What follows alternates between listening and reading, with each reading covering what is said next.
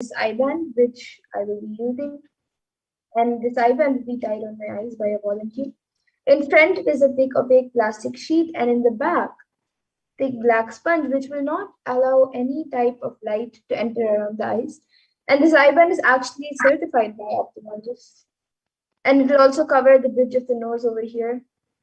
And it will cover all the light. And usually it's said that you cannot see without light. So this eye band will be put on my eyes.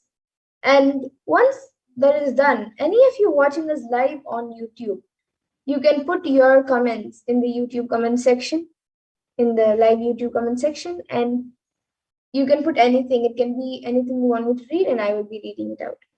So now a volunteer will be putting on this eye band for me.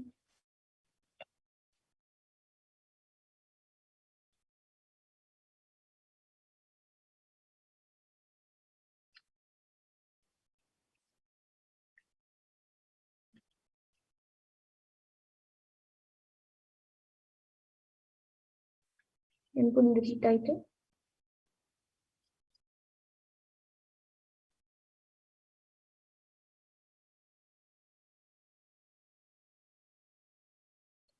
Yes, so now the eye band has been put on my eyes. All of you can see. I will be turning to my right, left, up, and down.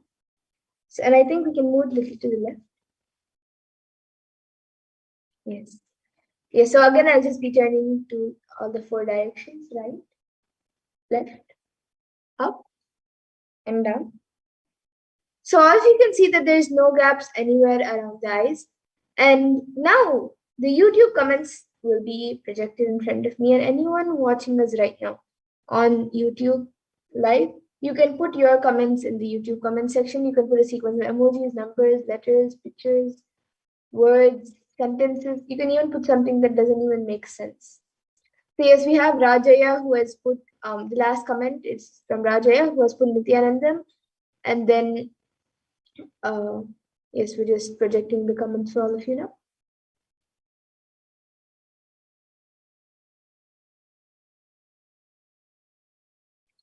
So we have Rajaya who has put Nithyanandam, and then 5 Namaskar emojis and a star emoji, and that emoji has 3 stars, 1 big one and then 2 small ones, stars with 4 tips. And above that we have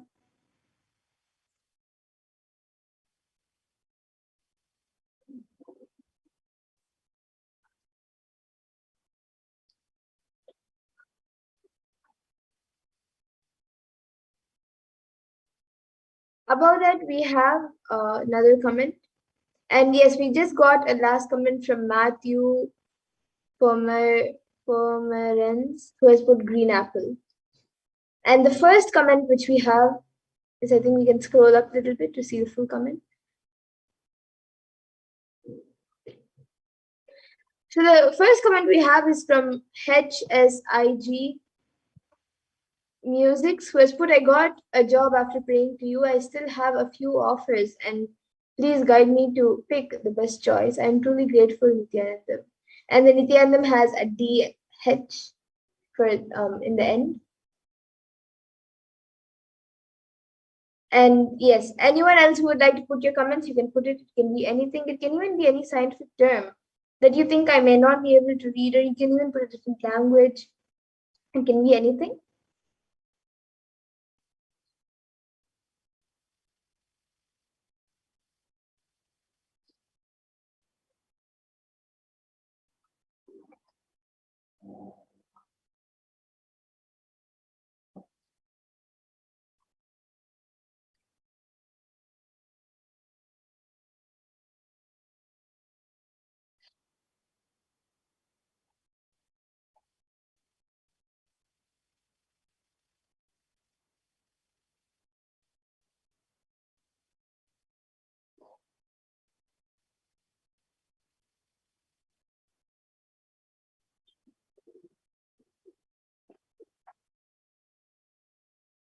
Would anyone else like to put in your comments? It can be anything. Yes, so we have another comment from Wallace, who has put hi.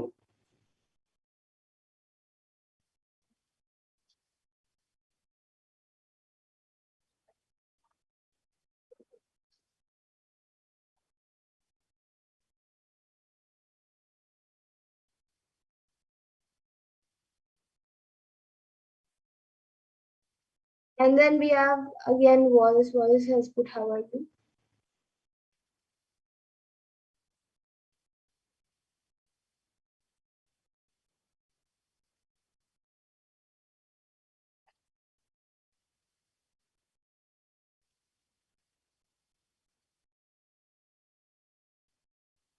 It's the Wallace. Wallace. Yeah, we are all fine, and we welcome you to this program. It's good to see many people joining us. And if anyone else also would like to put your comment, you can put anything. It can be a sequence of emojis, numbers, letters, words, sentences, can be anything. Yes, so now we have Prabjot Gill who has put Ja Rastafari.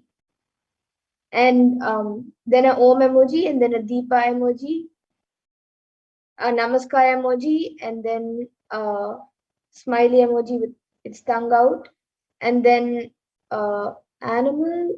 It looks, I think, a puppy or a guinea pig, and then a fox, and then a dog, and then a cat, and then a duck, and then a snake. It looks like a pink snake, and then another snake, a green snake, and then a face on a rock, I guess, a rock which is carved like a face, and then a temple, and then a mala, and um, the next one it looks like a cactus or a germ, and then another one is like candy, I guess. And Wallace is asking, how do you read the words? Yes, yes. So this is just through the initiation given by Supreme Point of Hinduism. These are the Shaktis revealed by Paramashiva in the Vedas and Agmas. And just with an initiation by the Guru or by an enlightened master, you can manifest these. So even today, after the darshan, even you will be initiated into these Shaktis, and you will also be having the power manifestation sessions where you can also manifest these Shaktis. Yes, and if anyone else would like to put in your comments, you can put it in.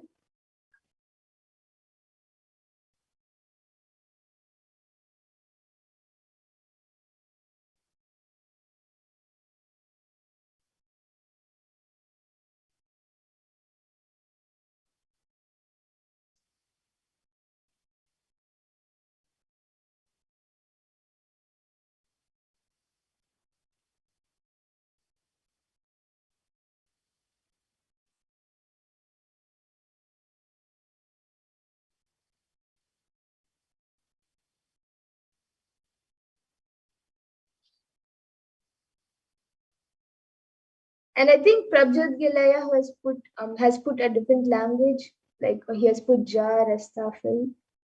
He has put a different language, and I think it's a North Indian language. What Parameshwar revealed is it is a North Indian language. And yes, now Wallace has put uh, two emojis, one smiling emoji with the hand, and then another uh, smiley emoji where the face is small and there is like a pink cap on top or a hat. And yes, with that, now we will be moving on to the next power. So we can maybe stop the screen share, and then all of you can see the IBAN being removed. The volunteer will be removing the IBAN.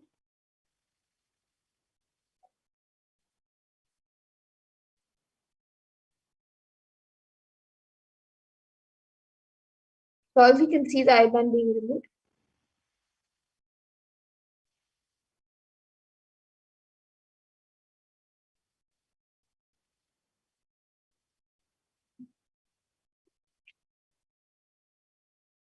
Yes, so now the IBAN has been removed, and all of you can see the IBAN. It is just as it was before. There is nothing added or removed from it. And with that, now we'll be moving into the next power, the power of body scanning.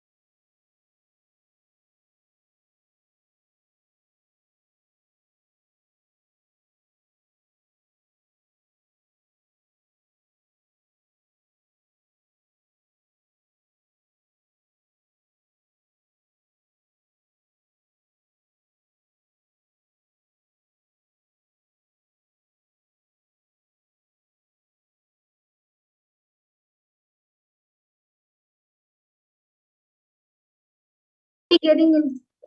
Yes, so now we'll be getting into the power of body scanning. And in this power of body scanning, it awakens the ability to scan any diseases, any illnesses, or medically diagnosed issues, as well as provide a solution for the problem through the third eye. So the Shastra Pramana for this power of body scanning comes from the Vijnana Bhairava Tantra. Swadehe jagato vapi sukshma sukshmatarani cha tatvani yani nilayam dhyatvante vyajyate para. And in this verse, Bhagavan Paramashiva says, cognize deeply that from the subtle to the subtlest consecutive principles of your whole body, Swadeha, or the whole universe simultaneously consists of essential reality. They being absorbed in their source cause Paramashiva. By the experience of such restful awareness, one becomes complete from all thoughts, and the ultimate universal divine power, Paradevi Adi Shakti, is revealed, and supreme power manifestation happens. And there is a beautiful Apta Pramana, a reference of the power of body scanning from the life of a Siddha named Terayar. Terayar was a Siddha and one of the most prominent disciples of the Rishi Agastya, another very profound, powerful Rishi of the history of Sanatana Hindu Dharma. One day, a man suffering from the severe headache comes to Agastya for healing. And Agastya uses the power of body scanning and identifies the root cause of the headache. He reveals that there is a small terai, or a type of frog, sitting in the person's brain. And Agastya immediately instructs his disciples, to perform a open head surgery and remove that frog. After the surgery is completed successfully, the person is healed and cured of a headache. And this was the first surgery, and why the surgeon, he was called Terayar. And the Atma Pramana was revealed by Swamiji himself on the 22nd of December 2019, paraphrasing his words. Only when I had the multiple compound hand fracture, I was forced to go for surgery and therefore medical checkups related to that. At that time, they detected heavy metal quantity in my different organs. It was revealed that I had been poisoned without our knowledge. I immediately used diagnostic methods instead of medical facilities to study the body condition due to the poisoning. Through body scanning, I found out what the problems, imbalances had happened and where balances had to be done. I used allopathy as a second opinion to verify my findings.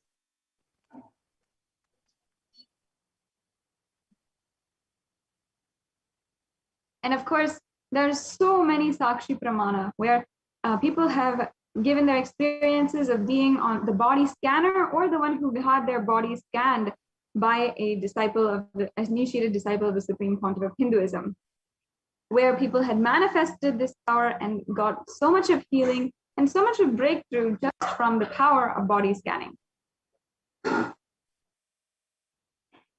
And now we'll be entering into the live demonstration of this power of body scanning. So anyone who would like a body scan can put your comments in the YouTube comment section and we will be doing a body scan for you. So you can put your comments in the YouTube comment section. Yes, so Sumi Muliaya has asked a scan for his wife and for a job too, and got consent, yes. Now I'll be scanning Aya. I will be scanning the body. I will be scanning your wife's body. I will be doing the body scanning. About the job, you can register for the Akashic readings, which will be happening on Sunday.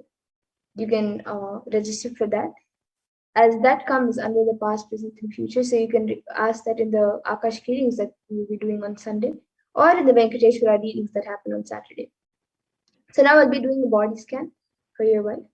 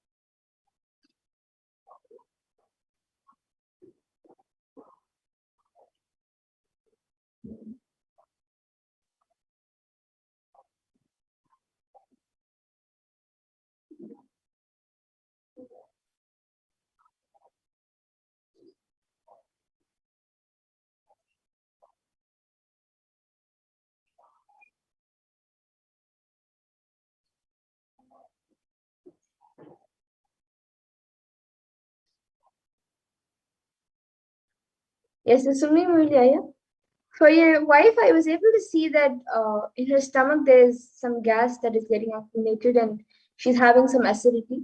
And due to that, that is affecting also the digestion, not much. It is not such a major digestion issue.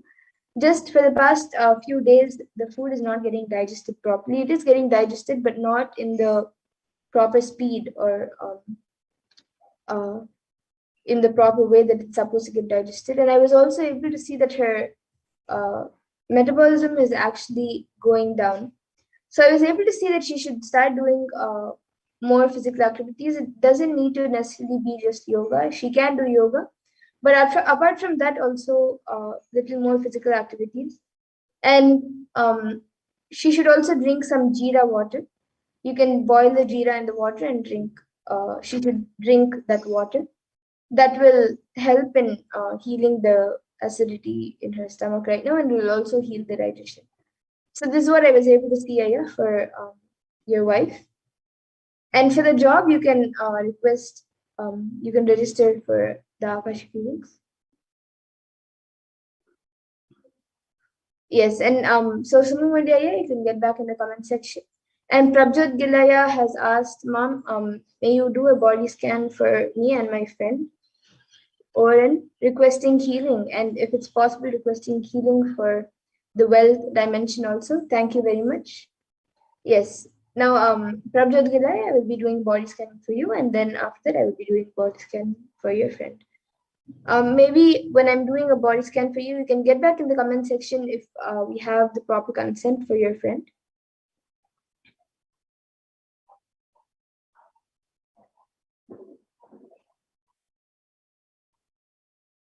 And now I'll be starting the scan for you.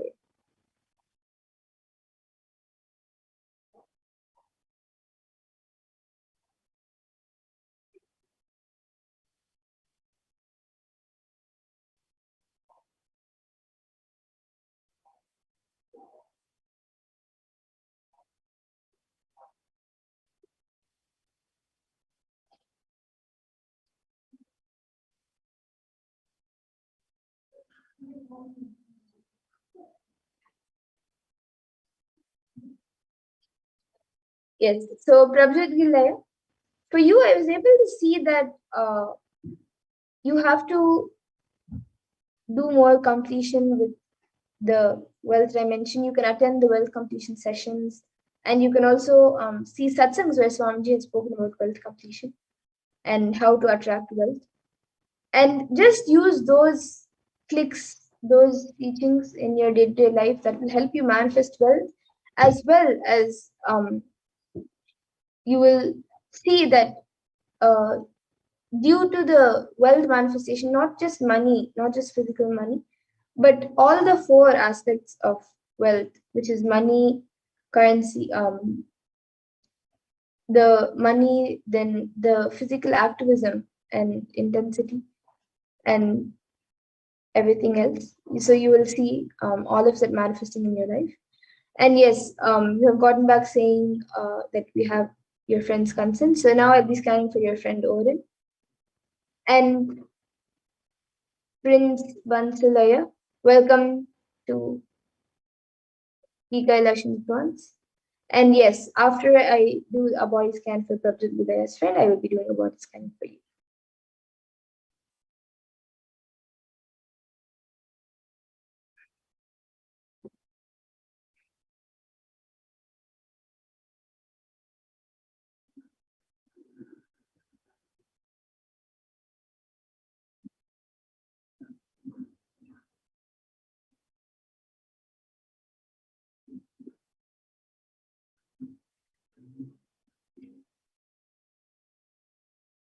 Yes, so Prabjot Gilaya, I was able to see that for your friend Oren, I was able to see that there is like some kind of toxins.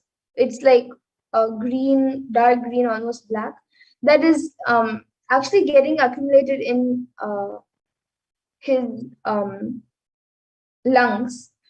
And I was able to see that there was like due to that, that can in the next few months it can cause some major issues, so he has to immediately attend to it. He can take Haitaki and have a proper healthy diet. But apart from that, I was able to see that he should go to the doctor and get proper guidance and attend to that. So this is what I was able to see for your friend Daya, and you have gotten back saying I was injured on my foot yesterday. Can you provide clarity on that? Yes, I will just scan. I will now be scanning a solution for that.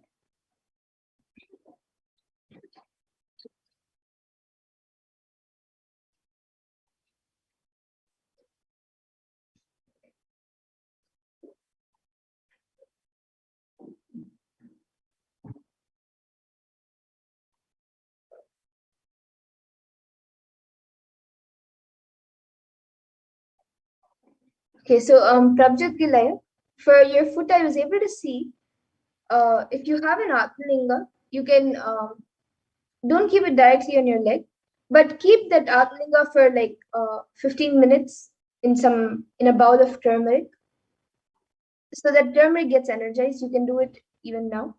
You keep it in turmeric for some time, and then the turmeric mix it with water or oil. You can either apply it on the injured area, or you can also mix it in water and keep your foot in the water. But you can just apply it. But make sure that the turmeric, the energized turmeric, is put on the injured place, and you will see within the next 5 days you will be healed. 5 6 days you will be healed. So yes. And now Prince Bansalaya, now I'll be doing a scan for you.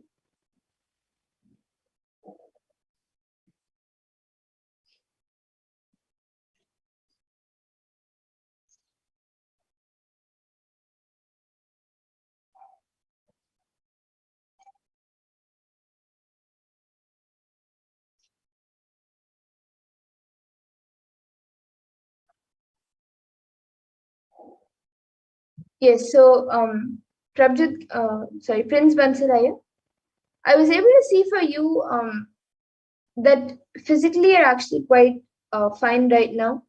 Only sometimes you put a lot of stress on your body and you get a headache. But for that, I was able to see when you get a headache, you can just play the Mahavakya in the background, you will be healed. And as you've asked about the hair fall problem, I was able to see that that is mostly genetic, even if it's not directly like from your parents or close relatives. I was able to see that it is more of a genetic thing. But I was able to see the solution for that, like at least to make it better and to heal it till a certain extent, you have to do completion with your father.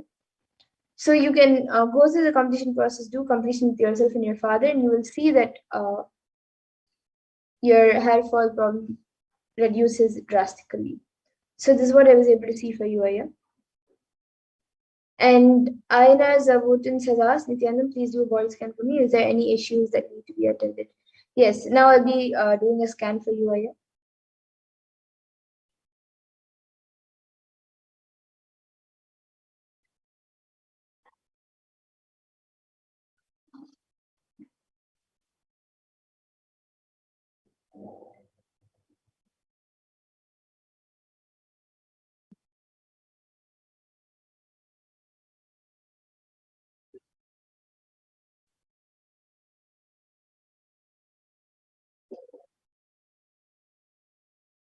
Yes, so Aina is about in the Aya.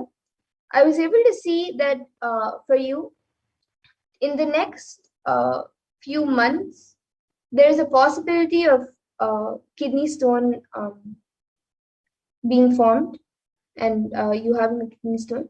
But I was able to see that you can prevent it by having a healthy diet, a very healthy diet, more fruits, and make sure that you take castor oil and haritaki every day. That will help in preventing the kidney stone. And even if it will uh, prevent completely the kidney stone. And yes, this is what I was able to see for you, Aya. So you can take castor oil and haritaki every day without missing. And if you forget it or if you miss, then it's okay. You don't have to get scared or you don't have to get scared. You can just continue it again from the next day, and as much as possible, you can maybe keep an alarm or something to remind you. And yes, this is all I was able to see for you, Aya. Other than that, there is nothing that needs to be attended to. And yes, so Prince Bantilaya, Prabhutilaya, and Aina Zavotinzaya. You can get back in the comment section if you are able to relate to what I said, and even Sumimoli Aya. And with that, we come to a conclusion of this power manifestation segment. And I thank all of you who have joined us today for this power manifestation segment. And we will be now moving on to the further segments of this program where we will be learning more about Devi Parashakti and who is Devi Parashakti and what Devi Parashakti has revealed in the Akashic readings and much more. So please stay tuned and we will be starting now with the next segment. I request the NTV volunteer to project the next set of slides.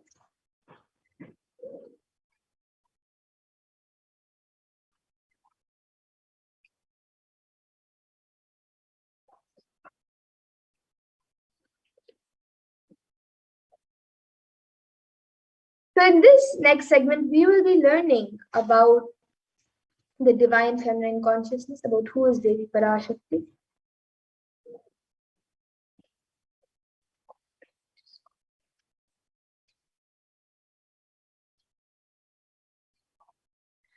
So we'll be first looking at the Dhyana Shloka of Devi Parashakti, which comes from the Lalita Sahasranama Dhyana Shloka.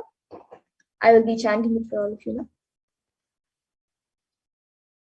Sindhuraruna Vigraham Trinayana Manikya Mauli Spurate Taranayaka Shekharam Smitamukhim Mapina Vakshoruham Panibhya Maripurna Ratna Chashakam Raktotalam Vibhatim Saumyam Ratna Gatasta Rakta Charanam Dhyayet Paramambika.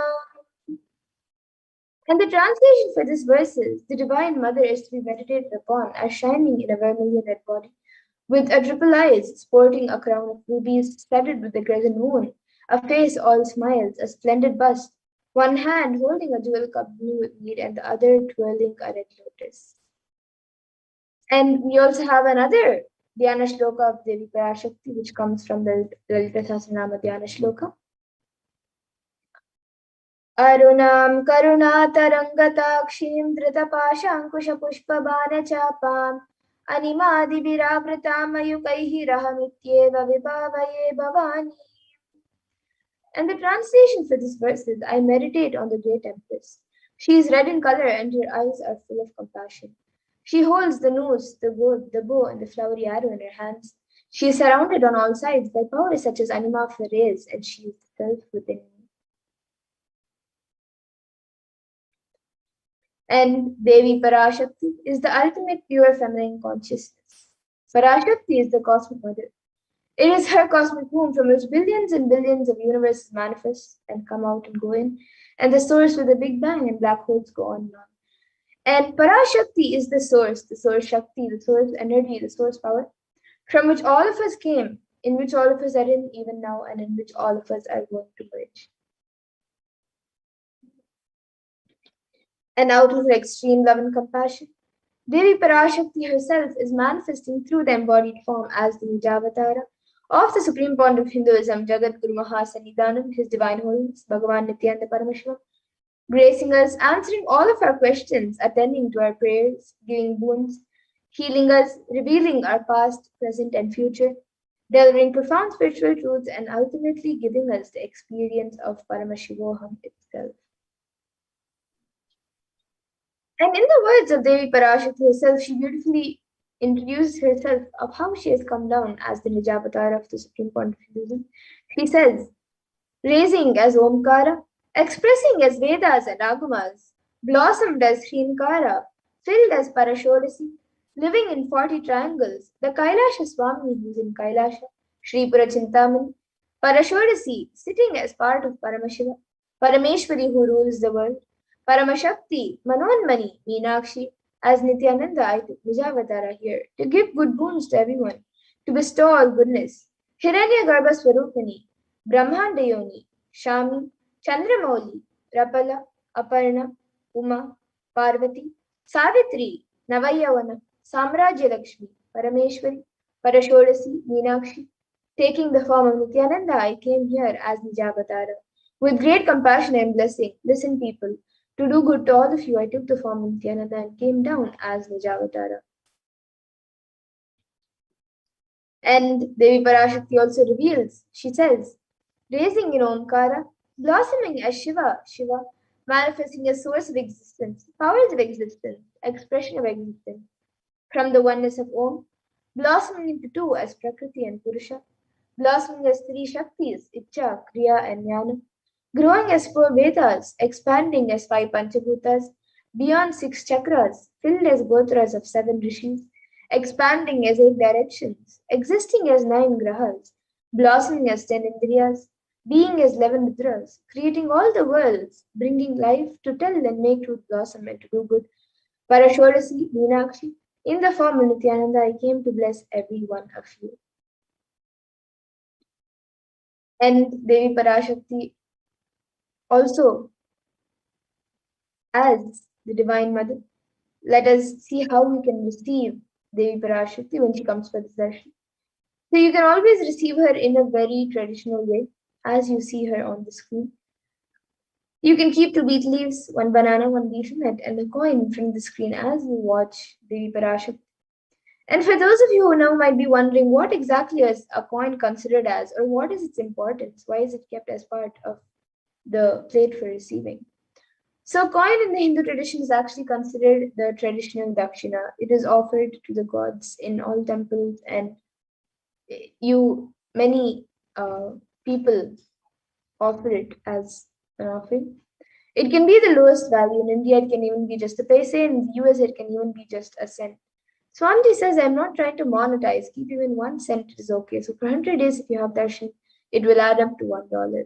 And in India, even 1 paise is okay. And you can offer that to Devi Parashakti.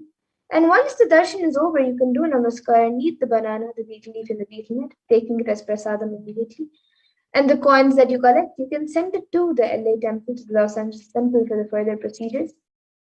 And now some of you might be wondering, what exactly does the betel leaf and betel nut do? How does it benefit you, whether it's physically, emotionally, or mentally? How will it benefit you? So this betel leaf and betel nut may look too small, but in a few days you will see how much it adds to your sentiment that really Devi Parashakti is there. You will not take the Devi Darshan for granted. Rituals will break your monotonous unconscious mentality and lifestyle and remind you and raise you to the powerful cognitions. It will break your unconscious behavior. And now all of you can see how you can set up your tambulam, how you can set up the two betel leaves, one banana, one betel nut, and a coin, how you can set it up in a plate. And as all of you can see in the image, there are a few additional items kept. So if you would like, you can also add the additional items such as kumkum, turmeric, flowers, glass bangles, and a coconut. But the 4 basic items that are kept as part of the tambulam is the betel leaf, the betel nut, the banana, and the coin.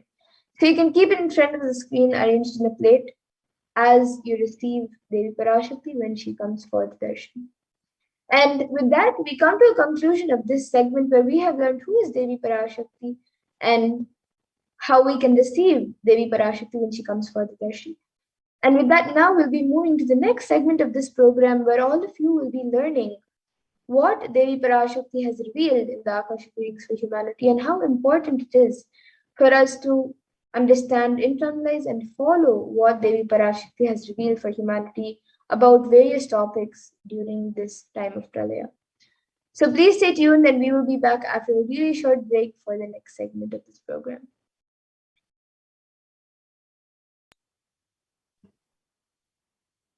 So let's get started with this next segment, where we will understand, as Mama Dara said, some of the various revelations made by Devi Parashakti for humanity during this time.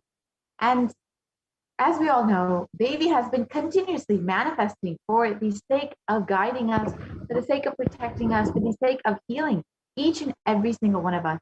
So today, let us go through some of the revelations Devi has given to humanity as a whole to guide us through this pralaya, to ensure that we are staying safe and protected during this time. So if I could request the volunteer to start the slide here, please, we can get started.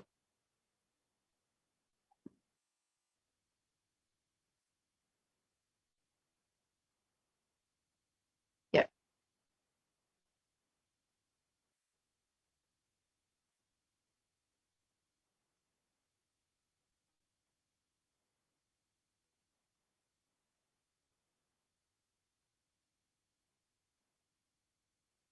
So as all of us know, Devi has been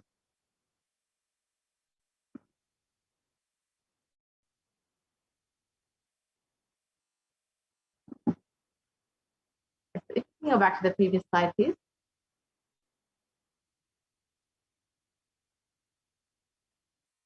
If we can go back to the first slide. Problem. So today we will understand some of the revelations Devi Parashakti has made on COVID-19 and how it will affect your immunity. So I could request the volunteer to project the slides, please, from the beginning.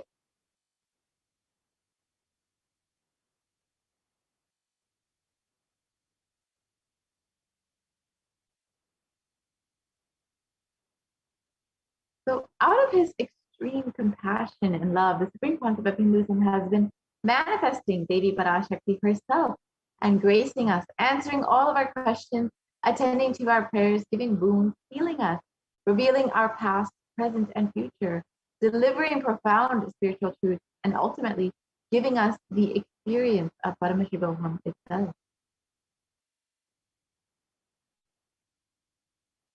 Today, let us understand what Devi Parashakti has revealed about immunity and COVID-19. So, as all of us know, the world has been devastated by this COVID-19 pandemic. And as of July 2021, there have been over 4 million deaths and over 186 confirmed cases, 86 million confirmed cases of COVID-19. And unfortunately, the worst affected countries have been the United States, India, and Brazil. Let us listen to Devi Parashakti's revelations made on the 18th of June, 2021. That's the first priority. Still, you are all not realizing the power of my words when I say Corona is very much out there with the support of decision makers, rulers, people who are supposed to protect all of you. Due to their irresponsibility, it is there and getting more and more strengthened. It is becoming more and more stronger in multiple forms. And all the other diseases which are waiting to attack human bodies, because Corona has made the immunity strength weak in human bodies. Human bodies have lost the strength of immunity power.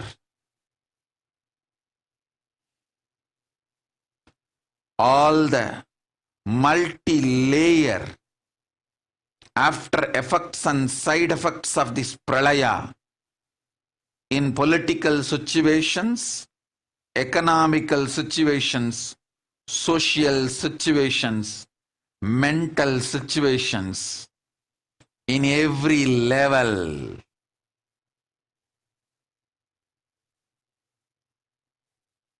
Cannot be described. Wait. This year, focus on keeping yourself alive. So let us reiterate Devi Parashakti's revelation.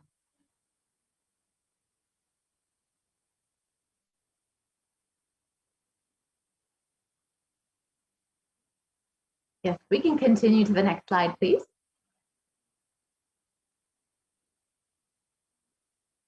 Devi revealed, still, you are not realizing the power of my words. When I say Corona is very much out there with the support of decision makers, rulers, people who are supposed to protect all of you due to their irresponsibility, it is there and getting more and more strengthened. It is becoming more and more stronger in multiple forms. And all the other diseases which are waiting to attack human bodies, because Corona has made the immunity strength weak in human bodies have lost the strength of immunity power. All the multi-layer after effects and side effects of this pralaya in political situations, economic situations, social situations, mental situations, in every level cannot be described. Wait, this year, focus on keeping yourself alive. Let us understand what Devi has revealed about the immunity strength being weakened in human bodies. So the three main revelations that Devi has made is that Corona has made the immunity strength weak in human bodies. Let us first understand this revelation. If we can continue to the next slide, please. So Devi Parashakti revealed on the 18th of June 2021 that Corona has made the immunity strength weak in human bodies, and human bodies have lost the strength of immunity power. And in Science Daily, it was recently published that new research suggests a coronavirus infection actually alters the biomechanical properties of red and white blood cells, in some cases for months, a possible explanation for long COVID. And the article continues on that COVID-19 significantly changes the size and stiffness of red and white blood cells, sometimes over months, and these results may help to explain why some affected people continue to complain of symptoms long after infection. So as we can see, that COVID-19 actually does affect the immunity power directly. It changes the size and stiffness of red and white blood cells and can have consequences months after the initial infection.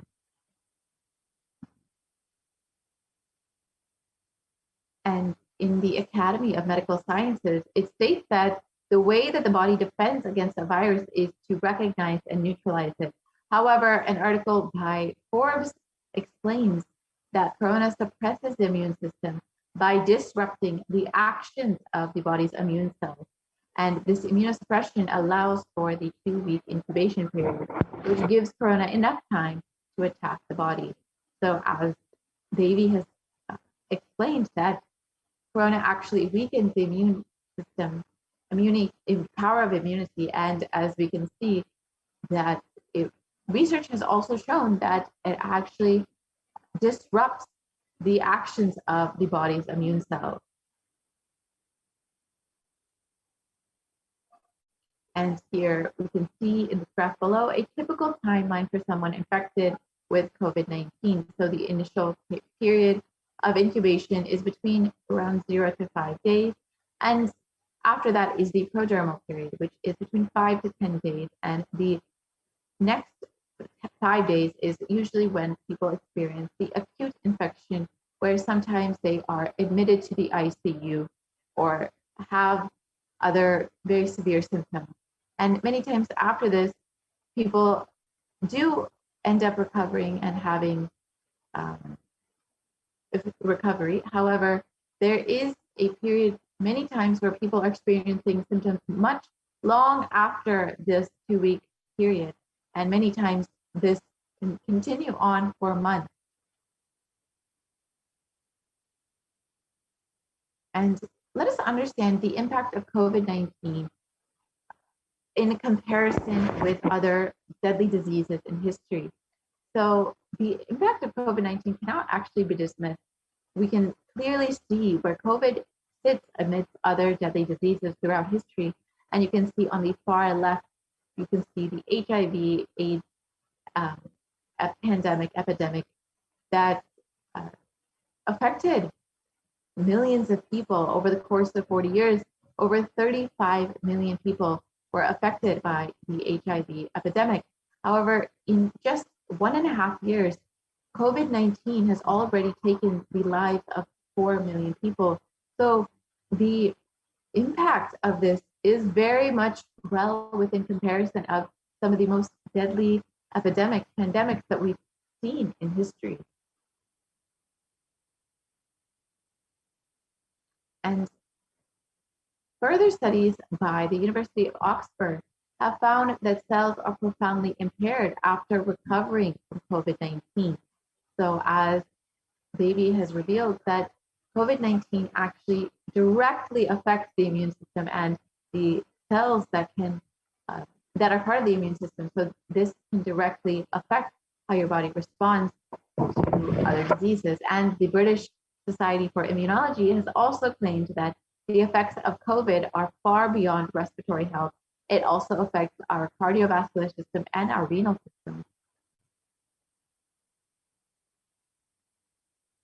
And an excerpt, we have an excerpt below from a research briefing on how the human body is affected by COVID after COVID-19.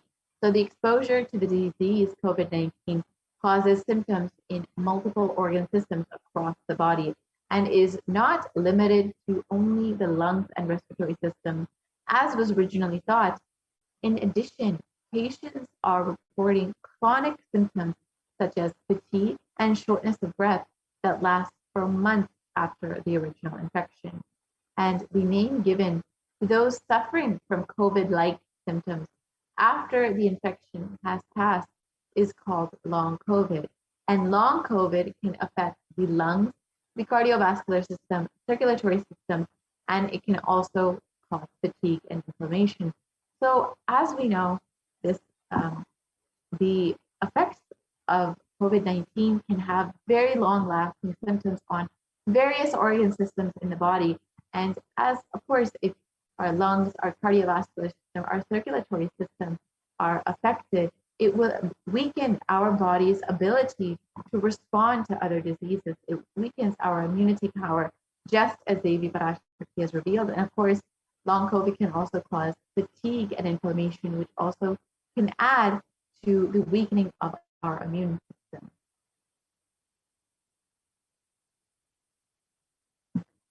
And here we can see an example of how the lungs can be affected in someone who has suffered with COVID-19. On the left, you can see the healthy lungs, and on the right, you can see the COVID-affected lungs, where there's far more scarring in the lungs on the right side. And you can see very clearly how the lungs are very severely damaged in the case of COVID-19 patients. And even after contracting corona, your immune system remains weakened and you are much more susceptible to other illnesses. So symptoms that can last for weeks or months after first being infected with the coronavirus, it can include it can have multi-organ effects and can affect most, if not all the body systems, including the heart, lungs, kidneys, skin, and brain functions. Literally, coronavirus has the ability to affect literally almost every body system, organ system in the body. And of course, when our other organ systems, our heart, our lung, our kidney, our skin, and our brain function are weakened, our immune strength is also weakened. And of course, COVID-19 also has a very direct effect on our immune strength as well, and our ability to respond to other diseases. And the second revelation that we'll look at today is that coronavirus has made the immune strength weak in human bodies, and all other diseases are waiting to attack human bodies. Let us understand what other diseases have been affecting COVID-19 patients. So the black fungal disease, white fungal disease, and other fungal diseases have been sweeping throughout India and affecting primarily COVID-19 patients, and specifically unfortunately, even people who have recovered from COVID-19. And in one article, it was reported that over 9,000 cases were already found. And in another article, it was reported that over 4,556 patients of the 5,424 patients of Black fungal disease were former COVID-19 patients. And here you can see the photo of the affected patients who have been infected with black fungus, white fungus, and other fungal diseases while also facing a COVID-19 infection or having recovered from a COVID-19 infection. And Devi has also revealed that COVID-19 is becoming more and more stronger in multiple forms.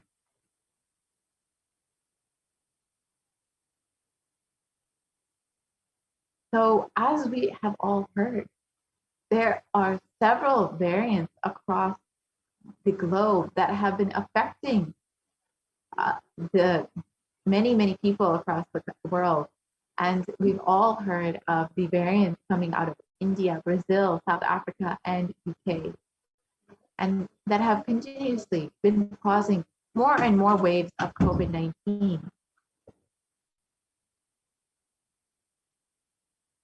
And the variants that have come out of each country, the Alpha variant has come out of Kent, UK, the Beta variant has come out of South Africa, the Gamma variant has come out of Brazil, and the Delta variant has come out of India. And in general, viruses mutate, but in the case of COVID-19, we have seen that they are becoming more dominant. And this is exactly as Devi has revealed. The coronavirus is becoming stronger in more and more multiple forms. And this is why, even after 1.5 years, we are continuing to face more and more waves of COVID-19. And the dangers of these variants was further highlighted when the World Health Organization categorized the Delta variant as the most highly transmissible variant of COVID-19. And in the article below, it states that it indicates that the Delta variant was the primary cause behind India's second wave of COVID-19. And of course, we are continuing to see more and more waves of COVID-19 coming up, unfortunately, and more variants arising from different countries, especially out of India.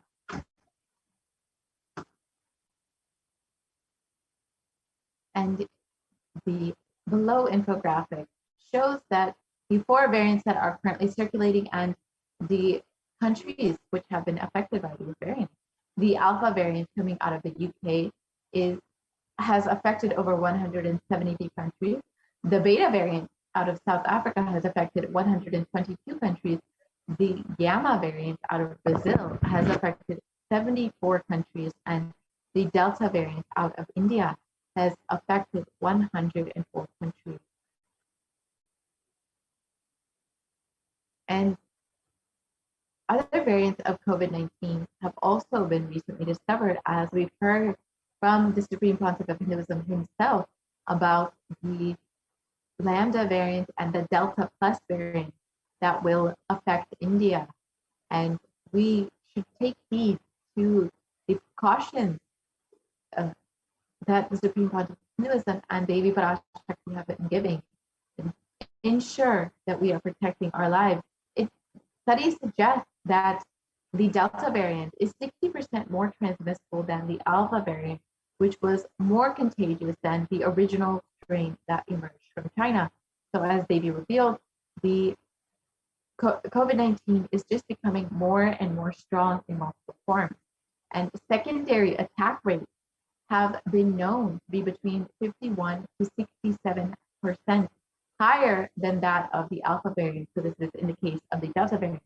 And the Supreme Pontiff of Hinduism has specifically warned this. It is not guaranteed that you are protected just because you have already had COVID-19. And as we can see that the secondary attack rate for the Delta variant have been between 51 to 67% higher than what we have seen in earlier variants.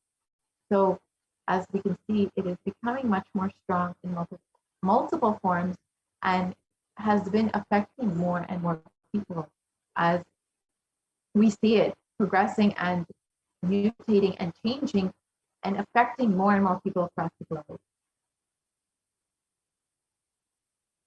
And on the 14th of April, 2021, Devi Parashakti revealed about what is to come in the future for us. Let us watch that revelation.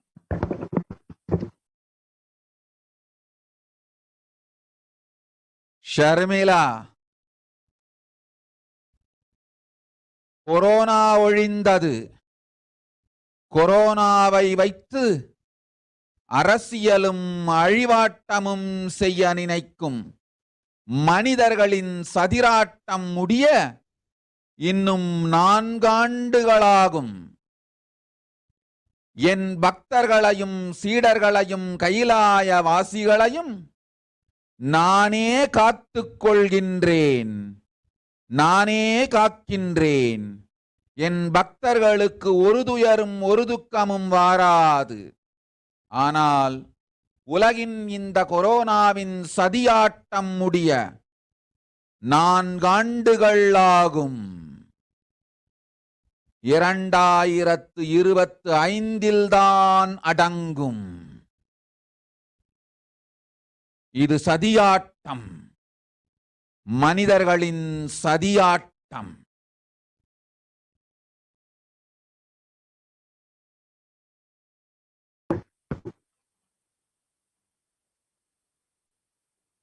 The Devi revealed that Corona is destroyed, but it will take 4 years for the political conspiracies done by humans to end.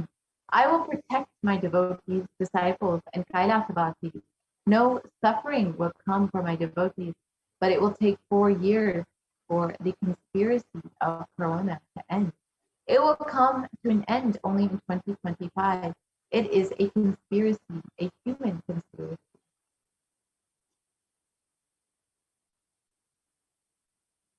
And as for Devi's revelations, we've already seen that COVID-19 is not going to be coming to an end anytime soon.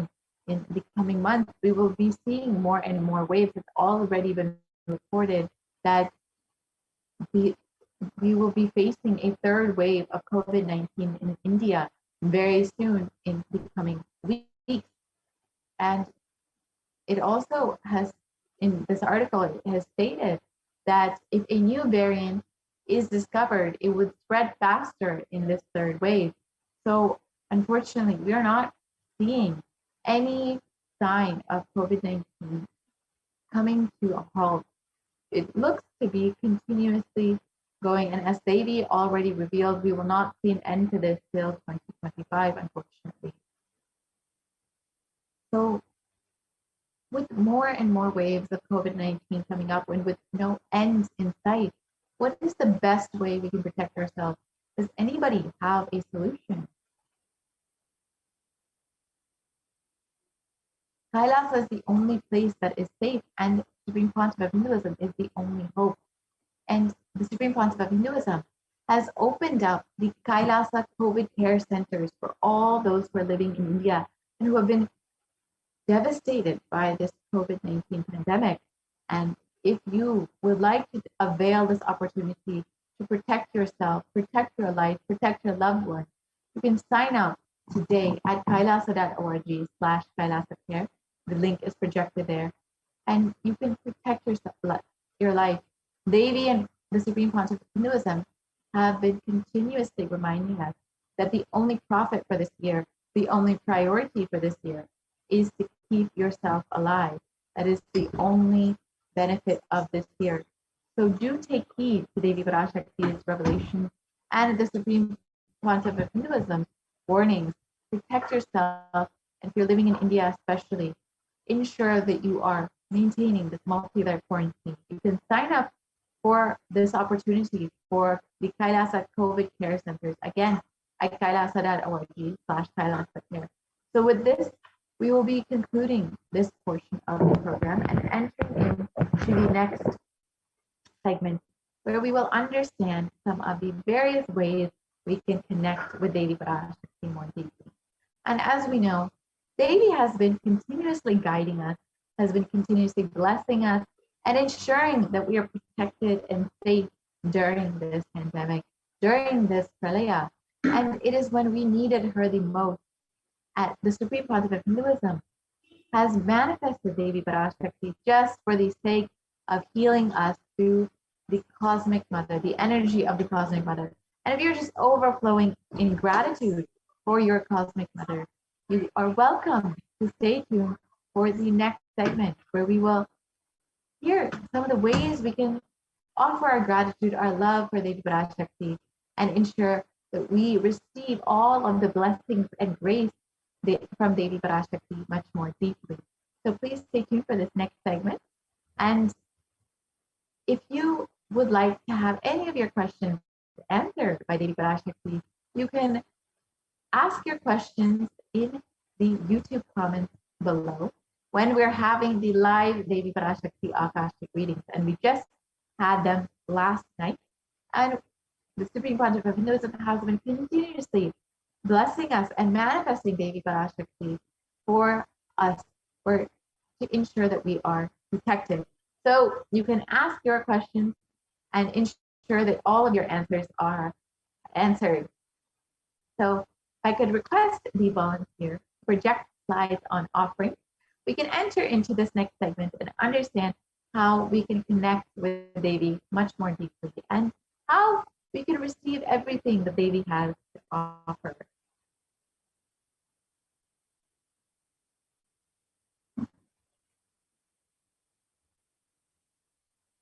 If I could request the volunteer to project the slides on offering.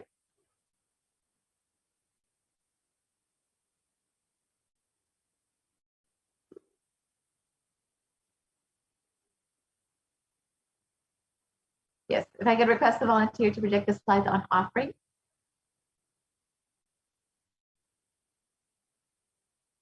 So as we get those slides ready, let us understand the concept of offering. The offering is not made out of any greed or fear, but is rather a offering of love and devotion. Yes, thank you so much, Ram. I think we've got the slide.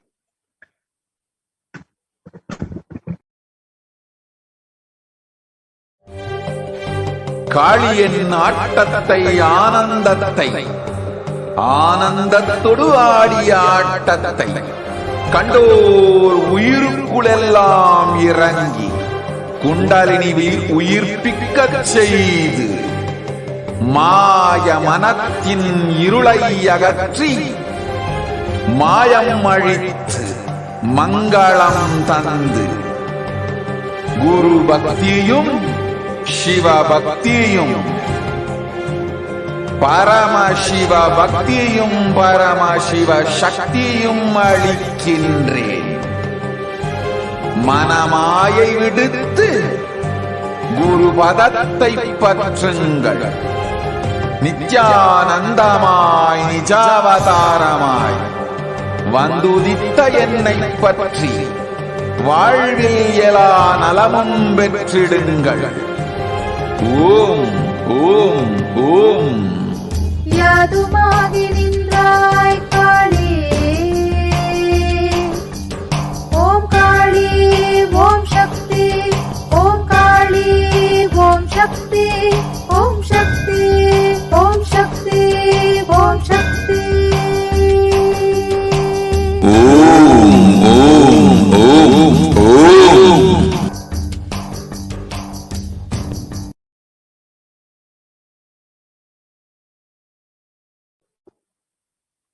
Nithyanandam, welcome back to all the viewers who are joining with us and all the participants of this program as we are going deeper and deeper into the program today of the Parashakti Akashic reading.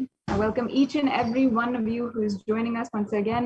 I hope you have been enjoying the program, and if you have any experiences that you'd like to share, or if you had witnessed and been a part of the exquisite spiritual feast, which was just yesterday's night darshan, you can really experience and you can really find yourself more and more deeper through this next segment, through the various offerings that you can make to Devi Parashakti. So let's begin by understanding the context of making an offering. Understand that masculine and feminine energy is present in every single one of us and is represented by the deity Ardhanarishwara, who expresses both the masculine and feminine energies. And in fact, both consciousness have to be expressed equally by every human being to be enlightened. It is a very, very intrinsic part of enlightenment itself, of course, because it's so related to our identity, our sexuality, and the expression of who we are. It's one of the core and fundamental parts of our identity.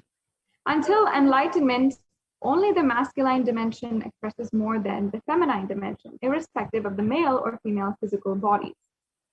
Yes, let's go on. And actually, there are 5 dimensions apart from the feminine energy itself that you have to complete with in order to achieve enlightenment. 1 is the Pitrus, the ancestors. 2 is Kula Devatas. 3 is the parents. 4 is nature itself. And the 5th is Guru.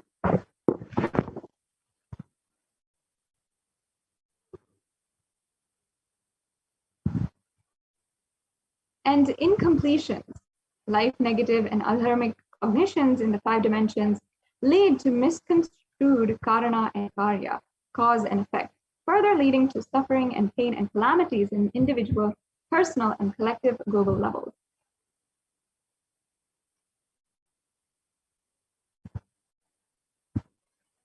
And one of the ways that you can completely jump from incompletion, from having burden in your life, from feeling pain and suffering, to completely being in oneness with existence, to completely experience enlightenment itself, is being grateful for everything in your life, including the air you breathe, the place you sit, the energy you feel to exist, the energy to celebrate that you exist, everything, to feel gratitude for that and becoming sensitive to that.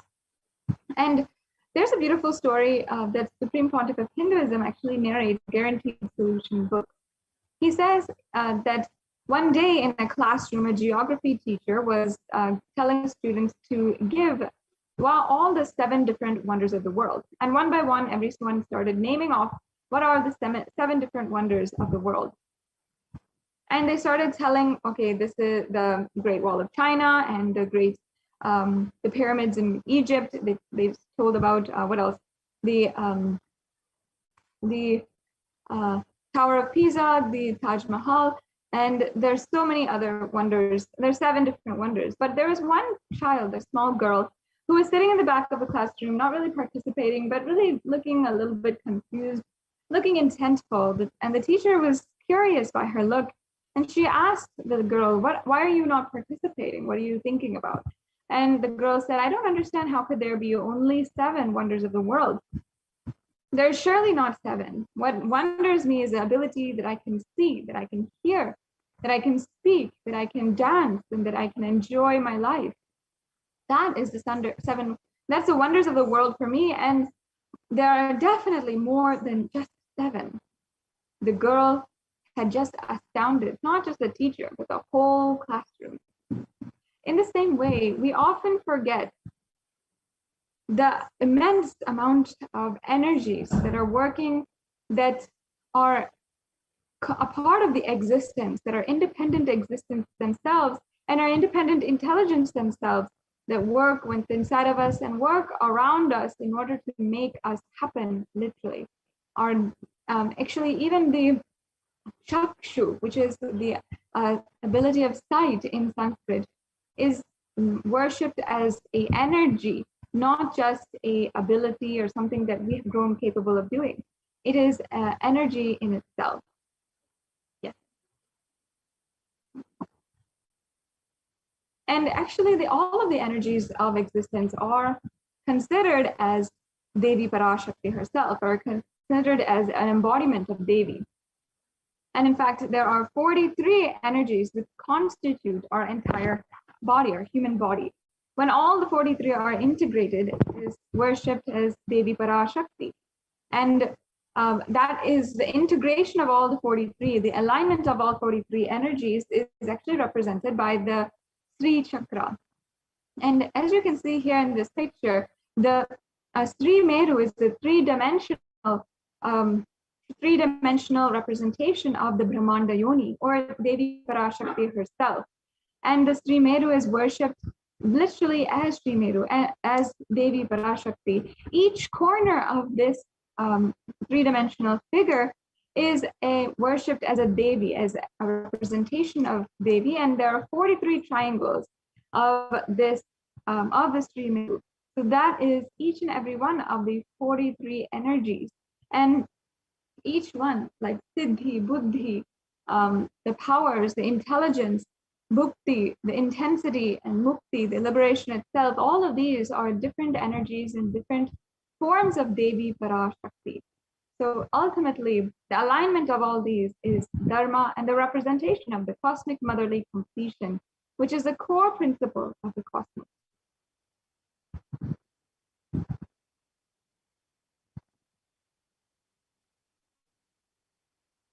Awakening the sacred feminine is actually the key to enlightenment. Beautifully, there's a proverb that Ramakrishna Paramahamsa says, that Swamiji himself has quoted many times, that literally enlightenment is the key on the hip to Devi Parashakti.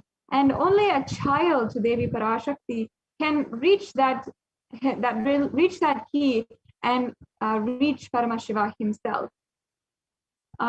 Because no other person who can have the confidence or can have the just the right over the mother to take that key and reach Paramashiva, reach inside the house. And exactly like this, literally the sacred feminine, worshipping the sacred feminine, and that is seeing the whole existence as your mother and worshipping the whole existence, worshipping the existential energy as the mother energy. That is literally the key to enlightenment. And when awakened in a man, the man expresses, he becomes a great revered leader. When awakened in a woman, when she expresses this sacred feminine energy, she literally becomes Devi Parashakti.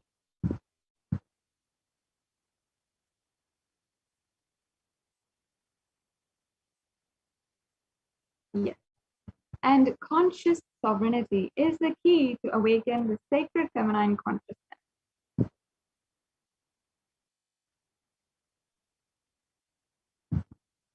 Out of millions of paths, the easiest, sweetest, most beautiful path to enlightenment is connecting with Cosmos as the mother, Devi Parashakti, the cosmic feminine consciousness.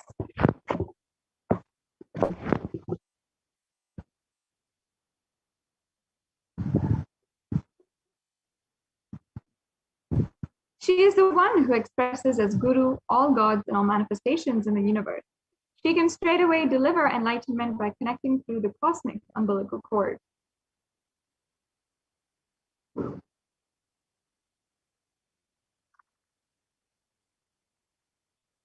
And understand that offerings is not to the benefit of the divine, but to close the gap with the divine consciousness. When we achieve completion with the Divine Mother, her infinite powers, with her sweet grace, starts nourishing all our dimensions through the cosmic umbilical cord. Another beautiful story from Guaranteed Solutions book is one day a man was asking God that he wanted $10 million desperately, and he was just really seeking this $10 million. And he said, he promised God, if you give me this $10 million, I will give you 2%, I'll offer it at your shrine. If you don't believe me, you can take $2 million and I will keep the rest, $8 million for myself.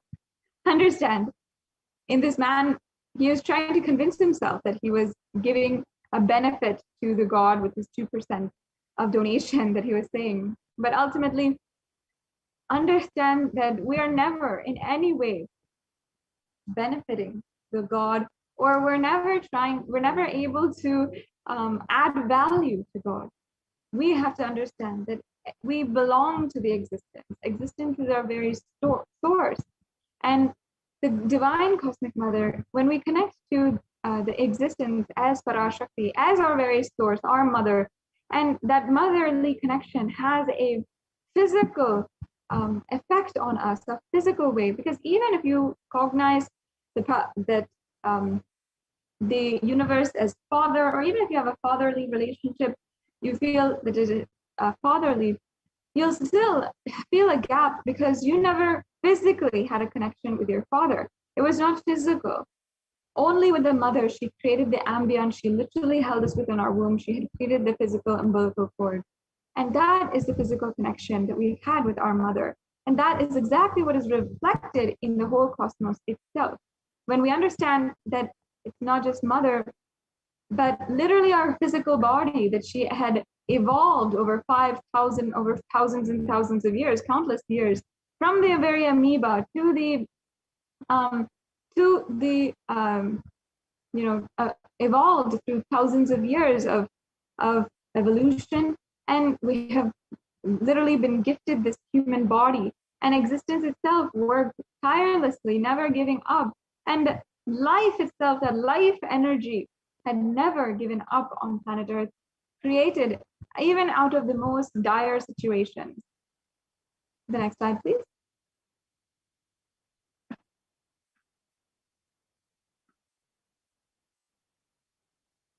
And there is nothing too small or too big that one can offer to connect with the Divine Mother.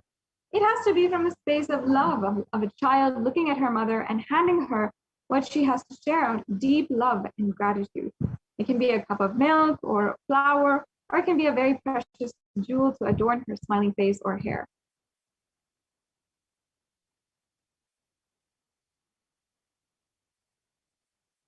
And Vedic rishis have clearly stated the technique to connect with the sacred feminine consciousness to awaken the same qualities in us. One can connect with Paramashiva through oneness, but with the divine cosmic mother, it is only by worshipping her feet with devotion. Actually, understand this from the very life of the Supreme Pontiff of Hinduism himself. Beautifully, Swamiji has said that the science of Sri Vidya, of worshipping the sacred feminine consciousness, is what every incarnation of Paramashiva has always used in order to awaken that Paramashiva in them and literally manifest that experience of Paramashiva.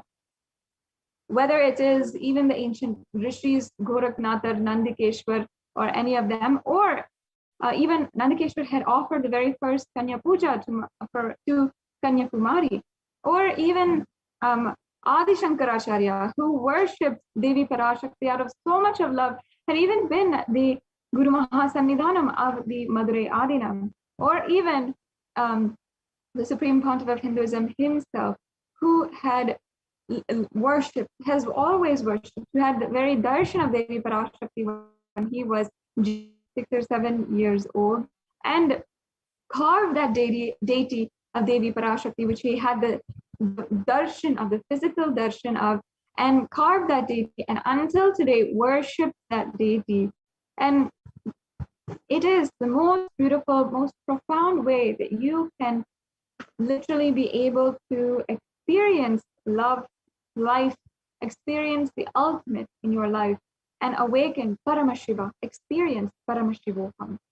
That is why today the Supreme Pontiff of Hinduism is manifesting as Devi Parashakti. And not only this, but the Supreme Pontiff of Hinduism himself is, through Devi Parashakti, empowering all women through this revival of the Shakta Sampradaya, empowering all women everywhere. And even today has been recognized as one of among the world's foremost leading advocates for ending violence against women, in violence against Hindu women specifically, and battling femicide and acts of femicide that are ongoing. And there is even a published UN report about this in the UN Human Rights Commission website on how the Supreme Pontiff of Hinduism has been continuously working towards ensuring each and every one of us, all women, Hindu women, are taken care, are empowered, as we are embodiments of Devi Parashakti herself. as it is written in the very lines of the Devi Mahatmyam and sung by all the rishis of Sanatana Hindu Dharma. So mother worship is, in conclusion, the most non-violent, most peace-centered, healing, soothing, and sweetest path to enlightenment among all traditions on planet Earth. Worshipping also includes contemplating, meditating through sacred offerings of mantras and oblation at her divine feet.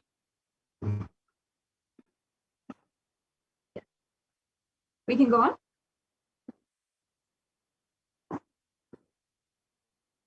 Yes, we can go on to the next slide.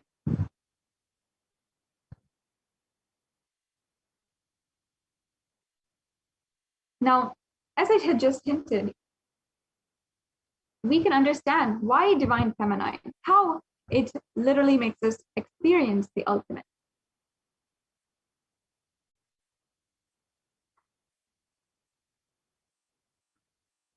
Yes. And there's a beautiful verse from the Rig Veda. It says, Om aham rudrebhe vasuvishcharanama Visuvishcharanami aham adityer uta vishwa devehi aham mitra varuno babibrami aham indragni aham ashvino baha. Yeah. We'll go on.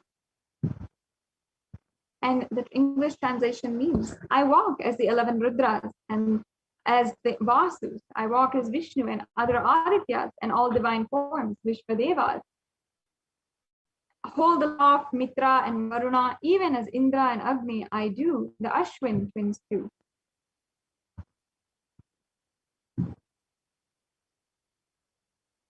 And the translation goes on, Ekadasha Rudras, Maharudras, Ashtavasus, Dvadasha, Adityas, Vishvadevata, all of them are in my retinue.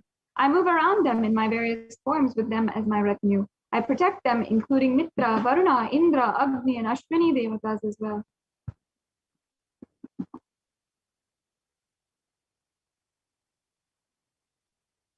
And in these verses, literally Devi is declaring herself as the inner self of all gods, divine energy, and she is pervading and all permeating energy.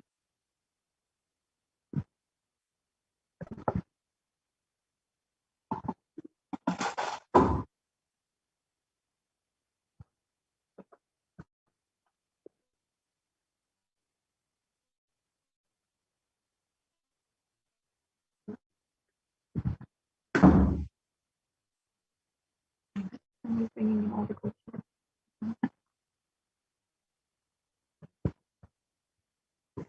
Yes, now let's move on. Let's get started into all the various offerings to Devi Parashakti.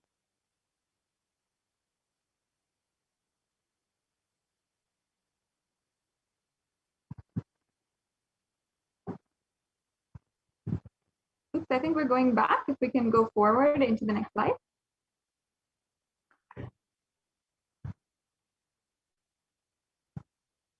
Yes, so we're starting off with the E-Hundi. The E-Hundi is the very first, very simple offering that you can make.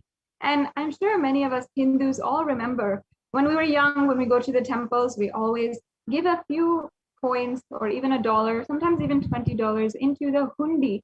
And we always offer it at the feet of Devi Parashakti, or we're giving it in the plate of the pujari, or in what is called the hundi and the hundial.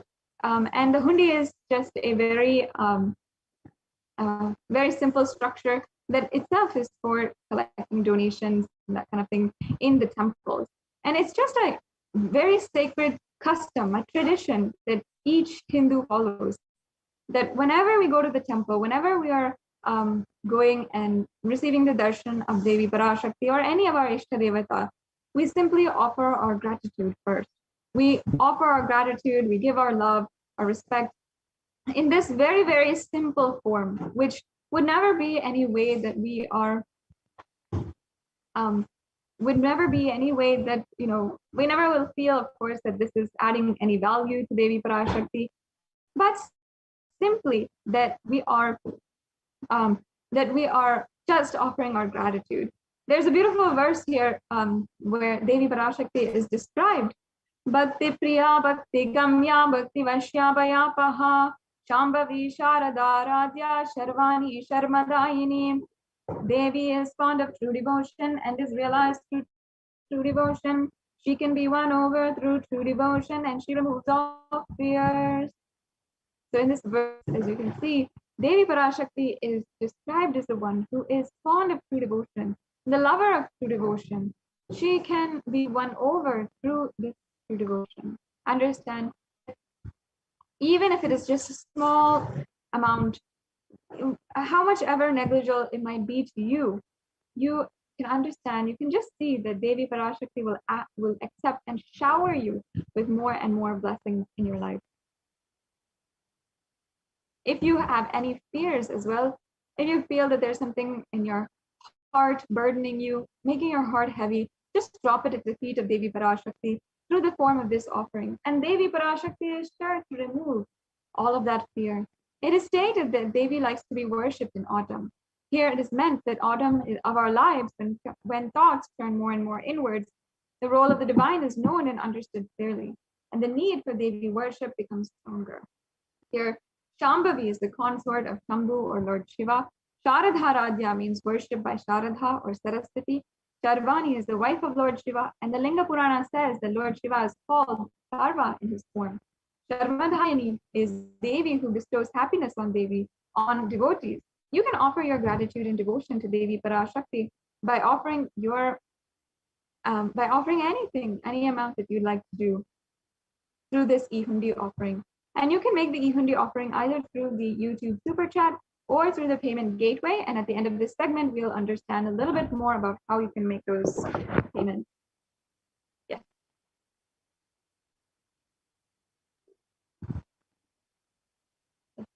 And the next offering here is the Sankalpa offering. And there is a verse from the Saundarya Lahari. Saundarya Lahari is basically an ecstatic expression of Sri Adi Shankaracharya, one of the great incarnations of Paramashiva, who had happened on planet Earth, I think around 2000 years ago. And he composed the Saundarya Lahari, which is a deep poem, a very sacred sentiment that happened, literally a manifestation that happened from Adi Shankaracharya out of a deep space of oneness with Devi Parashakti. And in those lines it says, Japo japa jalpa shilpam sakalam api mudra virachana, meaning let the mantras I chant with the sacrifice in my soul become the chanting of your name. And the rest of the verse, the translation, sorry, if we can go back. Yeah. The rest of the verse, the translation says, let all my movements become auspicious mudras. Let my travel become perambulations around thee. Let the act of eating and drinking become fire oblations in the Homa Yajna to thee. Let my act of sleeping become salutations to you, and all my actions of pleasure of mine become part of your worship. In this Sankalpa offering, it is a very profound, powerful mantra that you can offer. And in this, just through this offering, you will see how both the asked and unasked, even the remembered and forgotten wishes that you have will manifest with the grace of Devi Parashakti.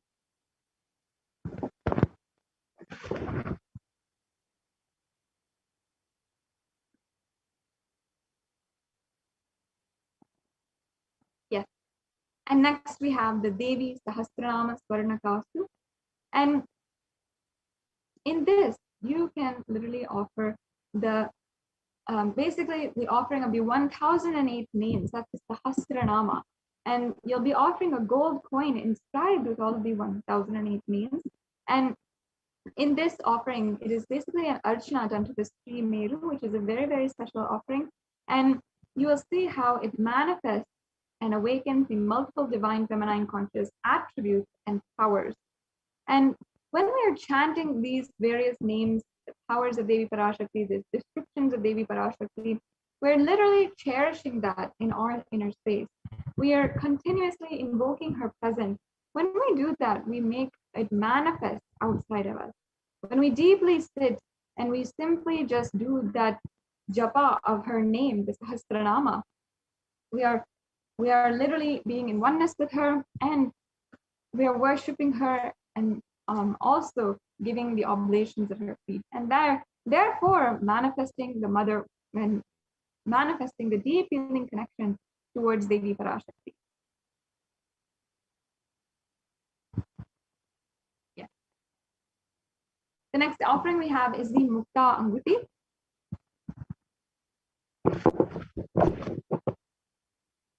And there's a beautiful verse from the Devi Suktam where the translation says, "Let the goddess who brings good fortune, who is praised by gods, who is served by Devendra, who is praised by Devas, troubled by Asuras, who is praised and remembered as the devotion to her solves all, who is the source of all good in the world, let that goddess destroy all obstacles." And this offering, the Mukta Anguti, is literally the offering of the pearl ring to the very one who is the ocean of compassion. We are offering a symbol of compassion here. So this will literally bring the blessings for protection from all dangers and all fears.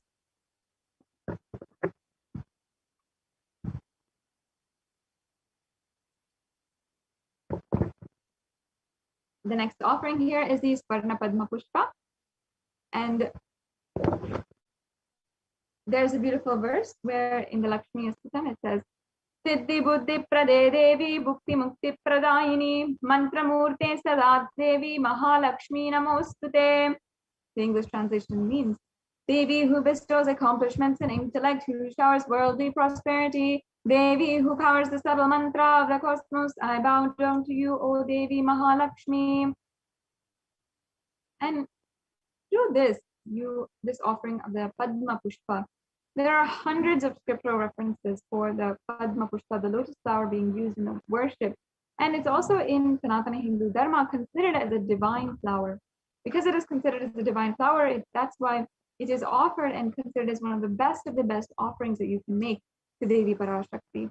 Among all of the flowers, among all of the various different flowers, this is considered as a divine flower that you can literally make this offering, and you'll receive the blessings for attracting positive relationships in your personal life as well as the business dimension.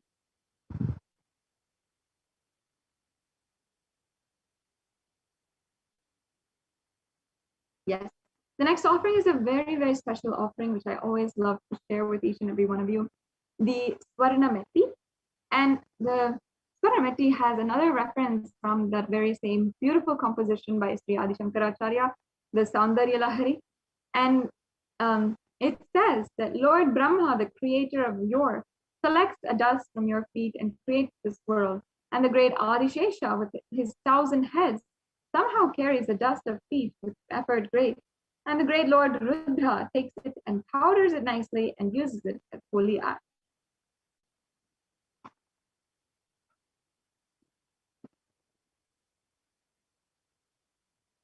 And through this offering of the Swarnameti, you will literally be blessed to have a life of leadership qualities by offering worship to the divine lotus feet of Devi Parashakti, and achieved by even worshipping a tiny grain of dust from her feet. That is how gracious, how immense, how compassionate Devi Parashakti is. By just if you worship the dust which falls from her feet, you will attain so much. And beautifully, there's so many sweet stories of the feet dust of the divine being, how it can give so much of breakthrough. In fact, even until today, Swamiji himself narrates a story from his own life where he had served the great Swami Vairaghyananda, who was a direct devotee of Sri Saradha Devi. Saradha Devi being the divine consort of Sri Ramakrishna Paramahamsa. And Saradha Devi had literally had outlived Sri Ramakrishna Paramahamsa, and after he had attained oneness or attained Samadhi, he had Saradha Devi had been running the mission. And it's at this time that Vairaghyananda Swami had been serving Saradha Devi. And he at one point had such a beautiful darshan of Sharada Devi as Devi Parashakti herself, Jagadhatri. And when he was offering the worship to Devi Parashakti once, there's a tradition of making a clay deity in Sanatana Hindu Dharma, and the deity of Devi Parashakti was made out of clay. And suddenly, it started raining intensely, and this worship, Sharada Devi and Swami Vairagyananda were both witness to, and they were both conducting. And Sharada Devi was, of course, offering her divine presence, and Swami Vairagyananda was offering the worship. And the deity of Devi started to melt, because often in the rain the clay deities are just become clay once again, and it literally melts. So so when that happened, it was reported to Sharada Devi, and Sharada Devi just said, "Okay, I'll come and sit. You worship, finish the worship with me, and we'll finish the worship." So then Swami Vairagyananda had the opportunity, had the grace to literally worship Sharada Devi's feet, and she literally had given him darshan as the Jagadhatri herself, Devi Parashakti. And Swami Vairagyananda had shared that he had this darshan to Swamiji, the Supreme Pontiff of Hinduism, in around 1998-1999, when the Supreme Pontiff of Hinduism had been taking care of Swami Vairagyananda in Haridwar, in the Ramakrishna Hospital of Haridwar. And Swamiji at that time had been taking care of Swami Vairagyananda, and because Swami Vairagyananda was just about to leave the body at that time, he had given his very last property, whichever was on him, to Swamiji. And that very item was nothing but the padatuli, the feet dust that Swami Vairagyananda himself had collected from Sharada Devi, who had given him darshan as Devi Parashakti, who is literally the embodiment of Devi Parashakti. And until today, Swamiji covets, worships that feet dust of Devi Parashakti, the incarnation of Paramashiva. Imagine having been with him for more than 30 years now, or for, I think, more than 25 years now. And that feet dust of Devi is now today encapsulated in the first gold that was ever offered to Swamiji. And if you ever see the ring of Sharada Devi that Swamiji is wearing nowadays, even in darshans, is encapsulating that very feet dust of Sharada Devi. So it's such a beautiful story, and how Swamiji holds, deeply worships the feet dust of Devi Parashakti. To the one who is literally worshipped by the Supreme Pontiff of Hinduism, by Paramashiva himself, you can offer this Swaranamekti and adorn her sacred feet, and you'll have so many blessings in your life. Yeah, let's go on.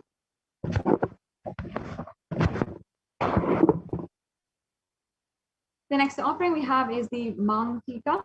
And in the Lalita Sahasranama Stotram and verse 106, there's a beautiful verse called where Devi Parashakti is described as Shuddha Sarvi Varshini, meaning she who makes the nectar flow from the Sahasrara Chakra, the crown center, to the Agnya Chakra, the brow center, and permeates through all our 72,000 nadis, the energy centers, to give us the ultimate experience of the cosmos.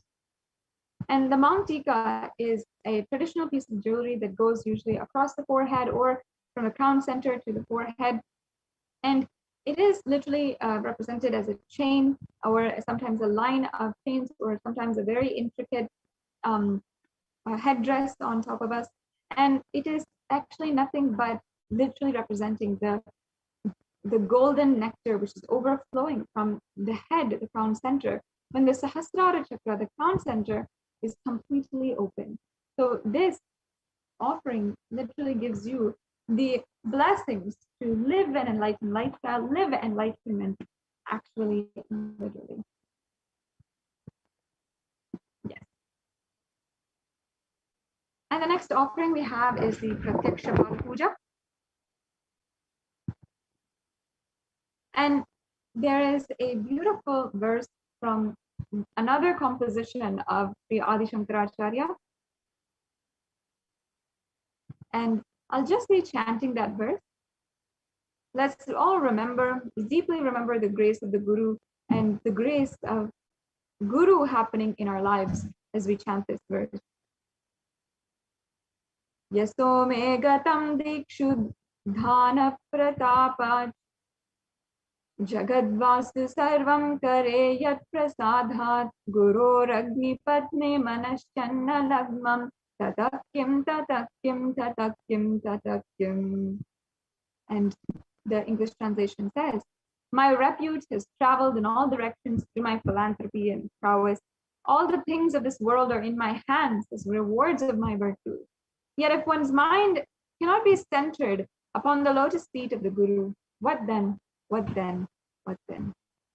And another beautiful verse of the Guru Paduka Stotram, which it says, Ananta samsara samsara dhara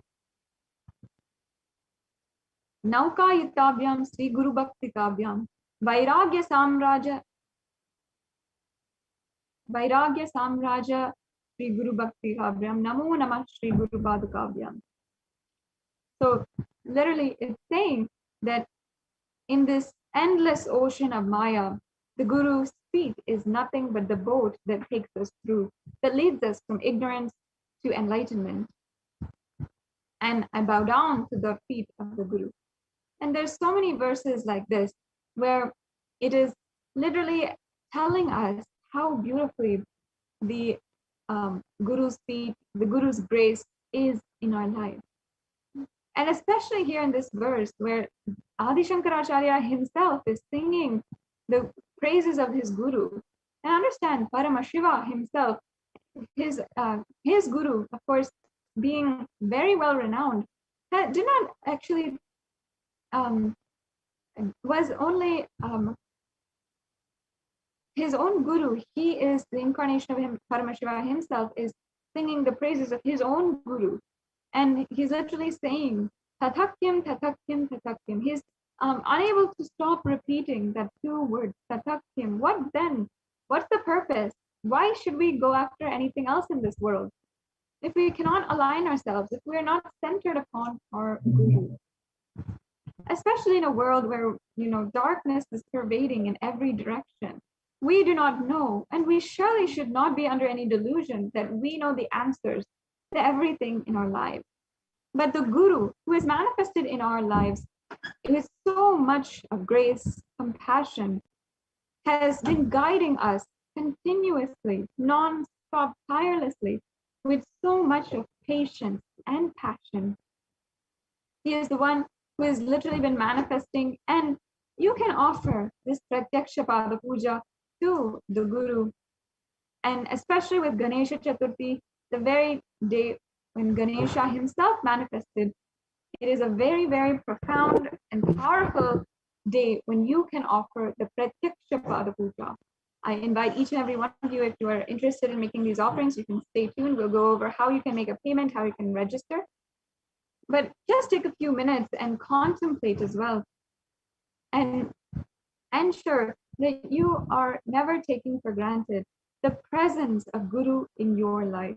Many Kailashians offer the Guru Puja, the Pratyaksha Pada Puja, even once or twice, even 3 or 4 times a year for every great festival, because we never take for granted that literally Paramashiva himself has descended, is acting in our lives as Guru and guiding each and every one of us personally. Each and every one of us has that deep feeling connection to Guru. And with this Pratyaksha Pada Puja, you can deepen it and literally experience so much more breakthroughs in your life. So this is one of the most powerful offerings that you can do. And also, once again, with Ganesha Chaturthi coming up, there's an occasion for you to offer this and you to plan on a very auspicious day. Yes, we can go on now to the next offering, the Vastra Seva. Once again, Devi Parashakti is manifesting in our life as Guru as well, the feminine consciousness, who is the beyond both male and female. and offering the vastram, the clothes, to the Guru, the dimension of the Cosmic Mother, during the Pratyaksha Pada Puja, bestows one with the sweetest path to enlightenment and complete perfection. So this brings us to a conclusion of all the different offerings that we have today. And as you can see, we have the Inkundi offering, the Sankalpa offering, the Devi Sahasranama Swarna Pasu, the Mukta Anguti, the Swarna Padma Pushpa, the Swarna Metti, the Mangtika, and the Pratyaksha Pada Puja, and the Vastra Seva. As you can see, we have several different offerings and levels of offerings. So you don't have to feel as though you want to make an offering, but perhaps you can't, perhaps there's some obstacle. If you feel that you want to make an offering, you can go ahead and make any of these offerings. Either it be an Ihundi offering you can make for any amount, or the Sankalpa offering, which is just $1, or even the Pratyaksha Pada Puja. And perhaps you do want to make an offering for later, or you don't want to say right away you want to make an offering, or you're not able to make an offering right away. We of course understand that. I invite you to register for this program at tiny.cc/BHAVASAMADHI, and you will be able to register. The links for registration are in the are below, and this will basically create your intention. Creating an intention for making an offering is as powerful as making the offering itself, because it is that first step that you do. Before you put the payment, before you take the steps, before you even sit down and set up for your puja, before you have the darshan, before everything, you make an intention and you work from that intention. So you can make an intention today for offering any one of these offerings and simply take that first step. When you make an intention, you submit that to the cosmos. The cosmos takes 1,000 steps towards you in order to fulfill and make this offering in your lifetime. This is how you consciously build gratitude, and you can see yourself surrounded by so much of love, pure love, and actually have that pure love, that gratitude be the jumping board into oneness, an experience of oneness in your life. Yes, let's go on. Let's now understand how exactly you can make any one of these payments. We have the last few minutes of this segment before we move on into the next segments of today's program. So at this link, gateway.nithyanandeshwara.hindutemple.org, and then you can use the rest of the keywords here. Please make sure you go to this link and you can start making an offering, filling out the steps to make an offering. It's just 3 easy steps to make an offering today. You don't have to feel as though it is an elaborate process. It's a very straightforward way. And in the next couple of slides, I'll be showing you exactly what you have in store for you and what to expect once you're making a payment. Yes, we can go on. So once you hit that link and you are entering the link in your browser, you will see a page that this is. If you're not seeing this page, please check the link that you have put in, and perhaps you need to fix the typo or ensure you have that link properly entered in. So as you can see here, this is the main landing page for any Parashakti BHAVASAMADHI Darshan donation. The next slide, please. And as you can see, you can just select in the drop-down menu any one of the offerings that you'd like to make. So if you, we can go on to the next slide. So you can see you can offer any one of these offerings, and all the offerings are in the drop-down menu. You can select the offering that you'd like to make and then add that to your cart. The next slide, please.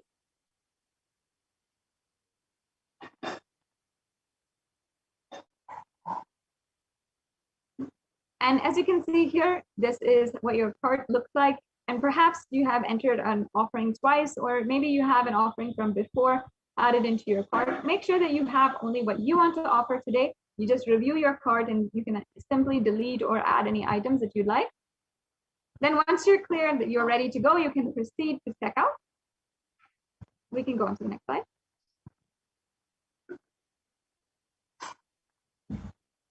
And then you can fill out your billing details and your payment details.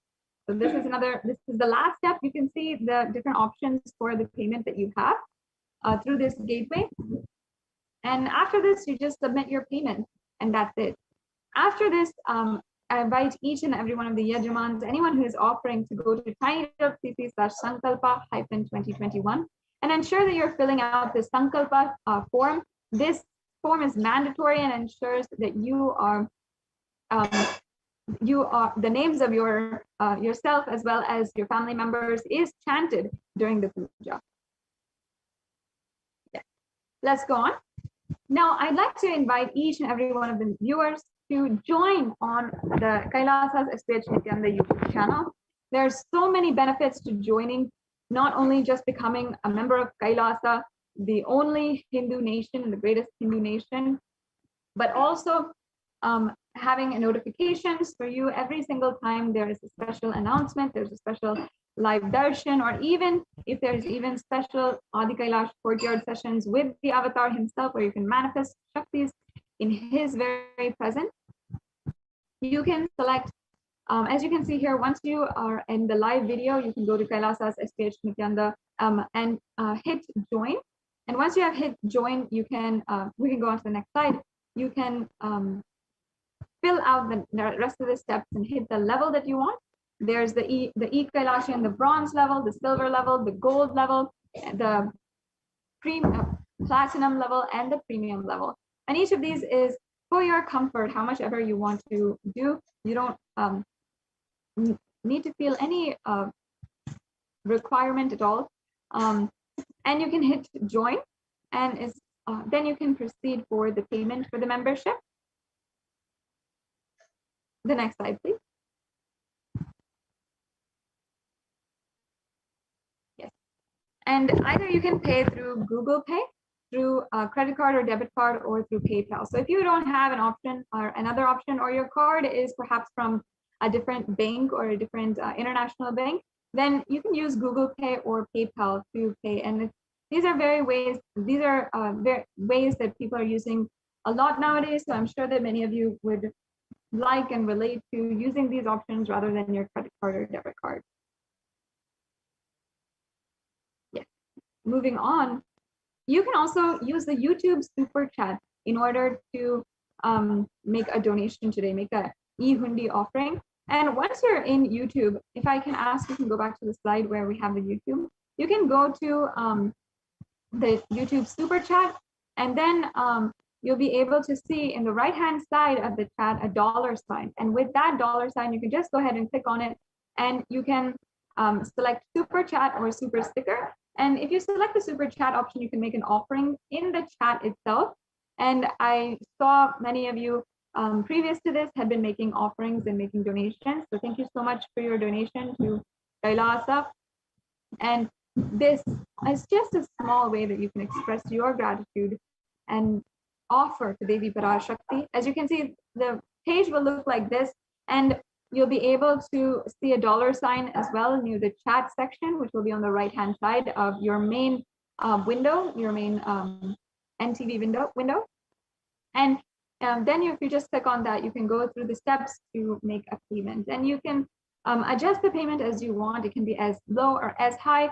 And again, remember that offering is nothing too big or too small for Devi Parashakti. Just if you're just a child in her lap and you just want to offer out of your love and your gratitude, if you just even want to offer a flower or a cup of milk or even, a precious jewel, it'll all be the same to Devi. She'll just know that you are offering your love, your gratitude to her, and she will just continue, as always, taking care. And ultimately, you know that you did something, and she loves you, and you love her. That's all. And you can just use this very beautiful opportunity, this very unique feature, in order to make an offering and deepen your connection with Devi Parashakti.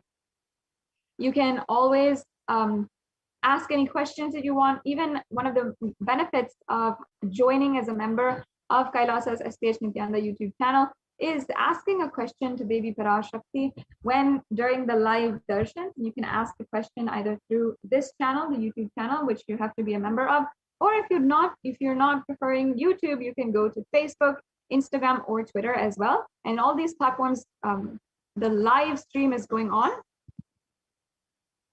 and you can tune in. You can also chat. You can directly ask questions to Devi Parashakti, and have so many different interactions.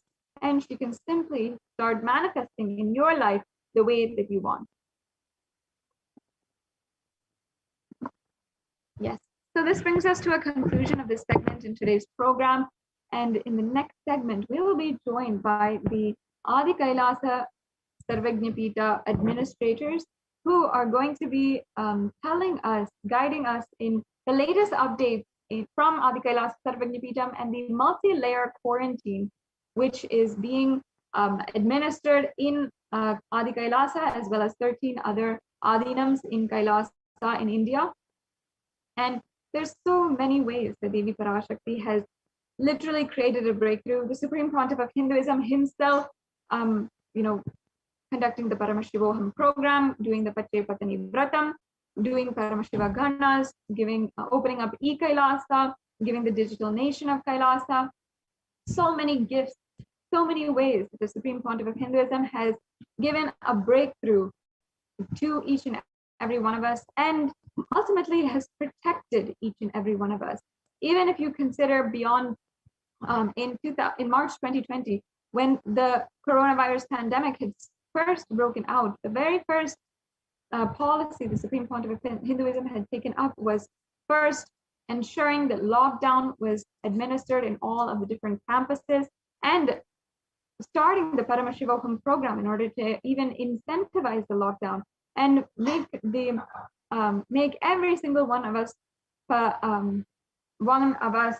Kailasians stay at home and be so enthralled by the continuous darshans, by the personal presence of the Supreme Pontiff of Hinduism, by Paramashiva himself manifesting through the Supreme Pontiff of Hinduism, the very being of Paramashiva, and so much more direct, beautiful experiences of Paramashivoham.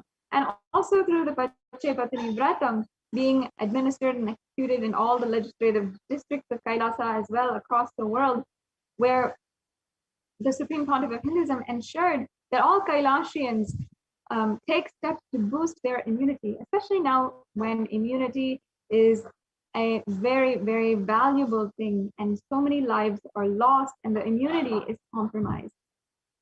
With this, we'll now be coming to a conclusion of this segment in today's program and moving on into the next segment. We'll be understanding just this and understanding how the Supreme Pontiff of Hinduism has been literally on the ground, has been executing all these various policies to save millions of lives, and how also that has been recognized as a legitimate solution for the global crisis of COVID-19 by the United Nations, which is a very well-known, respected, and powerful international peacekeeping organization.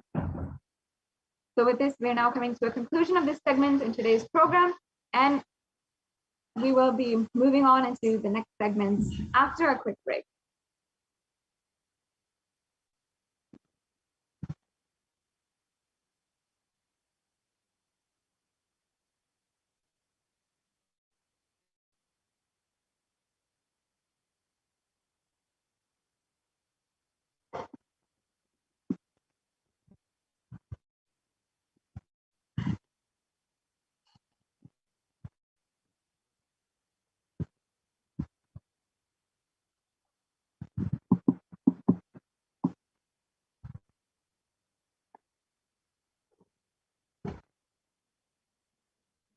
So we'll be joined by the Adi Kailasa Sarvajñapitam administrators, and moving on into the next segment.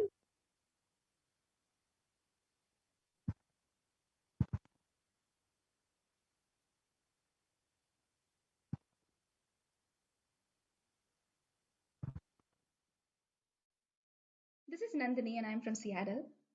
I wanted to share my experience on why I follow Nithyananda. I've been volunteering at Nithyanandeshwara Hindu Temple, and I've been doing a lot of seva here. Back in India, usually only men are allowed to touch the deities and do the abhishekam, alankaram, and several other deity activities, whereas women are restricted only to certain things. Whereas here in Nithyanandeshwara Hindu temple, people are allowed to do seva, irrespective of whether they are men or women. Uh, Anybody who gets Shiva Diksha is allowed to touch the deities, do abhishekam to them, and do alankaram to them, and enjoy that space. I've been doing a lot of activities like Suprabhadam, Abhishekams, Alangarams, and Palliyarai, a lot of other processes, and I've been feeling really blissful when I do it. So I would like to thank Swamiji for giving such a wonderful opportunity for me to, take part in the temple activities and, be so close to the deities. Uh, Thank you so much.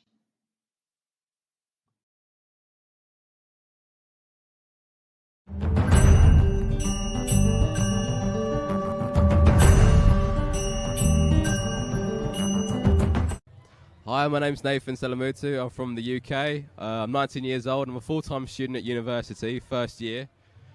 I've come here to Sadashivoham because my dad was talking about Nityananda and was telling me all the things that he could do to people from around the world, no matter the age.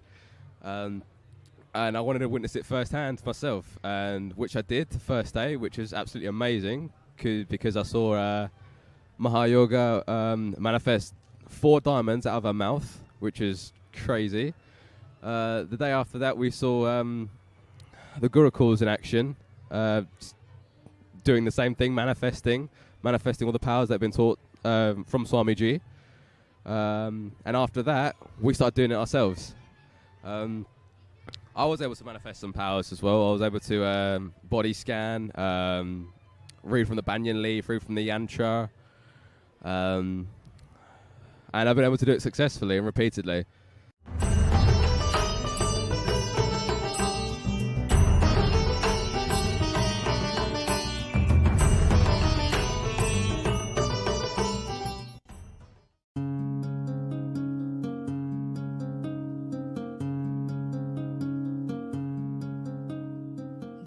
My name is Debbie, and I'm from St. Louis, Missouri, and I just want to talk to you about a Pradikshapata Puja experience that I had. Actually, it was my very first Pradikshapata Puja.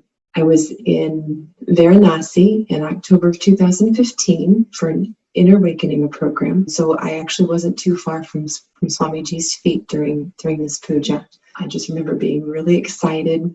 Yay, I get to do my first Pradikshapata Puja. This is awesome. They give us all the puja items and get us ready, and we're sitting there, and Swamiji's sitting there on the chair. Ankles are crossed. You can see his feet. So then the puja starts. I'm thinking, oh, I'm going to be in such a state of bliss, which I was. But the tears just started coming, and they just kept coming.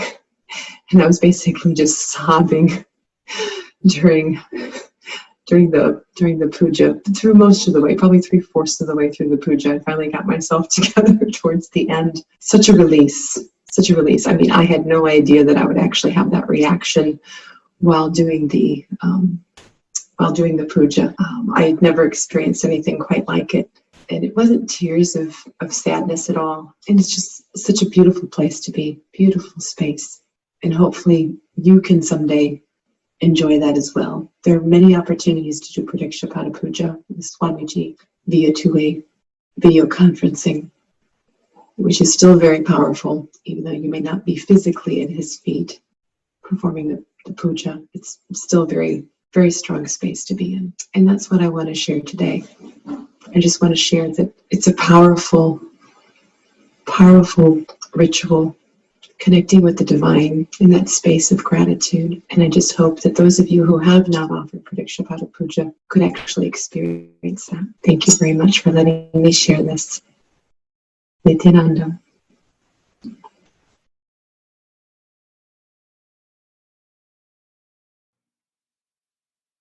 Hi, my name is Deva Ananda, and I live in Seattle, Washington, USA. And one of the reasons that I follow Nithyananda, who we lovingly refer to as Swamiji, is because he's taught me so many different things that I can apply to my life on a daily basis And my life is so much different than it was when I first met Swamiji. It's like I'm not the same person at all. And one of the things is, one of my hidden beliefs before was life is a cruel, harsh place. I really believe that because of different experiences I had growing up, and I thought you had to fight to get ahead. And anyway, after spending time with Swamiji, he reinforced what I had already learned, that we're not our body and we're not our mind, but we're a being having a spiritual experience in a body. And he also has taught us that we're divine, we're sparks of divinity. And to actually wrap your head around that, it takes some time. It took some time for me anyway, because I don't think I had really high feelings of myself. And so, you know, just constantly rethinking the way you think about life, the way you think about yourself, takes some time. But once you start thinking about things in a different way, your life, you create a different life. And another thing Swamiji taught me is that existence is showering on us every moment. And that's another thing that was really profound. I was like, existence is showering on us every moment? And I had to actually walk around and think about that for some time and start thinking about it every day and applying it in my life. And then when I started believing, you know, existence is showering on us every moment, then I started seeing different synchronicities and miracles in my life, because it's true. Existence is showing us every moment. But when we have limited beliefs that keep us in a lower frequency, that's the life we end up creating, a lower frequency life. But when we start embracing these higher cognitions that Swamiji, he's always like several steps ahead of us, but we have so much to learn, keep learning from him, then you create a different life. Thank you. Nithyananda. Hi, my name is Bharat. My wife is Kalpana. We are from Seattle, Washington. So one of the beautiful technique which Swamiji talked about. I mean, I'll tell you my exact feeling. We went in 2012. I went in 2012 for one of the inner awakenings. Swamiji brought up this new concept called completion. At the time, I was really, Swamiji, what is this theory, Swamiji? I want some meditation, something like that. I felt myself, okay? I couldn't really experience what exactly is completion. So then afterwards, when I came to Dallas, I was actually trying to contemplate, and one of my colleagues, Bhagwan Reddy, he helped me in understanding the completion. So then I actually helped a few people in trying to understand completion. When they really complete, they really feel very gratitude. I mean, so from that space, understand that space and see how the things are, that actually helps us in the family also. So basically, when someone is going through a little bit of highs and lows, we understand from which space they are coming from. So we know that they need to be complete, but we also need to be caring and trying to understand from which context they are coming. So for kids, in case of kids, we need to listen to the kids, what they are talking, and also give them the right cognitions. For example, if I have been in the outside world, I wouldn't have told my kid, come to temple, all these things. Maybe once in a while I would have told them, but because I am going, she sees me that I am going every day. She sees me, I am putting basma. She is seeing that I am putting rudraksha. So she has some cognition about, unknowingly or knowingly, cognition will be there in the chain. And for example, today I was doing some yoga. So she sees me that I am doing yoga.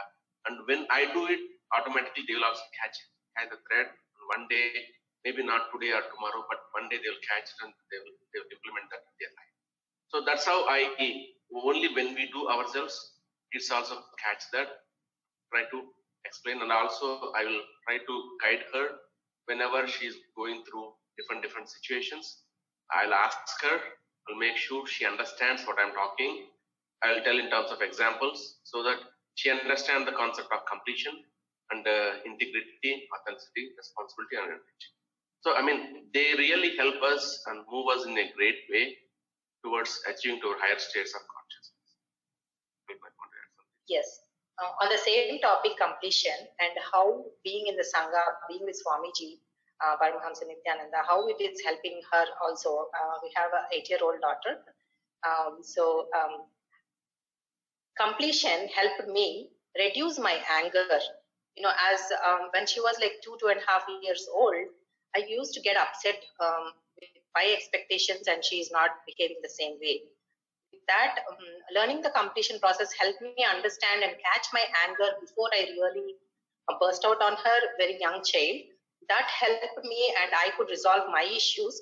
And additionally, she also attended IA Inner Awakening with Swamiji and she was 4 years old. I am really surprised how the blessings of the divine, right? So she was able to be there when she was 4 years old. That is definitely a big blessing. And we also saw that how she was very shy and calm before, and after that she kind of in all her dimensions she started developing, growing, and we feel happy for that. And she's growing in the Sangha. Definitely, and a lot of other parents tell me saying that she is so good, so patient, so understanding and accommodating, and I really feel all these is coming up along with the ambience we are in. So yeah, thank you. Thank you. My name is Ma Nithyananda and I'm from Seattle. I'm a Tanadar at the temple and a volunteer. I want to express my gratitude for Nithyananda. He has led me to a place where I can express his teachings in my being. And I can now assist humanity to raise themselves to their highest level of consciousness as I continue to evolve through his teachings. Thank you.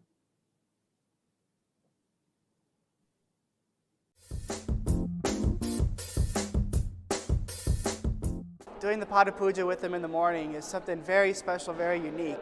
Being in his breathing space and being so close, just the radiance. I did it on Chitra Purnima, and the radiance emanating from him is something that you can see it on the camera a little bit, even during two-way, satsang. But being actually physically in his presence, it's just like almost like moon rays. It's so bright, but it's so calm and gentle. It's really indescribable.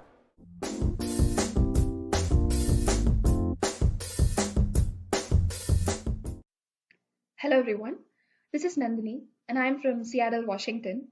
I basically wanted to share a few of my experiences on why I want to follow Nithyananda. One such experience is when I did Pratyaksha Pada Puja at Bangalore Priditi to Swamiji. Everybody gets an opportunity to talk to Swamiji after they do the Pada Puja, and I had a lot of questions to ask him during that time. I went there, he was right in front of me, and he asked me what I want. And even though I had a lot of questions, at that moment, I felt like I had everything and I didn't have anything that I want to ask him, because I felt really fulfilled at that moment. When he asked that question, I also had that intense feeling that anything that I asked this person who is in front of me, he would be able to grant it to me at that moment itself. So I had that kind of a connection and confidence right at that moment, even though it was the very first meeting that I had with Swamiji. So that was an amazing experience, and this is one specific reason why I follow Nithyananda. Thank you.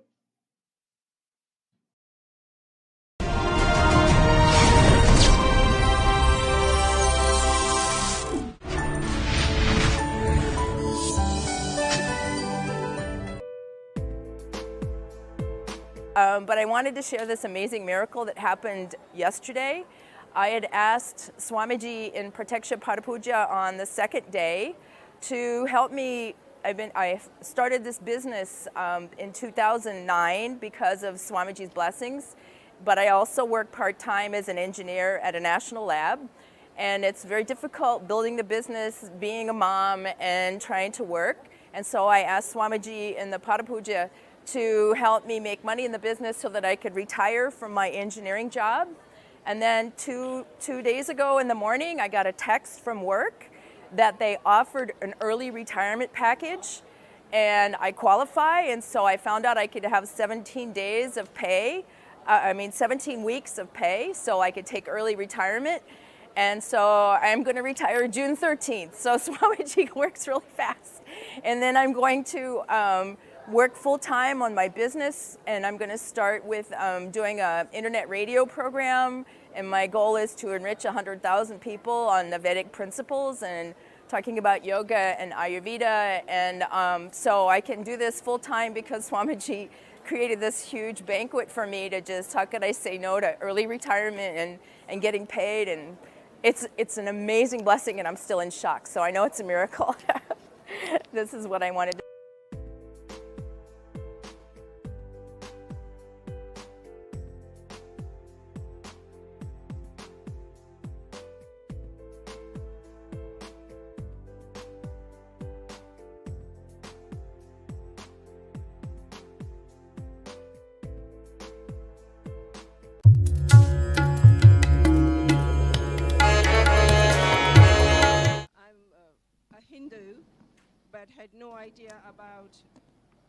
I'm a Hindu, but I had no idea about the puja rituals and the sacred Rudra Abhishek rituals that we were requested to do in the mornings. A rebel in me had to be overcome by total will persistence, and it helped because I didn't manage to miss a single puja day. However, what I noticed was that it's not a routine puja. Even while you're doing the puja, there are little occurrences either with you or around you that can really annoy you, nag you, and it doesn't help you to have an enjoyable, wonderful experience. And with Swamiji's grace, I had a breakthrough 2 days ago and managed to create a space within me about Sadashivatvam where I said to myself, no matter what, I am going to have a wonderful puja experience every single day, with integrity, with deep reverence and devotion to Swamiji, our Guru, and Sadashiva himself.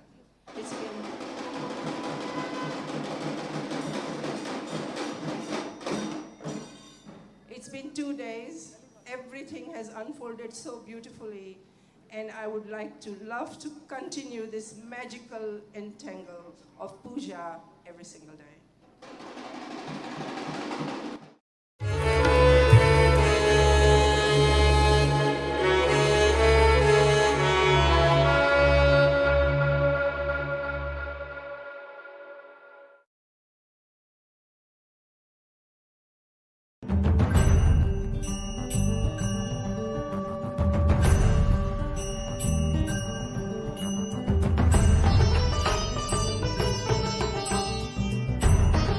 This is Beilin Gao. I from Norway. 27th of July, I did group puja. In this puja, we allowed to write 4 family members.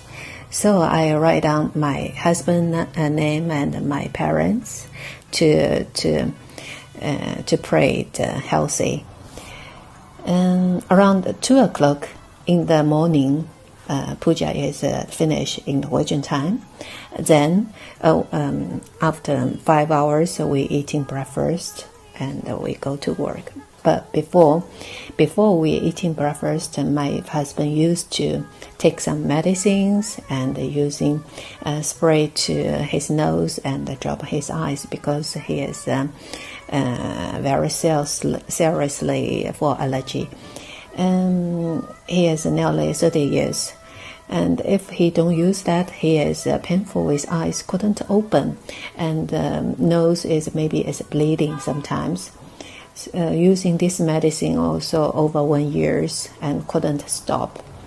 But just the same days, in that morning before breakfast, he didn't doing the same action. I'm very surprised in that time because he is a Norwegian. I didn't tell him I did puja for him, and I also didn't ask.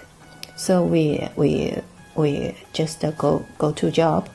After we go back home, and in the evening we have a free talking. I asked him, Today you forgot using your medicine for your allergy, for your nose and eyes. He said, yes.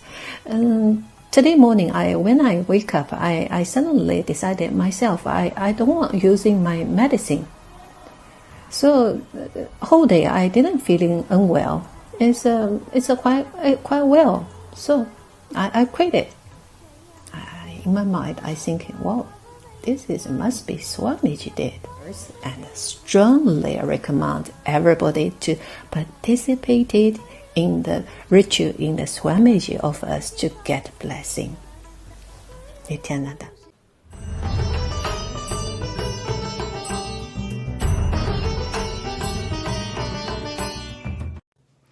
Nithyanandam. So thank you for being here. Today is going to be a very short but straight to the point video, and I'm here with my father.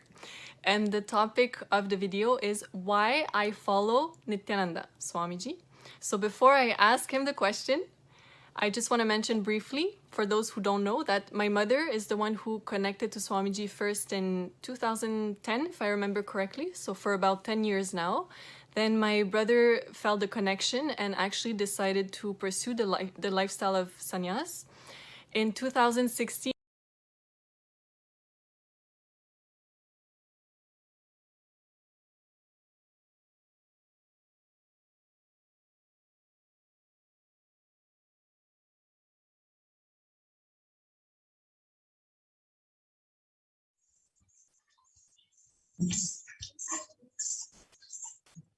Nithyanandam, welcome back with the blessings of the Supreme Pontiff of Hinduism. Let's start this segment of a revival of the temple sciences and ecosystems of Kailasa, which are the de facto spiritual embassies and the COVID care protection centers. Nithyanandam Paramashivoham Kevalam Jnanamurtim Dvandvatitam Gagana Sadrusham Tattvamasya Dilaksham Ekam Nityam Vimalamachalam Sarvadi Sakshibhutam Bhavatitam Triguna Rahitam Sadgurum Tam Namami. Nithyanandam.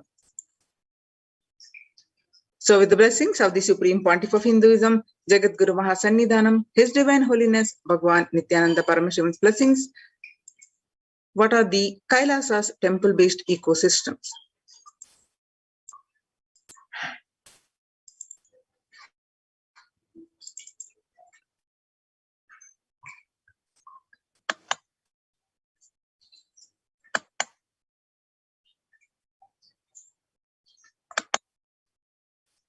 In this segment, we are going to learn about the concerning statistics due to COVID-19 pandemic and what are Kailasa's contributions and why temple-based ecosystem and Kailasa's COVID care protection centers and UN recognizes Kailasa's contributions and join the Kailasa's COVID care protection centers. With the blessings of the Supreme Pontiff of Hinduism, let's understand more about this. So what are the concerning statistics of this pandemic? Out of the statistics of 21st August 2021, COVID-19 cases raises to 209 million and USA leading with 37.16 cases and 624,000 deaths. Coronavirus tally, the global cases of COVID-19 tops 209 million. US daily average of deaths rises to 4-month high.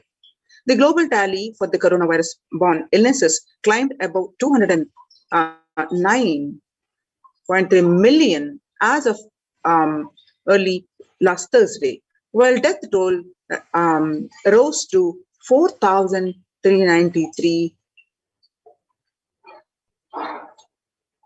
and 138. According to data aggregated by the Johns Hopkins University, the US led the world with a total of 37.16 million cases and 624,000 plus deaths. The daily average of new cases over the past 7 days tripped back above. You can see this, some of the statistics of the United States leading, and then followed by India, Brazil, Russia, France, and United Kingdom and Turkey, showing in the graph. USA, India, and Brazil leading in the COVID cases and COVID-related deaths.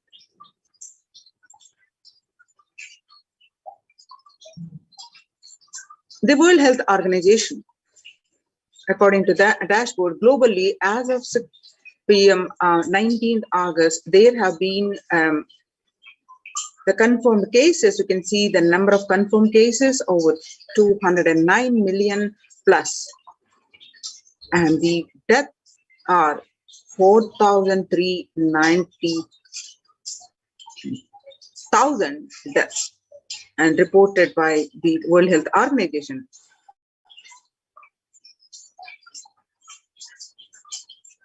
And the statistics in USA, the Delta variant spreading USA due to its ability to spread via asymptomatic people. The Delta rise is fueled by rampant spread from people who feel fine. People infected with the Delta variant globally do not have COVID-19 symptoms until 2 days after they start studying the coronavirus. The Delta variant spreading in USA, children are now getting infected. A record Delta wave hits kids, raises fear as US schools open. The day before he was supposed to start 4th grade, Francisco Rosales was admitted to a Dallas hospital with COVID-19, struggling to breathe with dangerously low oxygen levels and an uncertain outcome.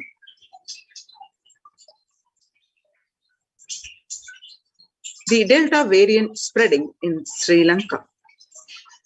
Sri Lanka announced a 10-day lockdown starting on Friday night in an effort to curb the spread of the coronavirus as surging infections and deaths overwhelm the Iceland health system. The Indian Ocean nation recorded its highest single-day death toll of 187 and 3,793 cases recently.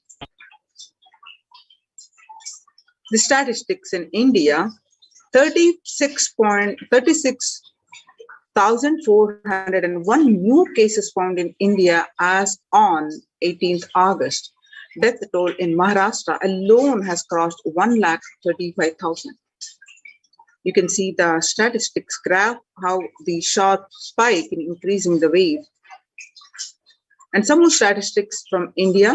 The Jawaharlal Nehru University CSSE published on 19th of August 2021, there are 3.23 crore cases and 4.33 lakh deaths.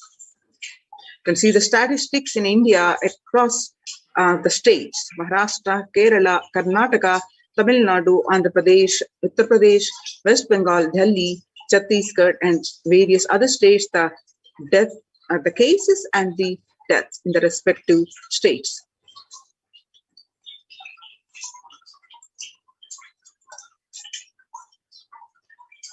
In Maharashtra alone, the toll you have seen, the COVID cases in Karnataka, Bangalore News published on 19th of August 2021, COVID record patients develop a serious complications of tuberculosis. The Bangalore News. COVID-19 record patients in Karnataka affected with tuberculosis stressed to step up screening measures. Over 28 lakh COVID-19 recoveries have been reported in the state so far since both coronavirus and the tuberculosis affect the lungs, and a special drive has been launched to help detect early. Patients who have made a full recovery from the COVID-19 are contracting tuberculosis in Karnataka. The state has recorded 23 to 25 such cases so far, and as an added precaution, the government has started screening all COVID-19 patients. And you can see that COVID cases in Kerala, across the Kerala, the Delta variant is proving to be unstoppable. Kerala reported close to 80,000 reinfected cases after the first vaccine dose. 87,000 COVID infections in India after the second dose, the 46% from Kerala. According to the sources, Kerala reported close to 80,000 cases of COVID infections after the first dose of vaccination, while 40,000 people were infected after the second dose.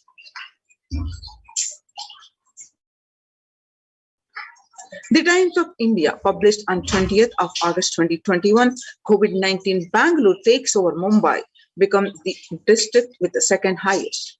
COVID-19 Bangalore takes over Mumbai, become the district with the second highest death. Bangalore urban has now overtaken Mumbai to become the district with the second highest COVID death in the country. While Pune continues to lead the table, as of August 18, Bangalore has 15,953 virus-related deaths compared to 15,930 in Mumbai and 18,779 in Pune, Bangalore, which are the highest overall COVID-19 cases for a single day.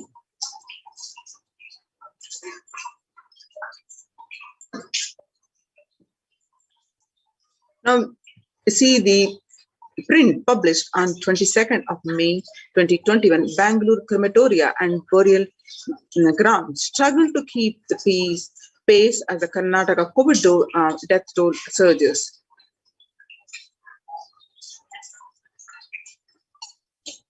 Subscribe to our YouTube channel and press the bell icon to get the latest updates. Over the last 2 weeks, Karnataka has witnessed a devastating COVID-19 surge, recording the highest COVID-19 related deaths and a number of new cases. Bengaluru has emerged as a new COVID-19 hotspot due to the positivity rate and an increase in the deaths. With the surge in COVID casualties in the second wave of the pandemic, crematoriums in Bengaluru, as in the rest of the country, are finding it difficult to handle the daily burden of bodies being brought in. Battling shortage of space and other infrastructure crunch, many have constructed new sheds to ensure last rites can be carried out even during the rains, and burial sites. Some burial sites are also reusing their space. The print visited a crematorium on the outskirts of Bengaluru. We are 25 kilometers in a place called Tavarekere, where at least around 60 to 80 bodies are being brought every day and final rites are being performed. They are saying that the numbers has been increasing constantly for the past few days. Bangalore especially, the number is rising every single day. At the same time, in Karnataka itself, the number of COVID-19 cases have been rising constantly for the past few days, and the positivity rate is also a major concern. At the same time, the vaccination drive is not progressing as smoothly as it should be. If you can see just behind, this is where the bodies are being brought, and they're trying to ensure that everything is done in a proper manner. Bangalore is facing shortage of places, burial places, and there are certain organizations who are helping people give a dignified last rites to COVID patients. We have with us Akhtar Sharif from the Popular Front. Sir, आप थोड़ा बताएंगे आप लोग किस तरह से मदद कर रहे हैं और किस तरह का दिक्कत अभी आ रहा है ये जो सेकेंड वेव आया है कोविड का?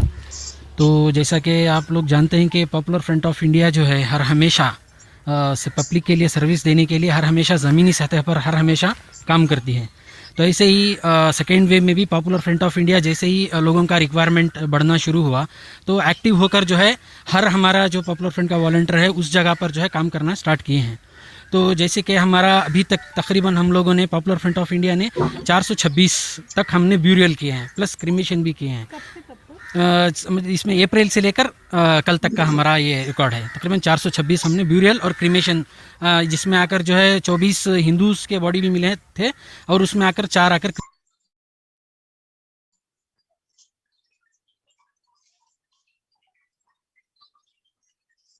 The Times of India published on 20th of August 2021, the COVID-19 Bangalore takes over Mumbai, becomes the district with the second highest. You can see the statistics. The Times of India published on 20th of August 2021, COVID-19 Bangalore takes over Mumbai, becomes the district with the second highest.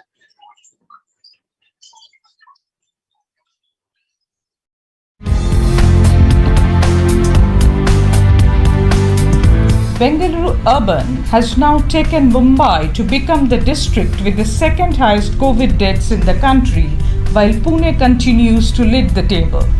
As of August 18, Bengaluru had 15,953 virus-related deaths compared to 15,930 in Mumbai and 18,779 in Pune. Bengaluru, which has the highest overall COVID cases for a district in India after it pipped Pune in mid-May, has a better case fatality rate than the Maharashtra cities. As of August 18, Pune's CFR stood at 1.7% and Mumbai's at 2.1% compared to Bengaluru's 1.3%. Data shows 8 states or UTs, Maharashtra, Kerala, Karnataka, Tamil Nadu, Uttar Pradesh, West Bengal, Delhi and Punjab have reported more than 15,000 deaths. Among these, no single district has more than 10,000 deaths. TOI online report.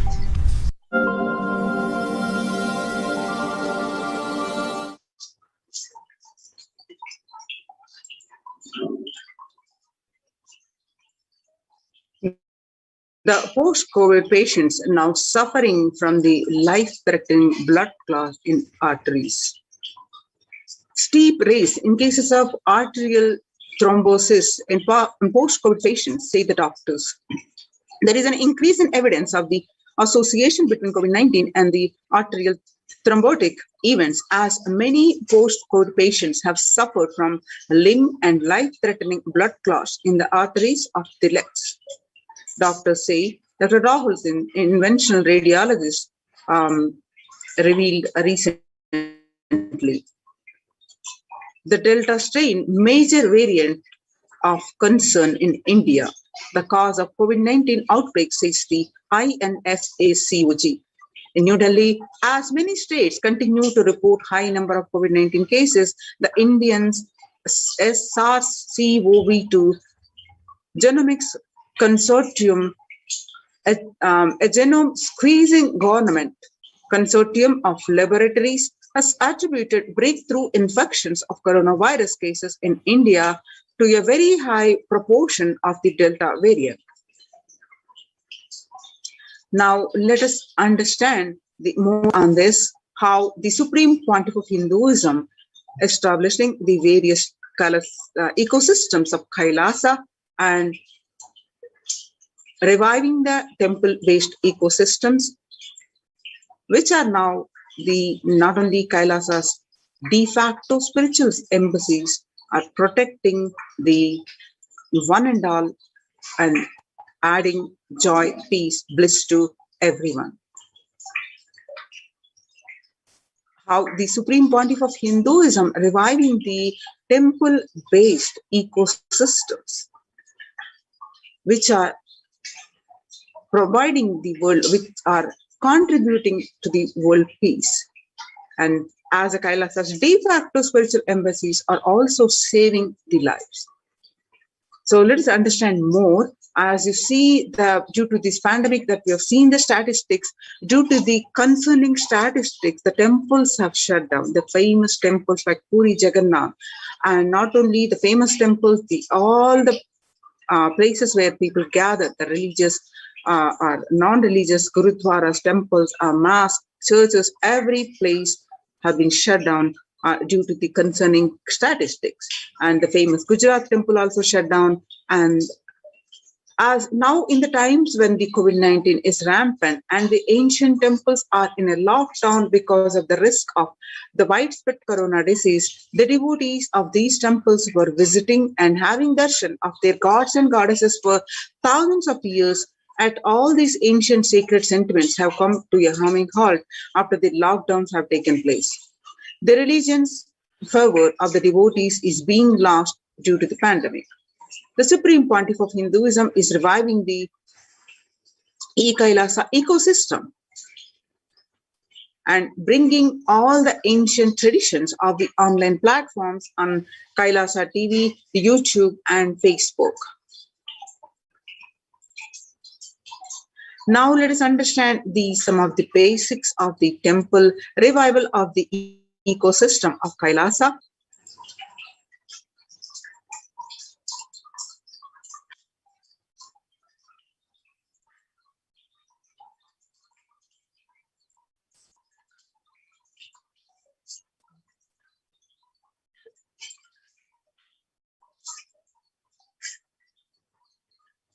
The temple ecosystem of Kailasa. Reviving the enlightened civilization is the vision of Kailasa, the purpose of my advent. Paramashiva assuming this body and manifesting, says the Supreme Pontiff of Hinduism. Kailasa is basically an enlightened civilization where everything happens based on the ultimate cosmic principle and ultimate possibilities and powerfulness. You want to know about the universe, just they will show you in the universe and teach you. And you want to know about the cosmos, they will just show you the cosmos and simple, straightforward way. In Sanatana Hindu Dharma, we had at least 10,000 sampradayas, religions, spiritual traditions, keeping this enlightenment science alive. Each Hindu sampradaya is a spiritual ecosystem created for keeping enlightenment science alive.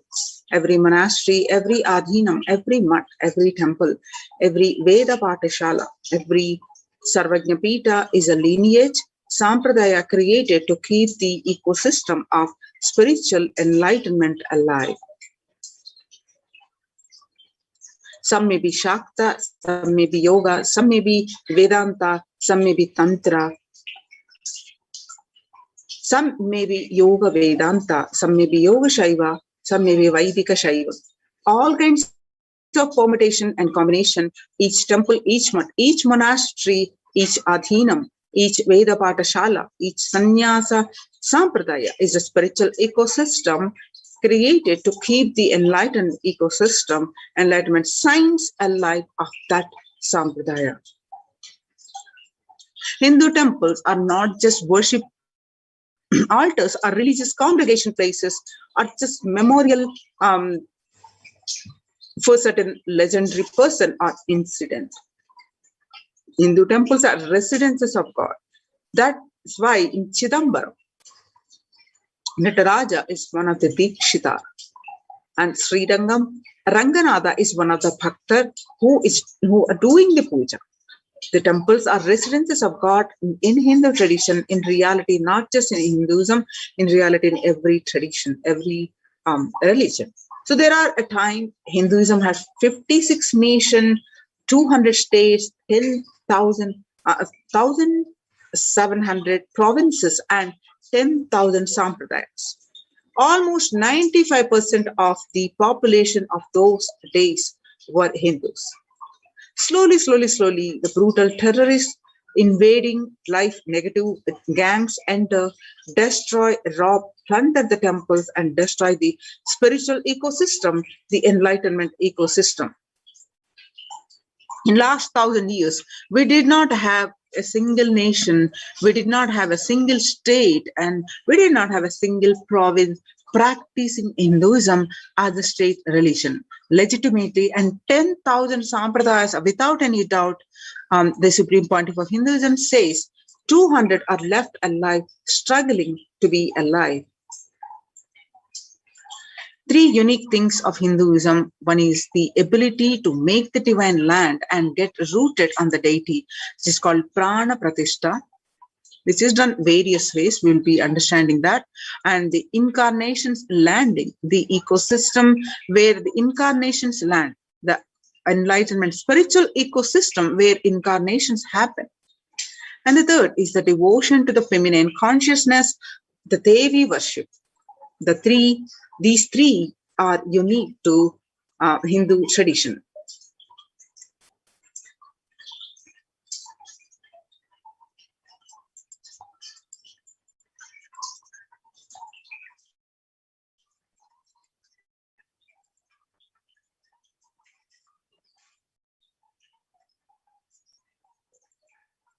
A person who can make enlightenment as a source for energy and excitement for anyone is an incarnation. Fortunately, we are successful in making enlightenment as the source for energy and excitement to millions of people all over the world. This whole Kailasa is the revival of that enlightenment civilization. The temple is a place where an intense cosmic energy is available for everyone to experience. Significantly, all the major Vedic temples built over the centuries have been consecrated by enlightened masters, or rather, the temple has grown around the intense energy field established by an enlightened master for the benefit of humankind. Just as a rich man leaves behind his wealth for the next generation after he leaves the body, enlightened masters leave behind the huge energy that they bring with them in the form of temples. For instance, the four main Shankara Peetams were established by the 8th century master Adi Shankara, the Chidambaram temple by Patanjali, the Palani temple by the Siddha Bhogar, the Arunachaleshwara temple by the Saint Idaikadar, Tirupati by Kunga Navar, and Tanjore by Guru Varu. The powerful spiritual vibrations present in these places are so palpable that even the most casual visitor can feel its effect in the form of peace, bliss, or clarity. When maintained properly using the subtle powers of mantras, the rituals and meditation, temples can hold and radiate this precious energy for thousands of years. The temple structures. In Hinduism, temples are designed as energy centers, energized by the great enlightened masters to radiate the enlightened masters present even when they leave their body. Temples are found deliberately at a place where the positive energy is available abundantly from the magnetic and electric waves conveyances of north and south poles push. The idol of God is set in the core center of the temple, known as Garbhagruha, the sanctorium. This is the area where the Earth's magnetic field is discovered to the most extreme. Therefore, it is the energy source. The Dvajastambha, the flagpole, behaves as a transformer. The huge domes are for amplifying the energy. The temples were systematically built for the transmission of energy on the large scale. Temples and the enlightened beings. When the rich man dies, he leaves behind his wealth to his wife, daughters, and sons. When the enlightened masters leave the body, they leave their wealth of energy, penance, and goodness to humanity at large. Temples are built on these energy fields left behind by them. Either the masters themselves build these temples when they are alive, or people build them after the masters leave the body. These temples are further sanctified through the rituals that harness the divine cosmic energy. The famous temple at Kedarnath in the Himalayan range was built by the great master Shankara. The Arunachaleshwara temple of Tiruvannamalai, South India, is ascribed to a great saint called Idaikadar. These temples are divine gifts of these great masters to humanity. There are two types of people. The first type generate energy from their own system, and they are like solar system. Wherever they are, they produce energy, they radiate energy, and wherever they go, they excel in it. Whatever they touch flourishes. They are the one who nourish the world. They are the enlightened masters. The second type of people are those who have forgotten the art of producing energy from their inner source. These people may flourish, but may be only in one or two fields. And that too out of the superficial energy source called mind. Since their source is superficial, the multidimensional flourishing remains a dream for them. These are the ordinary people from the world. The first category of people help the second category of people by giving energy to it, by giving a clear-cut technology to achieve installing the deities. What is the science behind them? As per the Vedic sciences, there are two ways to install energy in a deity. One is Agama Pratishtha, the other is Prana Pratishtha. In Agama Pratishtha, the energy installation is done by the second category of people. It is done essentially through chanting of the mantras. This method will install only a few volts of energy. The energy intensity will be decided by the nature of the mantras, the accuracy with which it is chanted, and above all, the psychological state of the person chanting them. In Prana Pratishtha, the energy installation is done by the first category of people. It happens through a direct connection with the divine cosmic energy that nourishes the whole universe.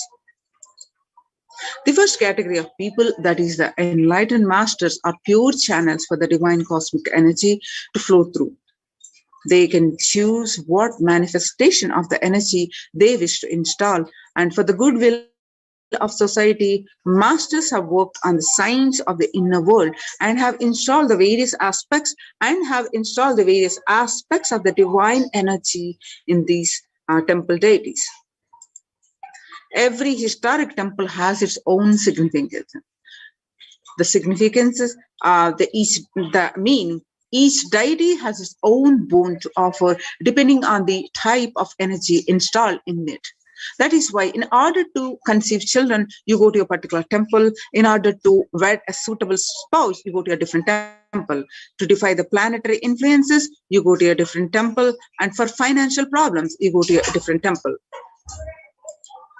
These benefits are nothing but the special energy packs.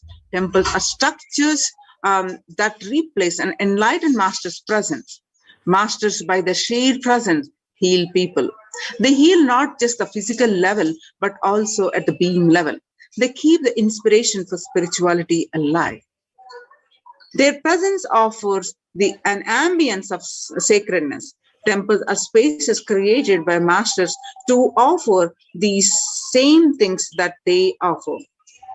While consecrating the Nithyanandeshwara Paramashiva temple sanctum at the Bangalore Adinam, the Supreme Pontiff of Hinduism said, "An enlightened master is the cosmos in human form, the ultimate human form fit to perform a sanctum consecration.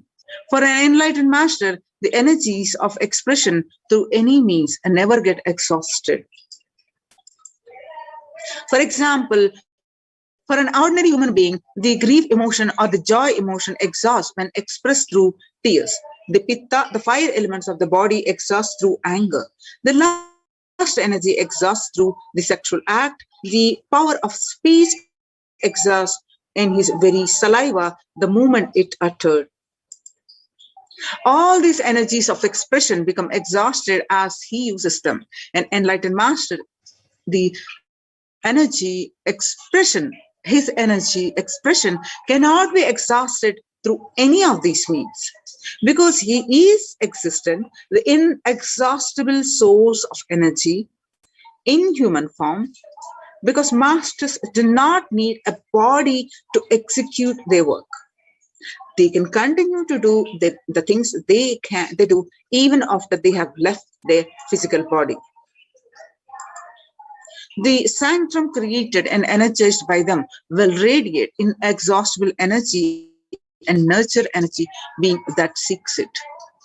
Only a master who can function without the help of his body is capable of creating a true sanctum, one that will materialize things exactly the way he does.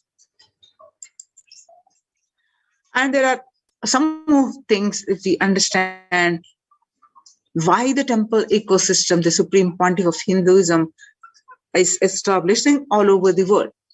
as we see, he has established the temples across the, especially in the United States. Each temple that he has established is a specific boon to give. For example, Houston, he installed the energy of the Navagraha dosha, Pariharasthala, and Prayaga, where you offer the oblations to the departed souls. The Ohio Sarvajnapitam is the Pariharasthala. So, Supreme Pontiff of Hinduism establishing these temples across the world as a radiate the specific energy field to take care of the devotees. And one more question we always wonder is, if God is everywhere, why go to a temple? To answer this question, Sri Ramakrishna, the great enlightened master of 20th century, gave a beautiful answer. There is a milk all over the cow's body, but we cannot get it just by piercing it anywhere. So though the cosmic energy is available everywhere, we are not able to perceive it because it is extremely subtle. Cosmic energy is available in the most subtle form. An enlightened being or highly evolved soul knows the science of distilling this subtle energy into a gross form which we can perceive and absorb. Temples are engineered by the great rishis in such a way that the cosmic energy becomes available to all as the source of healing and spiritual transformation. Why so many temples in Hinduism? In India, about 90% of all tourist attractions are temples. There are lakhs of temples across length and breadth of India, and in places like Varanasi, for every person living there, there is a temple. But why so many temples? Whatever where a civilization thinks are the highest experience, it builds structures related to that. If people in the country think football is the greatest experience, they build magnificent football stadiums all over. If people think education is the greatest experience, they build schools and colleges. For thousands of years, Hindus in India thought of enlightenment and God as the highest experience, so they built temples. For this reason, in any city, there will be a large temple built first, and only then a city will form around it. The human body is considered a miniature of the cosmos, and a temple is an expression of that human frame. Now let us understand the science of temples. Temples are created to replace the enlightened master's presence. Enlightened masters, when they leave their body, they wanted a space which can continuously inspire people, which can continuously heal, which can give them the experience of spirituality, which can give them a sacred feeling. In every tradition, creating a space for divine or creating a place in which people can relate with the divine has become a part of their culture, part of their life. People have put aside any constraints of money and time to erect inspiring structures built on faith, science, and mystery, as well as greed and fear. Throughout the passage of time, some of these magnificent structures around the world have become museums and wonders, and some continue to be the seat of religious authority. Many continue to attract faithful, offering solace, energy, social interaction, and a framework for life itself.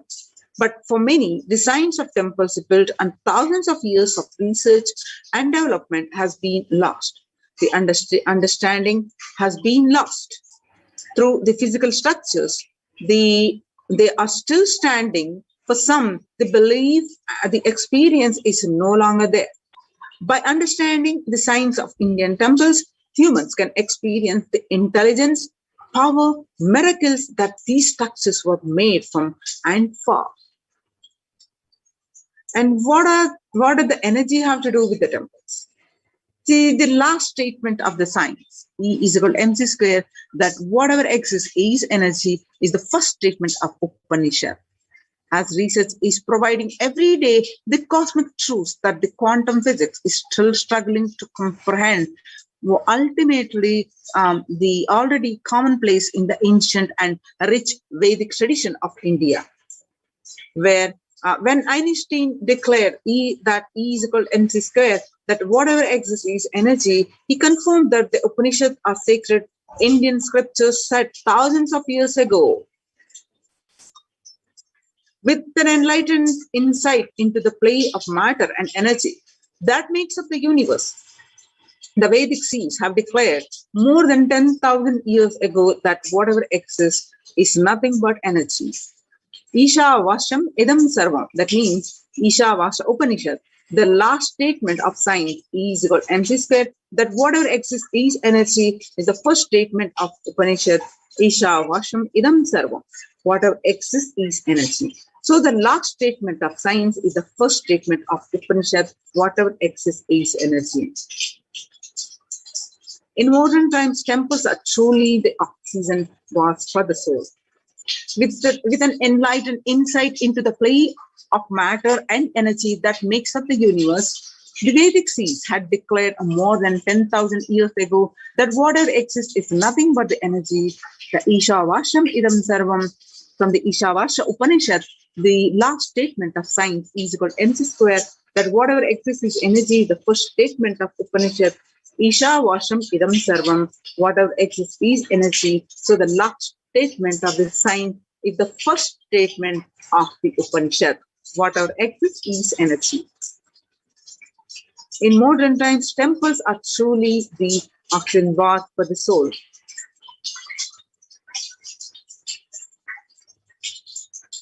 Today, more than ever before, the Vedic intelligence that gave rise to the concept of temples can be appreciated for its ancient and modern technology based on thousands of years of research and development. The powerful positive vibration present in the temple can flush out negative energies without even being aware of it. Deep cleansing, recharging, and ultimately purifying of the being can happen effortlessly in a temple, resulting in physical and mental healing. In modern times, temples are truly the oxygen baths for the soul. A temple is more than a building.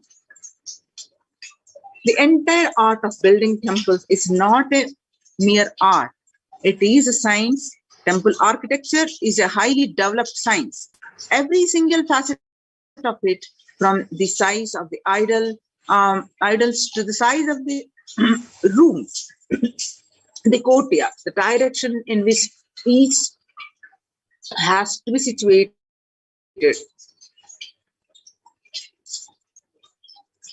to the process of installing the idol in the sanctum, all these are laid down in detail in manuals that were developed thousands of years ago.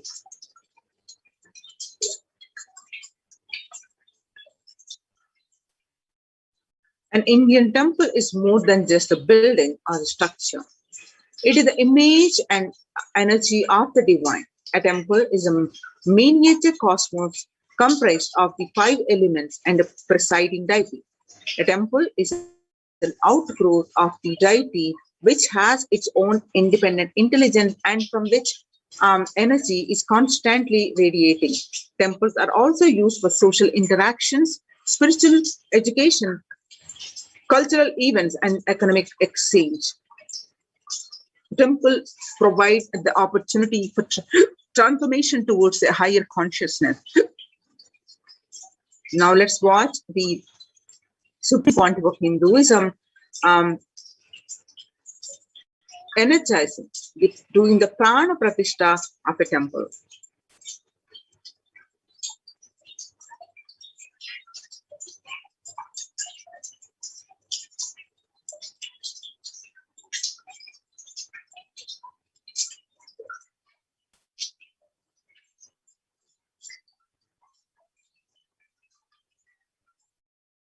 During the Supreme Pontiff of Hinduism, During the Prana Pratishta of the Venkateshwara in 2015 in Adi Kailasa Sarvatthi Peetham.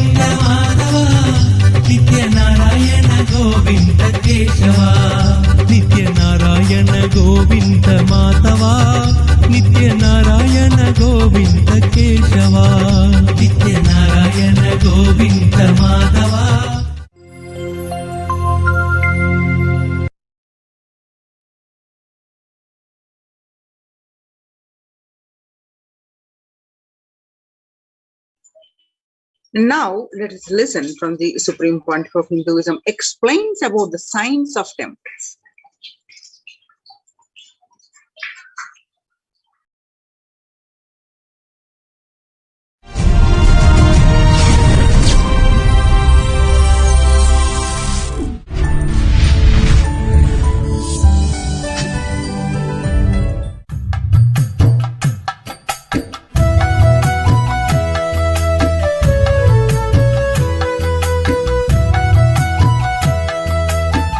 We'll enter today's subject. It is such a vast ocean. Meenakshi's history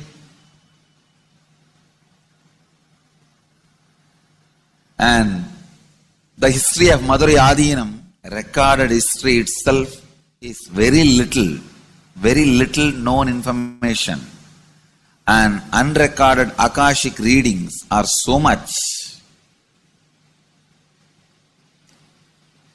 I have to sink the whole thing in tune. It is still taking time for me to comprehend, especially to present it in your language, the language in which all of you can understand.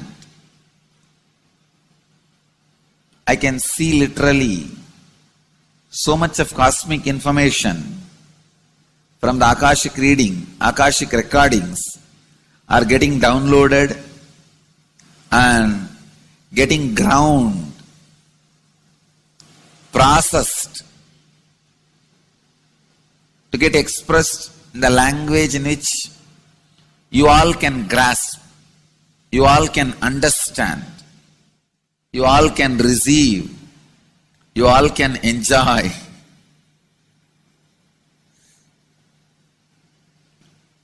So it is taking little time. I'll answer some of your questions today related to this temple culture.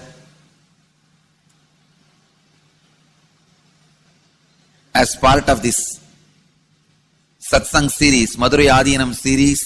This is a question from Rajiv, India. Beloved Master, people not belonging to this culture knows little about this particular Meenakshi temple. Please tell us who is Devi Meenakshi and her husband. Why this grand temple? What are the visible and invisible functions of this temple? Please tell us, Swamiji. Read the next question also. As we see in our present time, towers of mobile, TV or dish TV antennas everywhere connecting invisibility to satellites, doing an incredible function for individuals and for society. My question is, there is and was everywhere temples and deities in this culture. Anybody coming from outside just wonder, is this just sentimental carved stones, worshipping culture or just artistic sculpture? What is the invisible function of temples, deities? See, both questions, same answer. That is the reason I wanted to answer both the questions together. Modern day dish TVs, antennas, mobile towers, all of them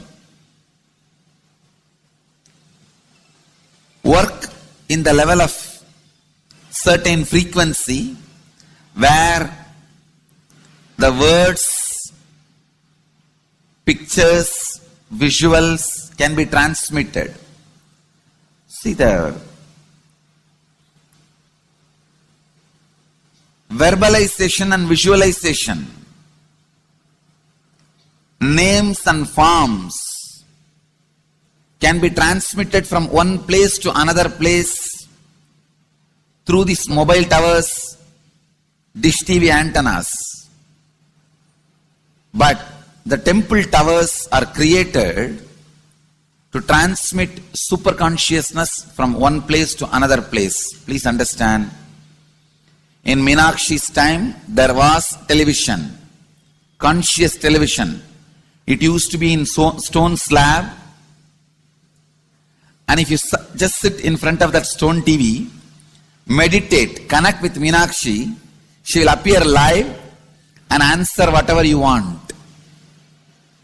So each of the stone slabs only slowly later on became deities. You can see in our temples this happening. The TVs in which I am appearing and speaking are slowly becoming deities. They are receiving worship. Flowers are offered to it. Aarti is done to it. Incense is given to it. Now, all our temples are planning to have a separate throne for this TV. In Los Angeles, already I am on the throne. The TV is in the throne.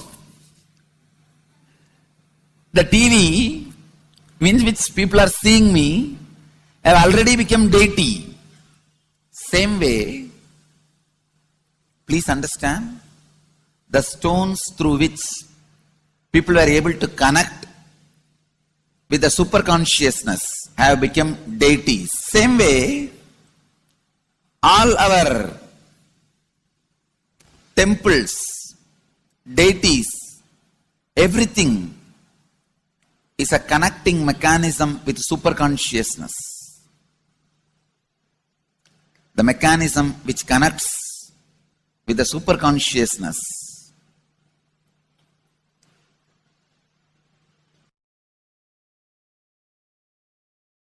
please understand, the deities and temples are not just sentimental carved stones, or they are not just artistic sculptures. They are conscious transmitters. They raise you to the superconsciousness. In each house in Vedic tradition, we have a puja room. All the puja rooms are your private conscious airport, are conscious transmission centers. The main temple is a place from where continuous superconsciousness is radiating. So if you just sit and connect with a deep feeling connection, see, in those days human beings were so beautiful and simple. Just remembering the name of the deity is enough. They are already in connection with the deity. That feeling connection. When I read Patanjali's Yoga Sutra, it says, sit in Siddhasana and be in Samadhi. That's all. So the human beings were so simple in those days. Just if you sit in Siddhasana, you are already in Samadhi. If you sit, your mind sits. Now, if you sit, your mind sits. Mind is completely away from the body. In those days, human beings were so simple and intelligent. All the non-mechanical parts of their brain were awakened. It is Western culture which killed the non-mechanical parts of the brain, the functions of the non-mechanical parts of the brain. Please understand, in the Vedic civilization, always human beings were brought up in such a way that non-mechanical parts of the brain was fully alive and awakened. It is a cultural invasion, destroyed the greatest possibility of the human being when the non-mechanical parts of the brain is not functioning anymore. The temples, deities, all these are looking useless. Otherwise, they are a huge conscious infrastructure. Please understand. So, an example, suddenly, if we find some method to travel just 20 feet above the air, or 30 feet above the air, without petrol or diesel, all our automobiles, roads, everything will become useless. Then you will wonder, why so many automobile industries are established? Why so many cars are produced? Why this huge road waste? I think our ancestors are fools. You don't understand. At one period, it was used. It was being useful. Our temples, our deities, all these are useful if all your non-mechanical parts of the brain is awakened.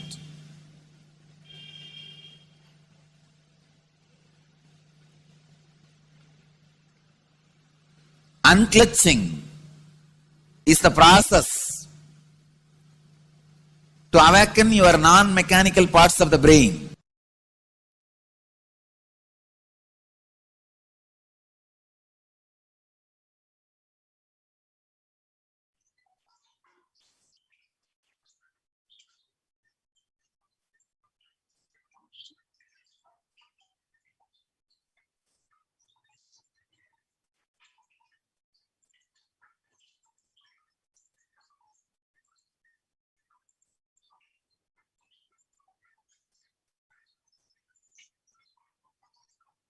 Now, with this understanding, we have in detail understood about why the temples, ecosystems, and how they are protecting from this huge pandemic.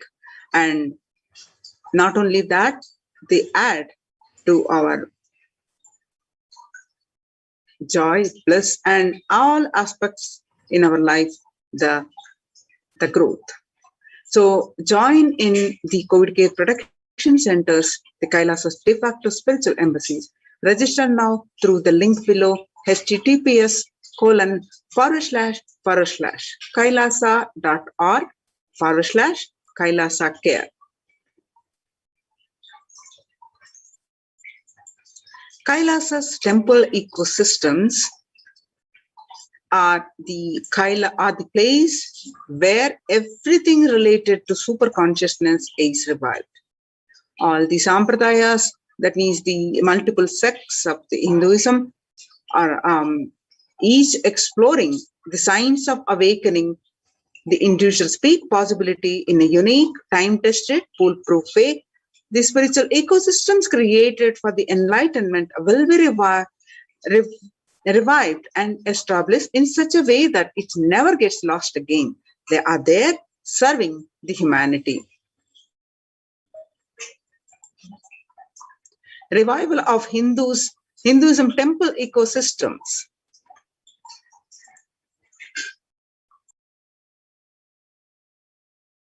I am going to revive Hinduism by setting up a model community, enlightenment ecosystem. I am going to create absolutely from the scratch newly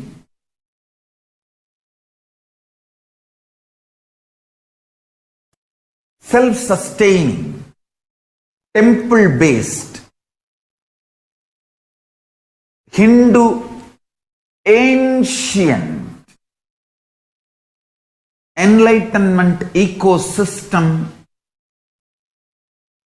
and civilization based on that. Understand? Kailasa is reviving the ancient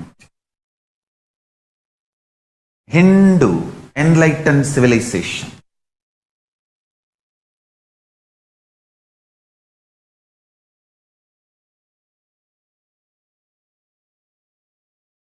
Paramashiva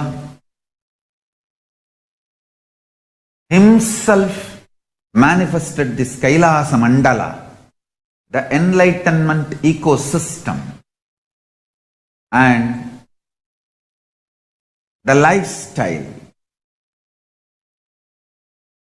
I am going to revive this whole enlightenment ecosystem, Kailasa, by creating a model Kailasas all over the world.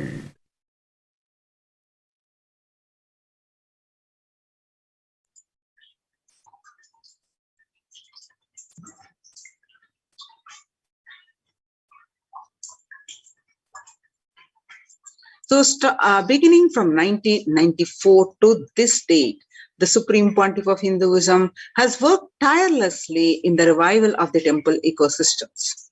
Through Kailasa Department of Religion and Worship, the Department of Human Services led by the Supreme Pontiff of Hinduism, this lifelong commitment to the mission and vision of bringing global harmony, sustainable living and reproducible ecosystems has been proven in building active, contributing temple ecosystems around the world. You can see the glimpses how the Supreme Pontiff of Hinduism has established the temple-based ecosystems, the various glimpses, conducting the various programs, conducting the, doing the Fi Annadan, doing the Karaseva, leading by example and participating in the famine, various service activities, medical camps. He has established the Kailasa's ecosystems around the world, starting from 1994 and continuing to work to establish these temples, not only in India, but in the Western Hemisphere also, and in other places. You can see the various glimpses where the Supreme Pontiff of Hinduism tirelessly worked.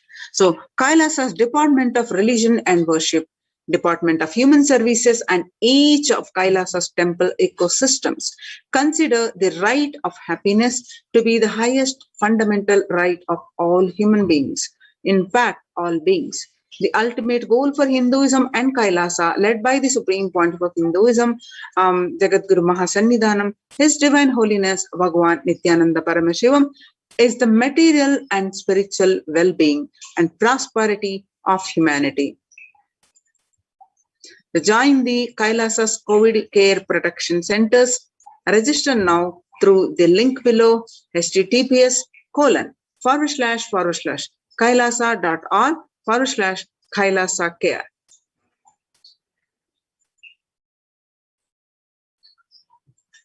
So we'll be moving on to the next segment of this program after a very short break.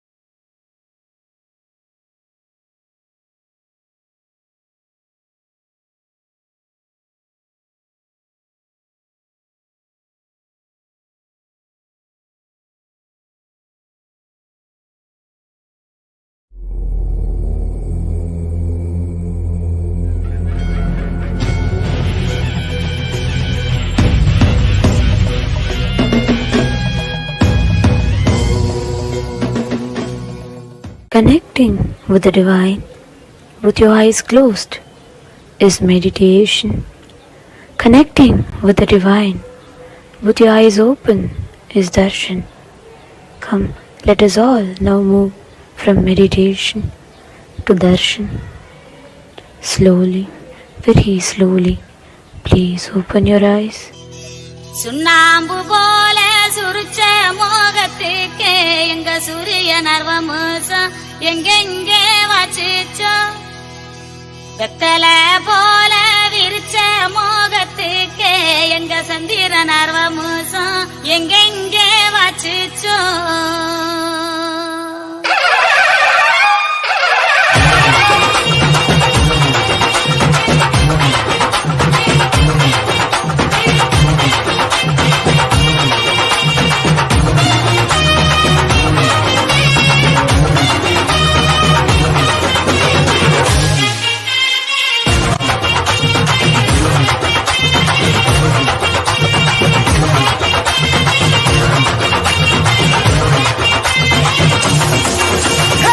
இந்த நாடு நல்ல நாடு நித்யானந்த பூமிக்கு வந்த நாடு இந்த நாடு நல்ல நாடு நித்யானந்த பூமிக்கு வந்த நாடு சொன்ன வார்த்தையும் கொஞ்சம் கேளு சொன்ன வார்த்தையும் கொஞ்சம் கேளு இந்த சொர்க்க பூமிக்குள் வந்து வாடு சொர்க்க பூமிக்குள் வந்து வாடு இந்த நாடு நல்ல நாடு நித்யானந்த பூமிக்கு வந்த நாடு இந்த நாடு நல்ல நாடு நித்யானந்த பூமிக்கு வந்த நாடு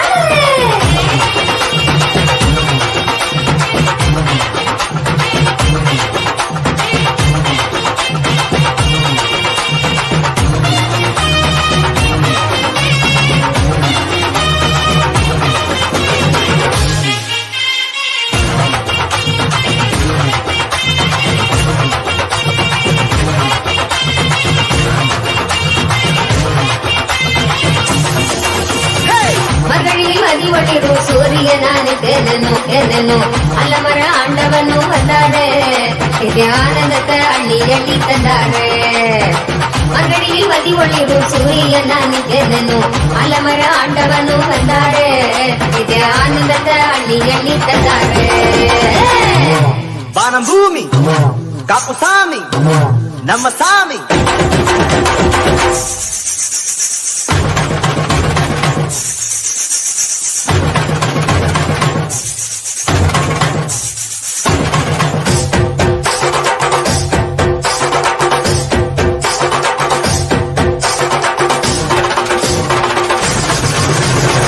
முத்துரவரத்தினமே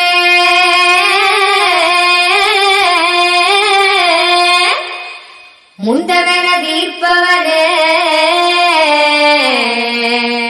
முதுனவரத்தினமே முந்தவன தீர்ப்பவனே முதுனவரத்தினமே முந்தவன தீர்ப்பவனே பொங்கி வரும் எண்ணங்களை போக்க வைக்கும் ஆண்டவனே பொங்கி வரும் எண்ணங்களை போக்க வைக்கும் ஆண்டவனே பாடு பண்பாடு பிறந்த நாள கொண்டாடு பாடு பண்பாடு பிறந்த நாள கொண்டாடு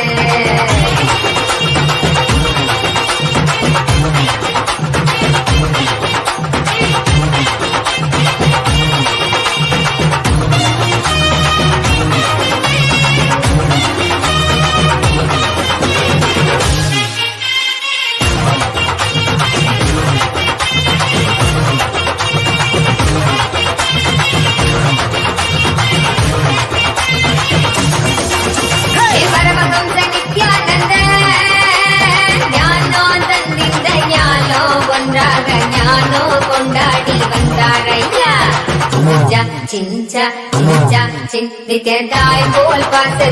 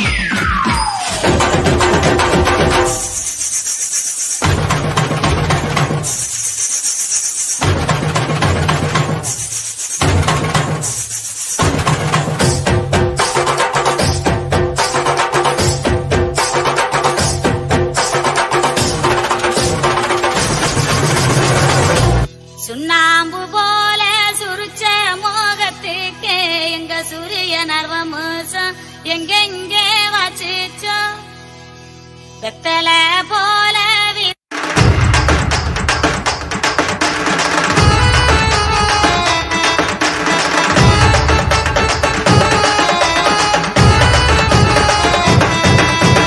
அண்ணாமலையில் பிறந்தான் புவி எண்ணாத யோகமே கொண்டிட நித்யன் ஈரேழு லோகத்திற்கெட்டா ஈசன் முக்தி நேரி அருளவே நித்யனாய் பூலகிற்கு வந்தம்மை ஆட்கொள்ள தேவர்களை காத்திட வைத்தான் தாயாய் பேரருள் புரிய உடல் ரோமம் சிலிர்த்திட நித்யனாய் வந்து அண்ணாமலையில் பிறந்தான் புவி எண்ணாத யோகமே கொண்டிட நித்யன் ஈரேழு லோகத்திற்கெட்டா ஈசன் முக்தி நேரி அருளவே நித்யனாய் அண்ணாமலையில் பிறந்தான் திருவண்ணாமலையில் பிறந்தான்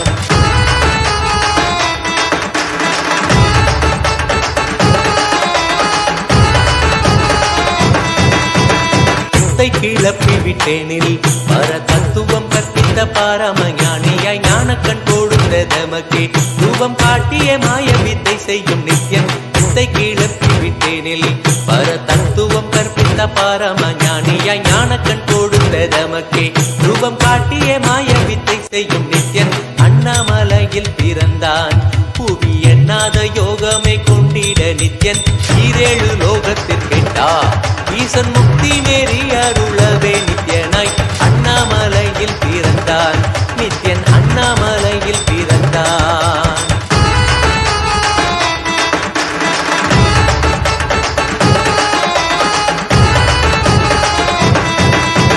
மெய்ப்பொருளான நித்யனை ஆழ்ந்து சிந்திக்க ஐயனின் ரூபம் விளங்கும் தாண்டும் சிவசக்தியாக ஐம்பொறிகளுக்கும் புலனாகின்ற நித்யன் மெய்ப்பொருளான நித்யனை ஆழ்ந்து சிந்திக்க ஐயனின் ரூபம் விளங்கும் யாண்டும் சிவசக்தியாக ஐம்பொறிகளுக்கும் புலனாகின்ற நித்யன் அண்ணாமலையில் பிறந்தான் புவி எண்ணாத யோகமே கொண்டிட நித்யன் ஈரேழு லோகத்திற்கெட்டா ஈசன் முக்தி நெறி அருளவே நித்யனாய் அண்ணாமலையில் பிறந்தான் திருவண்ணாமலையில் பிறந்தான்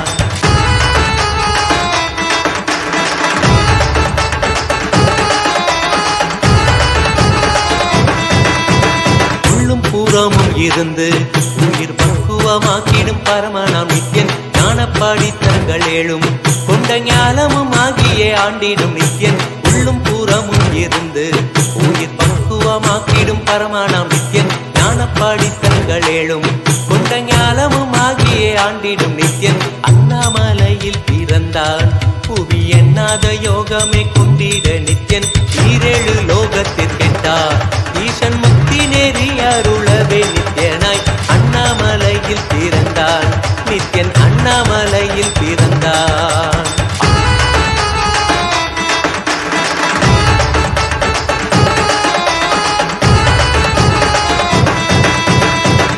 வாக்கியங்களான அருள் கவிதைகள் நித்யனின் மகிமை சொல்லிடும் மகிமை அர்ப்பித்த பின்னே சிவசக்தி ஸ்வரூபமாய் தோன்றிடும் நித்யன் அப்த வாக்கியங்களான அருள் கவிதைகள் நித்யனின் மகிமை சொல்லிடும் மகிமை அர்ப்பித்த பின்னே சிவசக்தி ஸ்வரூபமாய் தோன்றிடும் நித்யன் அண்ணாமலையில் பிறந்தான் புவி எண்ணாத யோகமே கொண்டிட நித்யன் ஈரேழு லோகத்திற்கெட்டா ஈசன் முக்தி நெறி அருளவே நித்யனாய் அண்ணாமலையில் பிறந்தான் திருவண்ணாமலையில் பிறந்தான்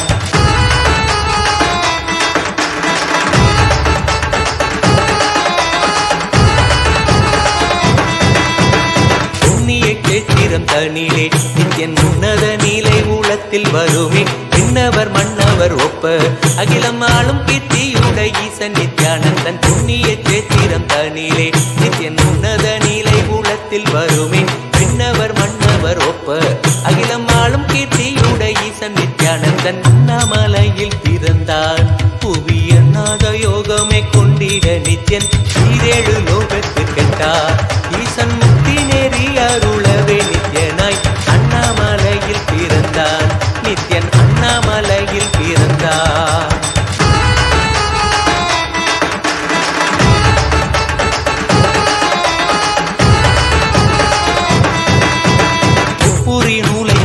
தரித்தவன் ஐயன் வேதியன் வெந்நீர் பூசிய நித்யன் அண்டத்தின் மூலம் காரணன் முடிவற்ற ஆனந்தத்தை தொண்டற்கருள்வான் ஒப்புரி நூலை தரித்தவன் ஐயன் வேதியன் வெந்நீர் பூசிய நித்யன் அண்டத்தின் மூலம் காரணன் முடிவற்ற ஆனந்தத்தை தொண்டற்கருள்வான் உண்ணாமலையில் பிறந்தான் புவி எண்ணாத யோகமே கொண்டிட நித்யன் ஈரேழு லோகத்திற்கெட்டார் ஈசன் முக்தி நெறி அருளவே நித்யனாய் அண்ணாமலையில் பிறந்தான் நித்யன் அண்ணாமலையில் பிறந்தான்.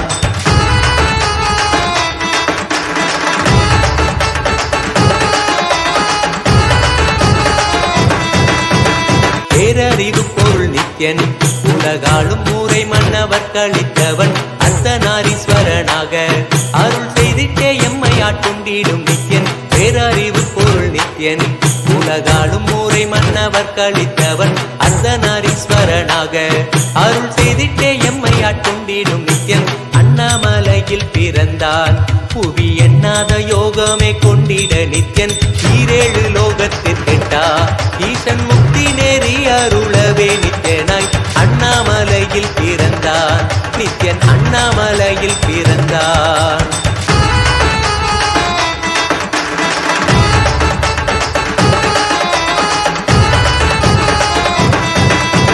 பிறவி பிறவியாய் தேவர்கள் பரம்பொருளான பரமனையை தேட ஈசன் பிறவாமல் ஆட்கொண்டு எம்மை ஒரு தத்துவம் தன்னை உரைத்திட நித்யனாய் பிறவி பிறவியாய் தேவர்கள் பரம்பொருளான பரமனையை தேட ஈசன் பிறவாமல் ஆட்கொண்டு எம்மை ஒரு தத்துவம் தன்னை உரைத்திட நித்யனாய் அண்ணாமலையில் பிறந்தான் புவி எண்ணாத யோகமே கொண்டிட நித்யன் ஈரேழு லோகத்திற்கெட்டார் ஈசன் முக்தி நெறி அருளவே நித்யனாய் அண்ணாமலையில் பிறந்தான் திருவண்ணாமலையில் பிறந்தான்.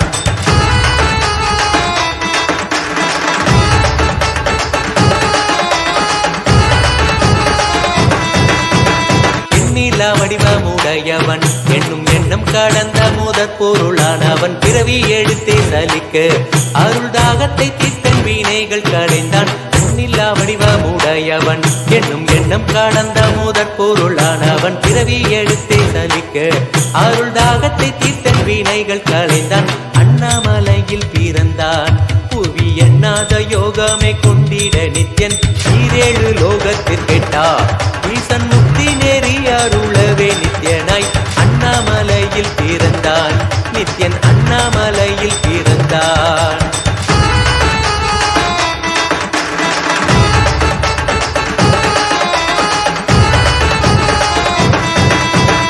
ஆனந்தமாய் என்னுள் நித்யன் முக்தி மார்க்கத்தை காட்டி விட்டிருந்தருள்வான் மாலையன் காணாத சோதியன் தெளித்தேனாயே நித்திட ஞானம் அருள்வான் ஆனந்தமாய் என்னுள் நித்யன் முக்தி மார்க்கத்தை காட்டி விட்டிருந்தருள்வான் மாலையன் காணாத சோதியன் தெளித்தேனாயே நித்திட ஞானம் அருள்வான் அண்ணாமலையில் பிறந்தான் புவி எண்ணாத யோகமே கொண்டிட நித்யன் ஈரேழு லோகத்திற்கெட்டா ஈசன் முக்தி நெறி அருளவே நித்யனாய் அண்ணாமலையில் பிறந்தான் நித்யன் அண்ணாமலையில் பிறந்தான்.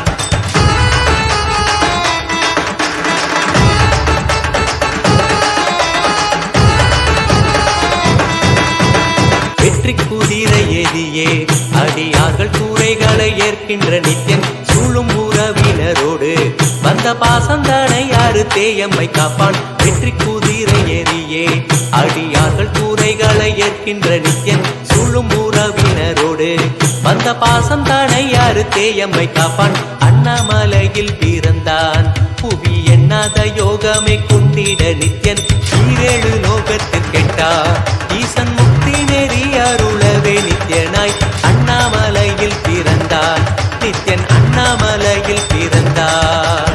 நித்யனை பற்றுவதொன்றே உபாயம் என்பதானால் பற்றி பீடித்தோம் நித்யன் பாதம் ஒன்றி சதம் அவன் நாமம் சொல்லியே நித்யானந்தம் கொள்ளுவோம் நித்யனை பற்றுவதொன்றே உபாயம் என்பதானால் பற்றி பீடித்தோம் நித்யம் பாதம் ஒன்றி சதம் அவன் நாமம் சொல்லியே நித்யானந்தம் கொள்ளுவோம் அண்ணாமலையில் பிறந்தான் புவி எண்ணாத யோகமே கொண்டிட நித்யன் ஈரேழு லோகத்திற்கெட்டா ஈசன் முக்தி நெறி அருளவே நித்யனாய் அண்ணாமலையில் பிறந்தான். Nithyanandeshwara Paramashivoham Nithyanandeshwari Paramashakti Madhyamam Asmadacharya Paryantam Vande Guru Paramparam.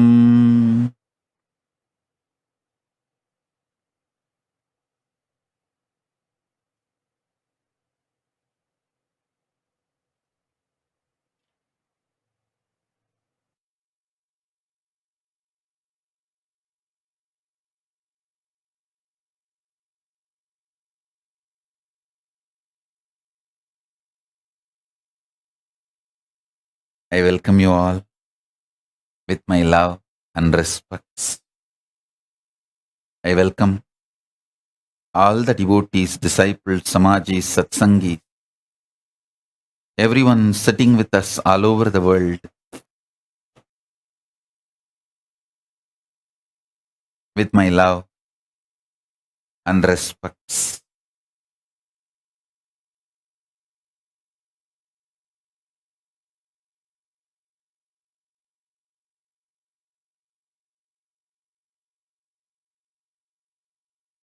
Paramashiva's message directly from Kailasa.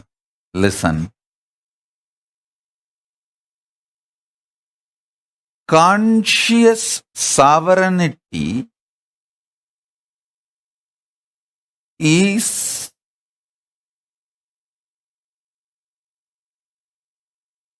the source declaration, the cause for unmanifest to manifest. Listen.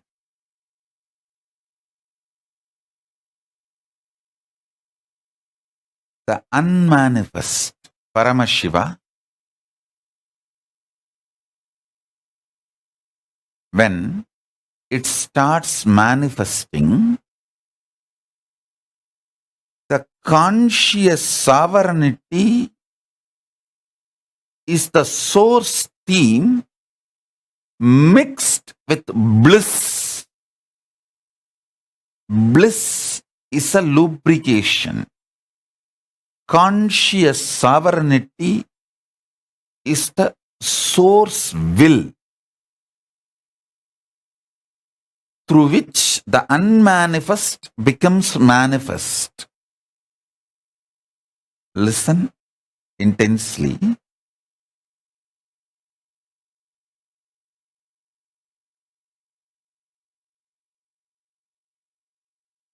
Yesterday I was telling, even in an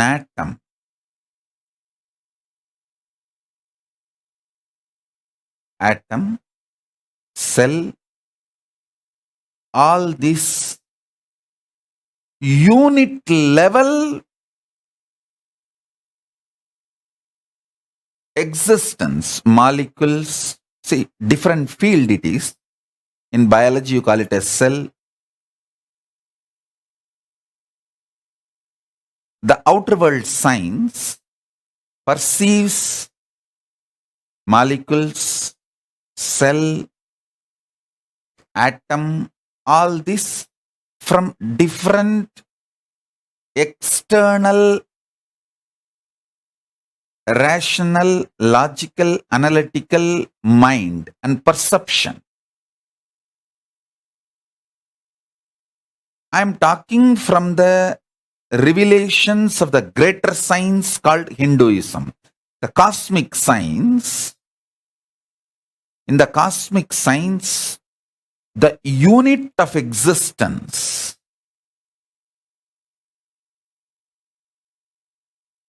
the unit of existence, in cosmic science we call it as tattva. The tattva in the modern science, you call it. In each field, you have a different unit, the core unit. In some fields, you call it a cell. In some fields, you call it as atom. In some fields, molecules. But I am talking about the cosmic science. In cosmic science, the unit of existence is tattva. The core tattva, unit of existence,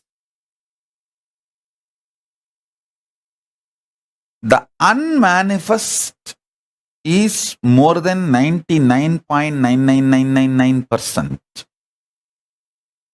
The outer world science also, modern science also agrees, even in the atom, unmanifest, that vacuum is 99.999%. Only very small, that existence of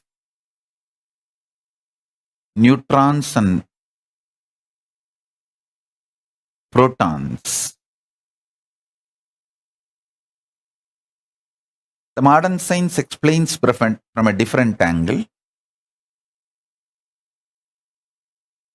You listen to the truth from the cosmic science. I want all of you to know the modern science, every department in any university, many universities have 30, 40. Some of the top universities have even 300 departments. But the whole department can make you genius only in that one department. I should say knowledgeable. If you study your whole life, spend your whole life in that department, you will become knowledgeable only in that department, that field. But the cosmic science I am revealing, if you understand, you will become genius, sarvanya. I tell you, being a sarvanya, genius, used to be the normal lifestyle of Hindus. It is so sad, even the Hindu gurus are not recognizing, acknowledging Hindu educational methodology and not running gurukuls as a mainstream education. It is so unfortunate. No country law accepts Hindu educational methodology as a mainstream education system.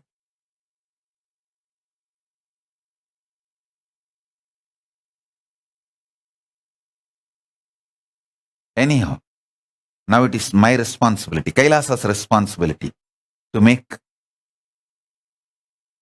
Hindu education system as a mainstream education system. See, if you understand the core unit principle of the cosmic science,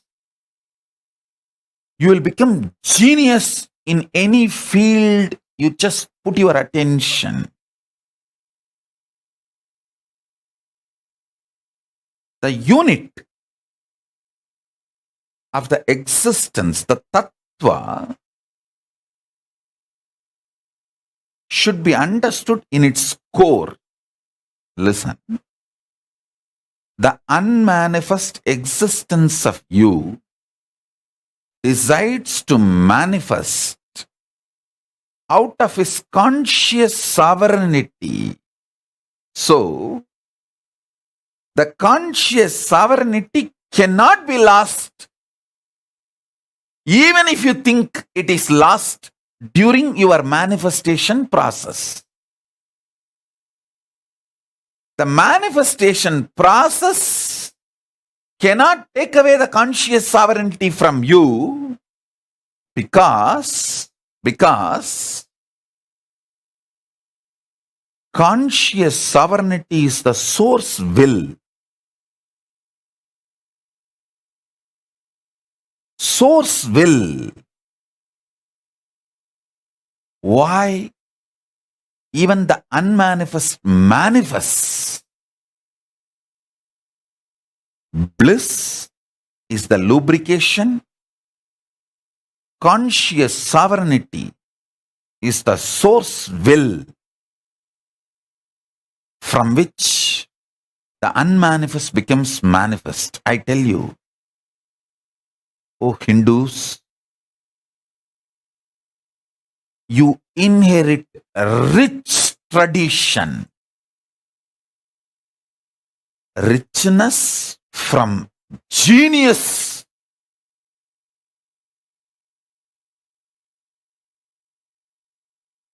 Being. See, our richness is not grabbed, stolen,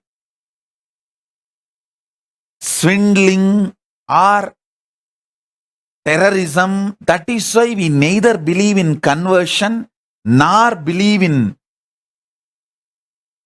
terrorism.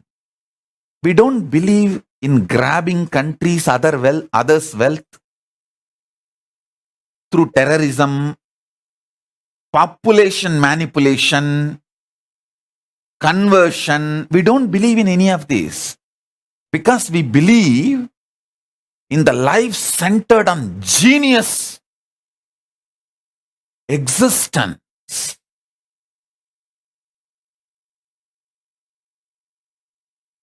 Hindus are perfect in everything. Modern day Hindus just lost your appetite for being a genius. This stupid NRI cheap lifestyle. One home, 2 car, 2 kids, green card.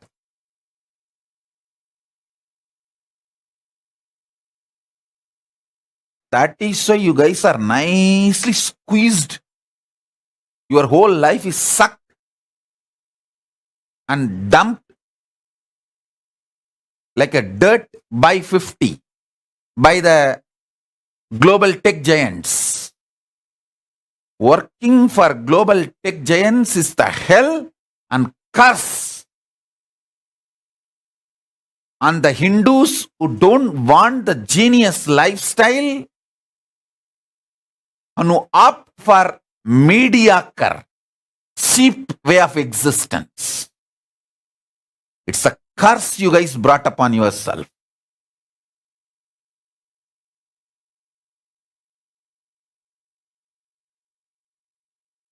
And you guys glorify your curse.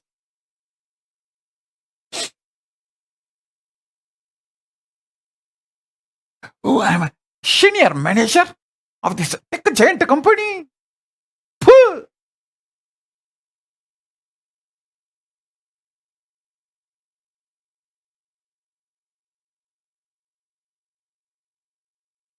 Every senior manager or director or CEO,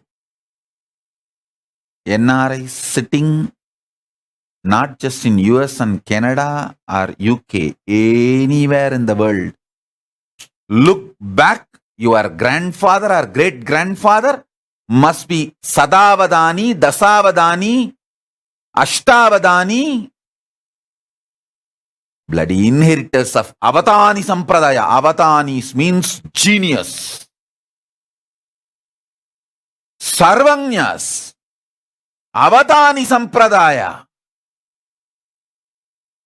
You fools are having pride being a manager, senior manager, director of tech companies. It's a punishment.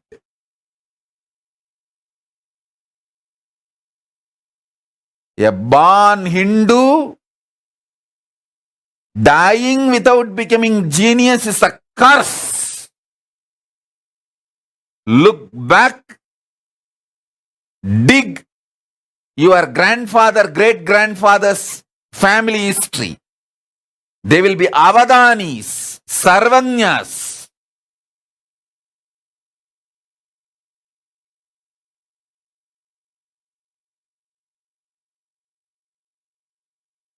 Appetite for being genius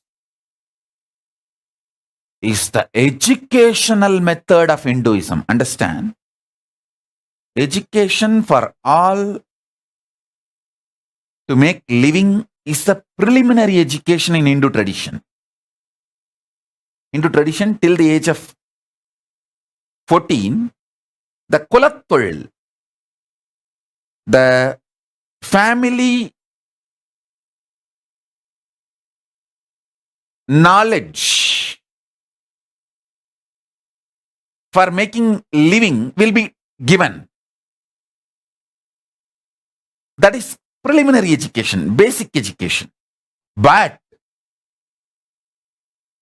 Gurukul education is for refining the personality and making you genius. Making you genius is the education of the Hindus.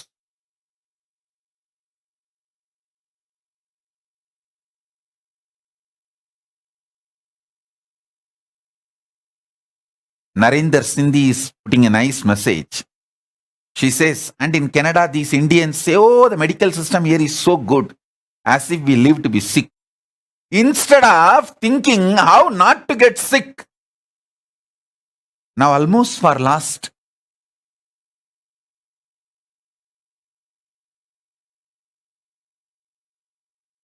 3 years after I left India, only once I had some diagnosis.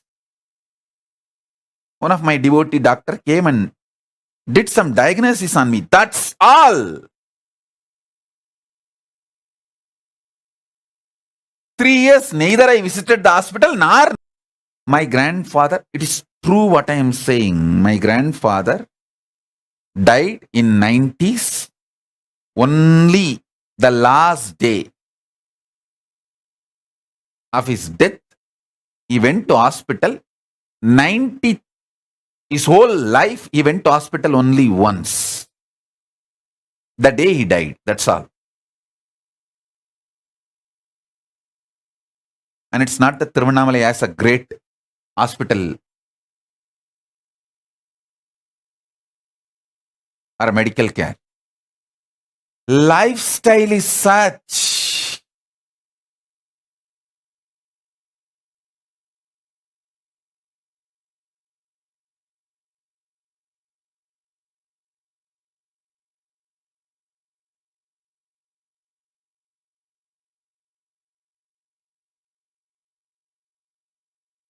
One of the biggest problem is this NRIs became a trend setting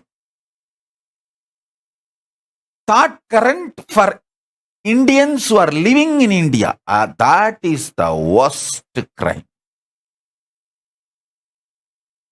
Worst thing happened to Hindus. So even in India, the same thing is spreading.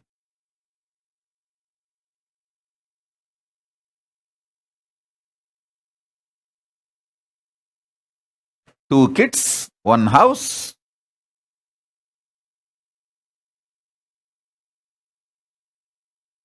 Even in India, the same disease, sickness. Mediocre mentality is lifestyle sickness. Appetite for being genius. See, even the family name you carry, Chaturvedi, means genius in 4 Vedas. That community only carries the word called Chaturvedis.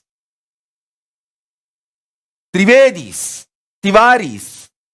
Trivedi, Tivari. Title means genius in 3 Vedas. 3 fields of knowledge. Dvivedi, Dubey, Dvivedi, all of them are genius in 2 branches. All these titles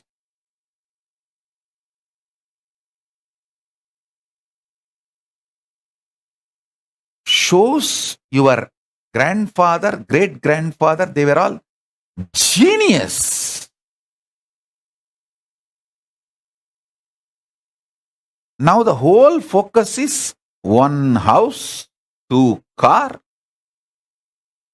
1 wife, 2 kids.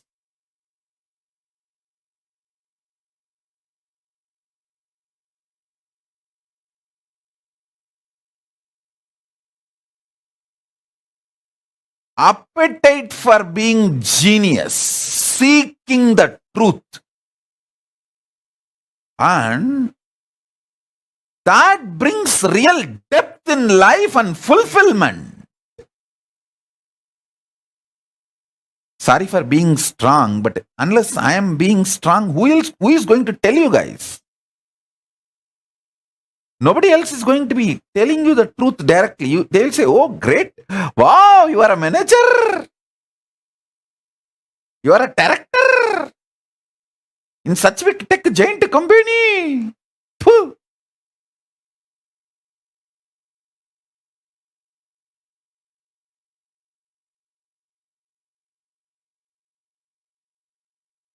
The appetite for genius.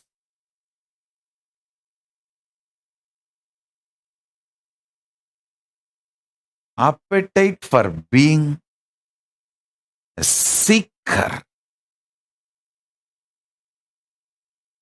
Appetite for finding the truth of existence. Appetite for digging the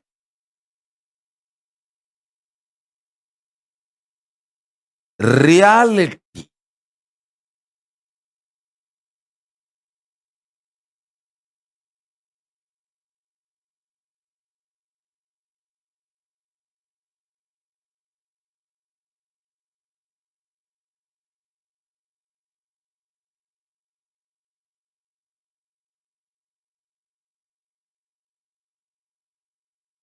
Is appetite for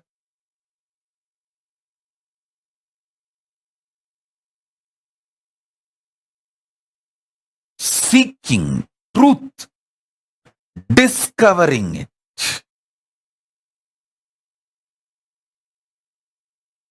Appetite for being genius. This appetite for being genius is replaced by westernized Hinduism, the neo-Hindutva. The neo-Hindutva is making the whole Hinduism as a school college running organization religion. Hey! And that also Christian school and Christian syllabus and Christian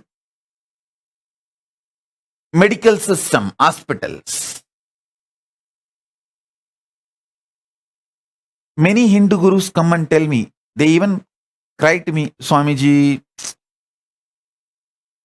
I am from this sampradaya, even my school students don't get initiated in my sampradaya.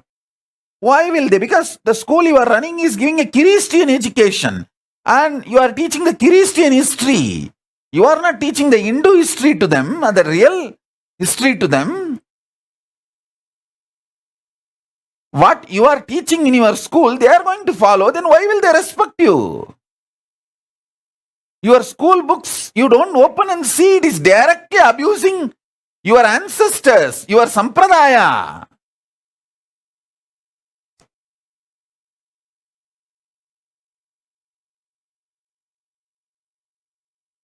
And you are spending money, your whole life to run those schools and colleges.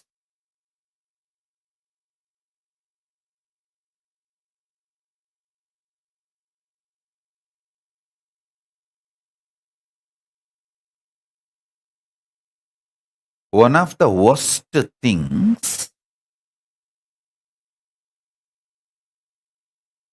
done to the modern day Hindus,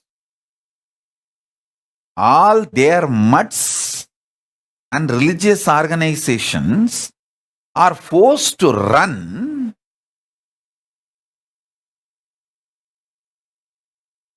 Christian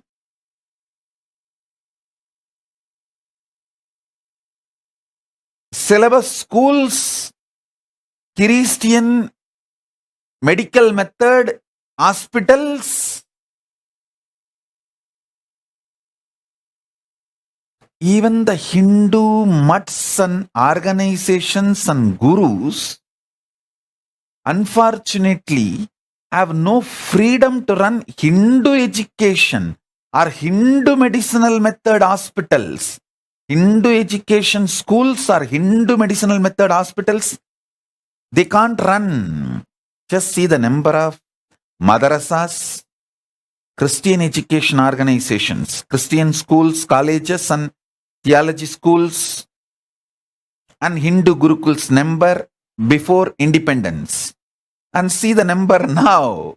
You will understand why I left India. Why I was kicked out of India. I should use that word.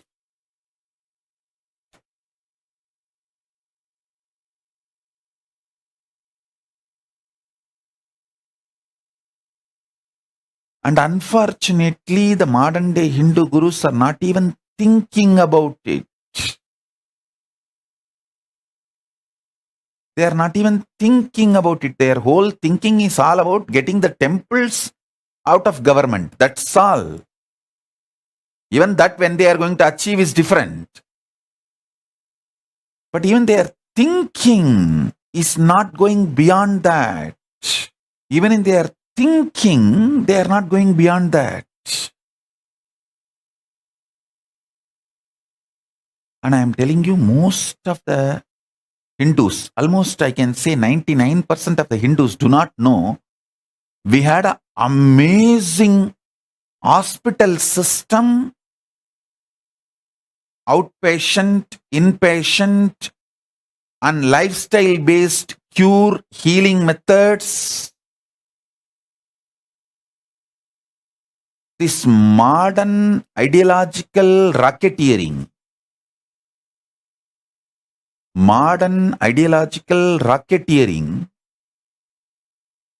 has destroyed our indigenous knowledge system, medical system, lifestyle system, even the business methodology system.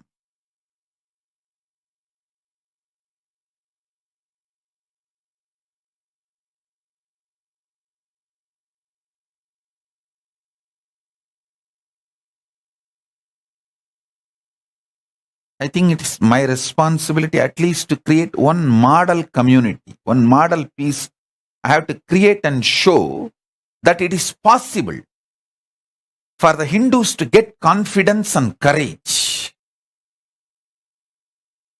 In India, the anti-Hindu gang, they realized I am setting up a model community with reviving the Hindu education system and Hindu medicinal system, Hindu lifestyle, everything.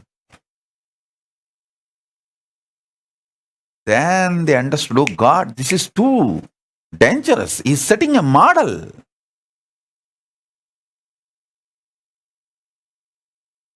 That is when they attacked the very core.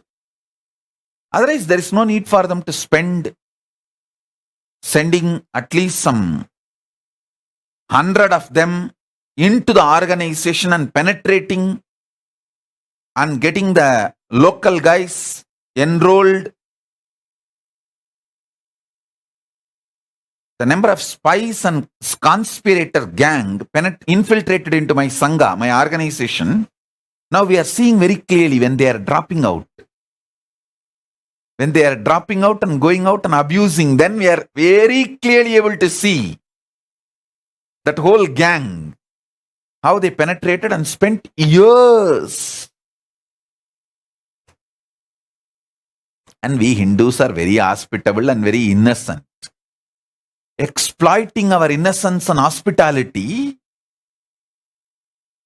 penetrating into organization and spending years.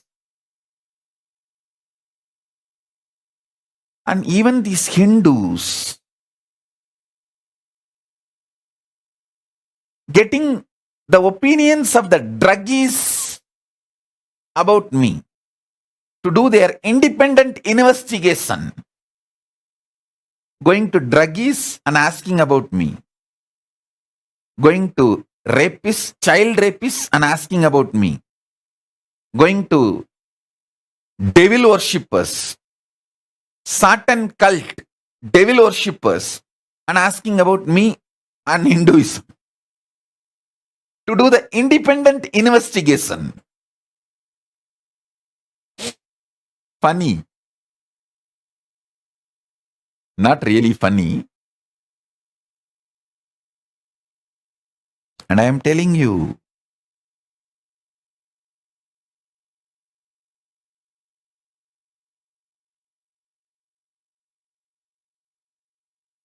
the appetite for being genius and the Hindu education system, Hindu knowledge transmission system. Actually, we should call it as a Hindu knowledge transmission system. It's not just education system. Education word is too poor. We don't educate, we just do knowledge transfer, I tell you. All the arts a Vishwakarma father mastered in jewelry making, he will transmit the whole thing by the age of 7 to the child, and after that everything the child learns will be the father plus. It will be specialization of what he got from father. That is why I call it Hindu methodology of the knowledge transmission is not ordinary education.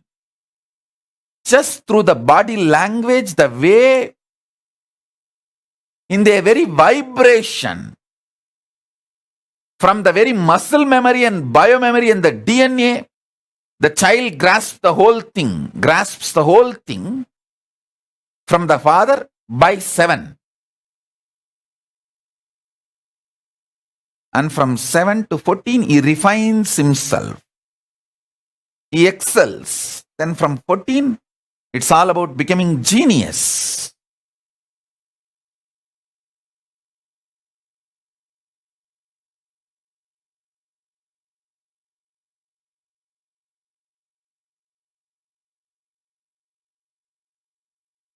Insatiable, extreme appetite for being genius, seeking the truth, is the fundamental attitude of Hindus in life. The fundamental attitude of appetite for genius is taken away by the modern education, making Hindus mediocre, making them believe this one house, two kids theory, one house, two cars theory. One house, two cars is replaced. The appetite for being genius is replaced by one house, two car lifestyle, or one house, two car goal. One house, two car, one wife, two kids. This goal has been pushed, and the appetite for being genius has been destroyed in the very root. So the modern day Hindus, neither they spend their time nor intelligence or money or their treasure, talent, time, anything. They don't spend any of it in becoming genius, seeking the truth, being a personality with a depth.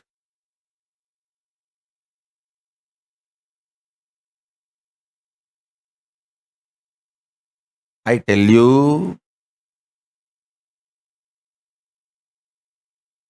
allowing the kids to date and break their celibacy before 21 destroys their depth.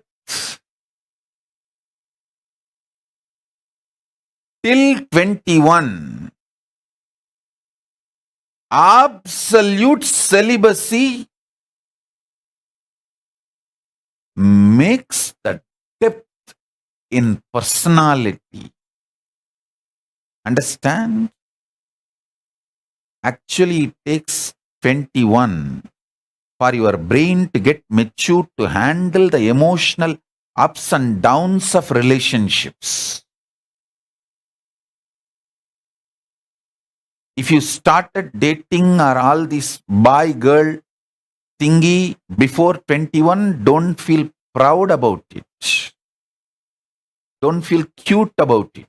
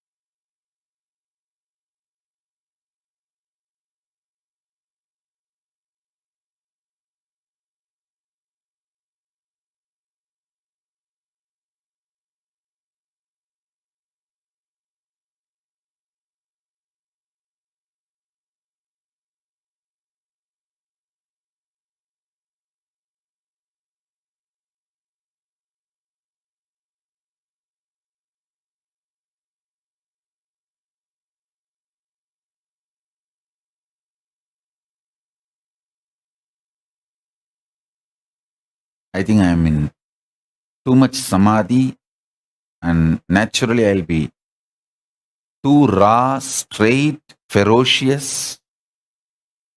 Better let me stop talking for now.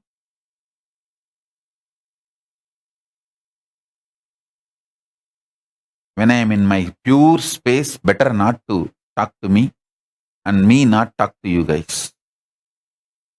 Because people are not that matured to listen to the truth as it is. Better you receive the initiation. Let me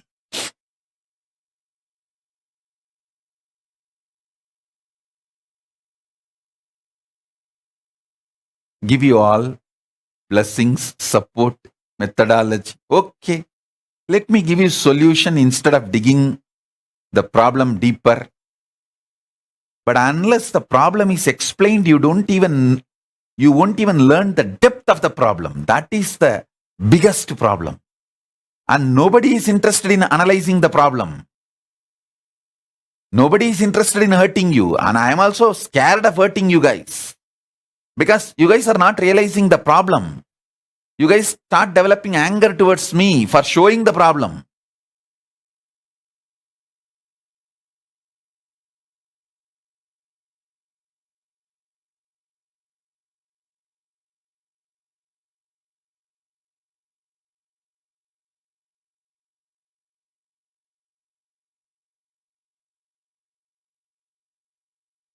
Hey, listen. Out of my extreme compassion, I am talking. Listen.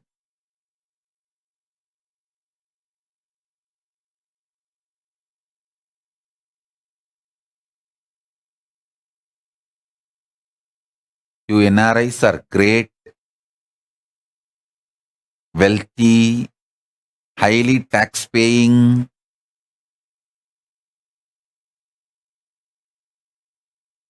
There are so many good things you guys have. I'm not saying no. But the highest heart problem and top. But by 50, that ratio is also high. Before 50, packing off, this Monday morning blow-ups, heart attacks. That ratio is also too high among the NRIs. You go and study, see the statistics. I'm talking from the number. It's all public information. The reason is not following the lifestyle of Hinduism. Rituals mold day-to-day life. Person who has the habit of Nitya Puja, even if it is 10 minutes, I guarantee you will be 3 times more productive in your life, because this Nitya Puja habit will not let you just rot in your bed without getting up. See, your concept of vacation is just rolling on the bed without getting up. Arey, fool! The whole concept of vacation is wrong.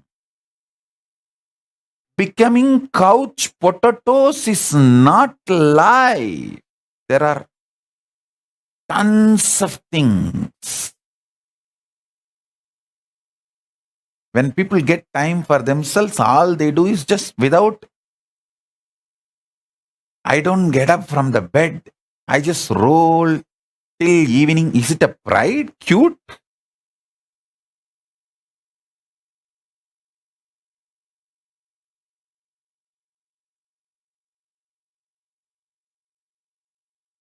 Inactive lifestyle. Whether you feel depressed or you feel you have freedom to do what you want, or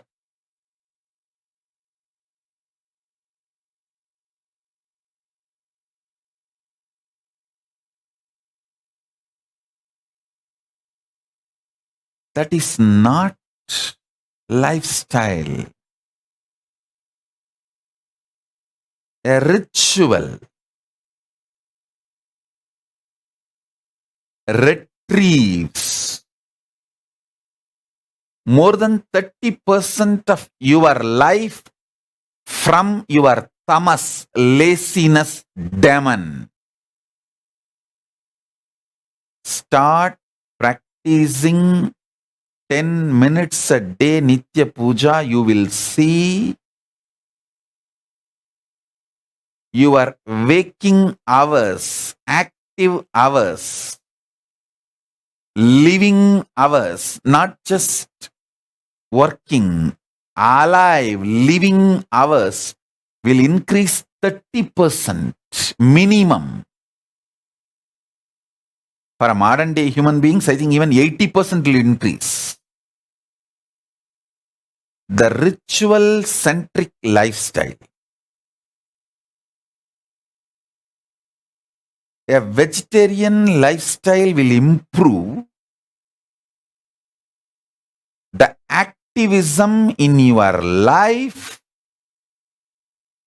80%. 80% of the time you are awake, you will be very bright. Your brain will be functioning very bright without coffee. Without coffee, you will be organized if you live a vegetarian lifestyle. Vegetarian lifestyle keeps your brain organized without coffee, without caffeine.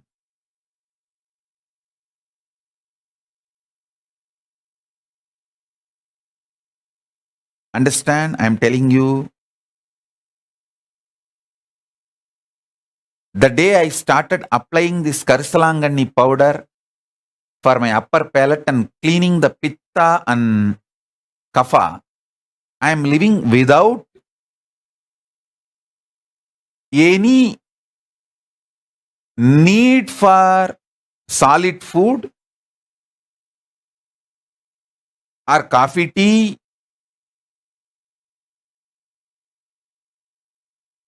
Now the solid cooked food has become like a Maheshwara Puja diet for me. Other times just little few seeds or fruits or juice.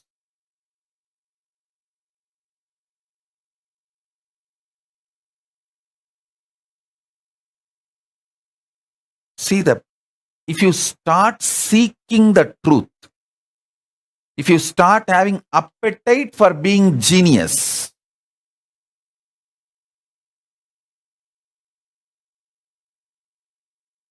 that appetite for being genius only can make you decide about this vegetarian lifestyle, ritual centric lifestyle.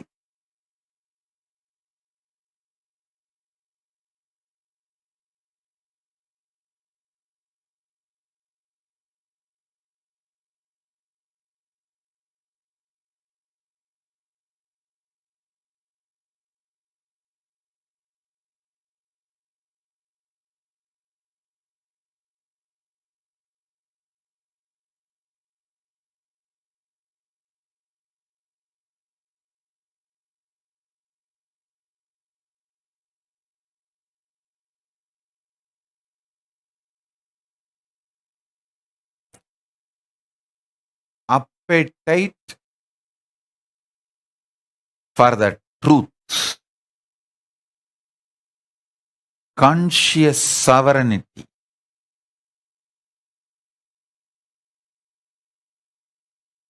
appetite for the highest reality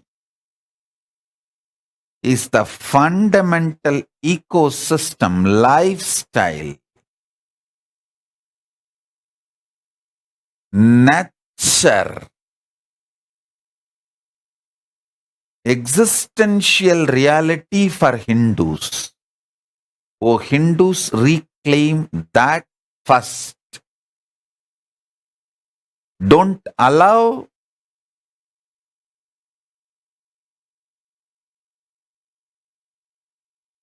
this one house, two car lifestyle to steal the appetite for the truth, appetite for the reality from you.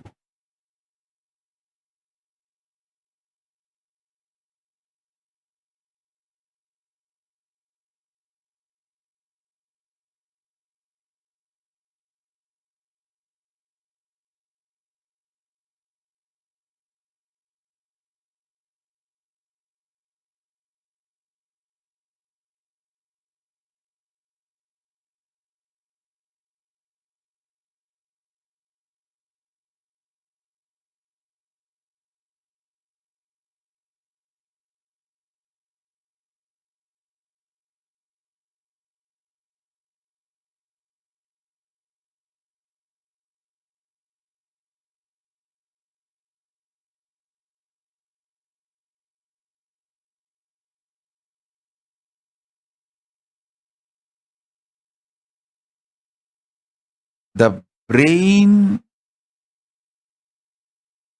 evolves subtle capacity to grasp the cosmic truths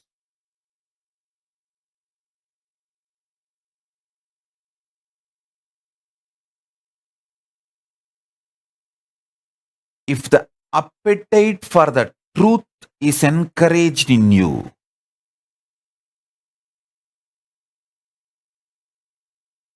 Seeking conscious sovereignty is awakened in you. Looking for the truth and reality, when it is kindled in you or rekindled in you,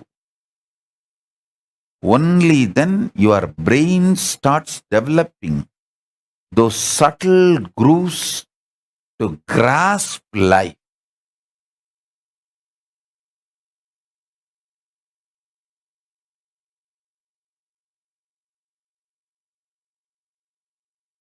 I really sincerely bless you all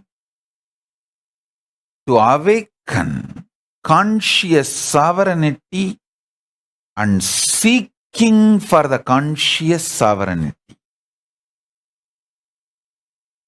Seeking the truth.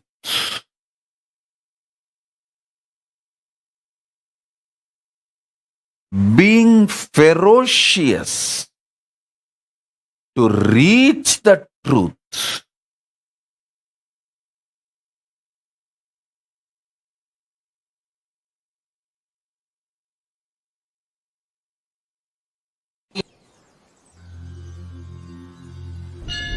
அஞ்சலென்றடையா அபயம் தரும் லிங்கம் ஆனந்த நித்யன் தந்த ஆனந்தலிங்கம் பிணி நீக்கும் உயிர் காக்கும் ஞான ஒளியாக பூத்த நித்யானந்தன் தந்த உயர்லிங்கம் ஆதிலிங்கம் ஜோதிலிங்கம் அற்புதலிங்கம் ஞானலிங்கம் நித்யன் தந்த ஆனந்தலிங்கம் ஆதிலிங்கம் ஜோதிலிங்கம் அற்புதலிங்கம் ஞானலிங்கம் நித்யன் தந்த ஆனந்தலிங்கம்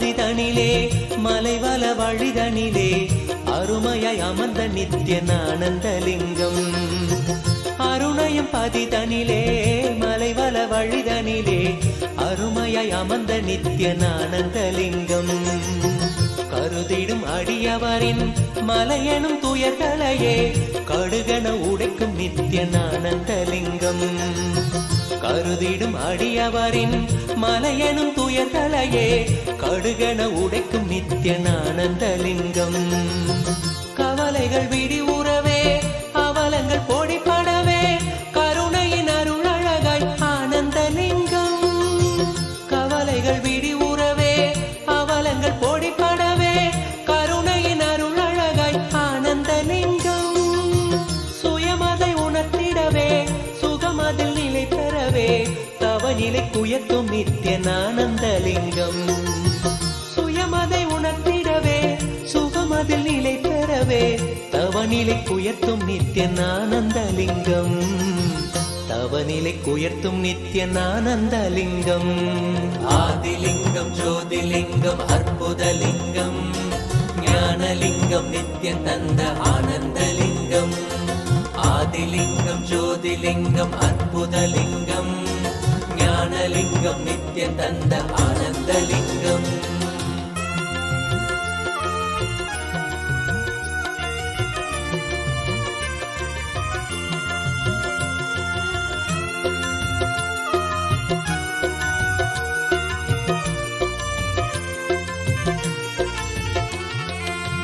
பிணிகளை போக்கிவிடும் பிறவியும் போக்கிவிடும் உயர்நிலை வாழ்வளிக்கும் ஆனந்தலிங்கம் பிணிகளை போக்கிவிடும் பிறவியும் போக்கிவிடும் உயர்நிலை வாழ்வளிக்கும் ஆனந்தலிங்கம் மனிதருக்கரியதொரு அரூபரூபமெனும் அஜோமுகத்தை காட்டும் ஆனந்தலிங்கம் மனிதருக்கரியதொரு அரூபரூபமெனும் அஜோமுகத்தை காட்டும் ஆனந்தலிங்கம் அமரர்கள் உலகமெல்லாம் அருள் பெற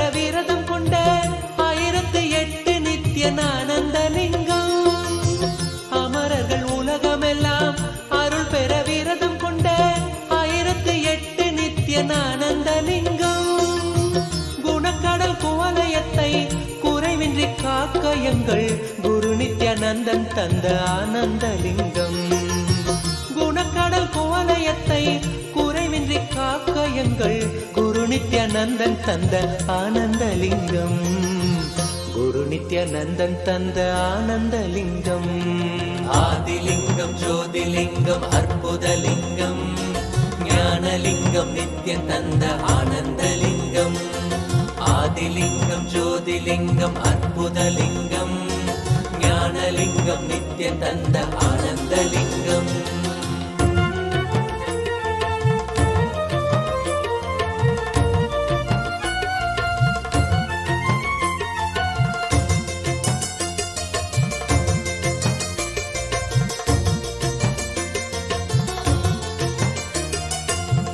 அயனறி கருளிடவே அக்னி வடிவினிலே அருணையில் உதித்த நித்யனானந்தலிங்கம். அயனறி கருளிடவே அக்னி வடிவினிலே அருணையில் உதித்த நித்யனானந்தலிங்கம். அன்பருக்காதரவாய் ஆலமிடற்றினிலே கட்டிய நாதன் நித்யனானந்தலிங்கம். அன்பருக்காதரவாய் ஆலமிடற்றினிலே கட்டிய நாதன் நித்யனானந்தலிங்கம். ஆதியும் அந்தமில்லா ஜோதியின் ரூபமென சூட்சமாத்மமான ஆனந்தலிங்கம். ஆதியும் அந்தமில்லா ஜோதியின் ரூபமென சூட்சமாத்மமான ஆனந்தலிங்கம். முக்தர்கள் பக்தரெல்லாம் முக்தியடைந்து விட மூலமதாக நின்ற ஆனந்தலிங்கம். முக்தர்கள் பக்தரெல்லாம் முக்தியடைந்து விட மூலமதாக நின்ற ஆனந்தலிங்கம். மூலமதாக நின்ற ஆனந்தலிங்கம். ஆதிலிங்கம் ஜோதிலிங்கம் அற்புதலிங்கம் ஞானலிங்கம் நித்யம் தந்த ஆனந்தலிங்கம். ஆதிலிங்கம் ஜோதிலிங்கம் அற்புதலிங்கம் ஞானலிங்கம் நித்யம் தந்த ஆனந்தலிங்கம்.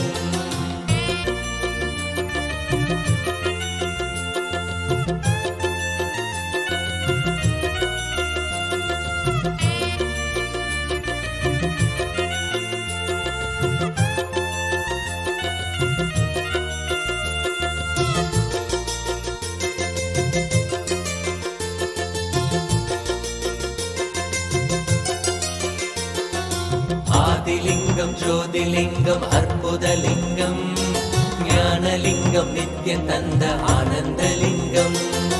ஆதிலிங்கம் ஜோதிலிங்கம் அற்புதலிங்கம் ஞானலிங்கம் நித்யம் தந்த ஆனந்தலிங்கம்.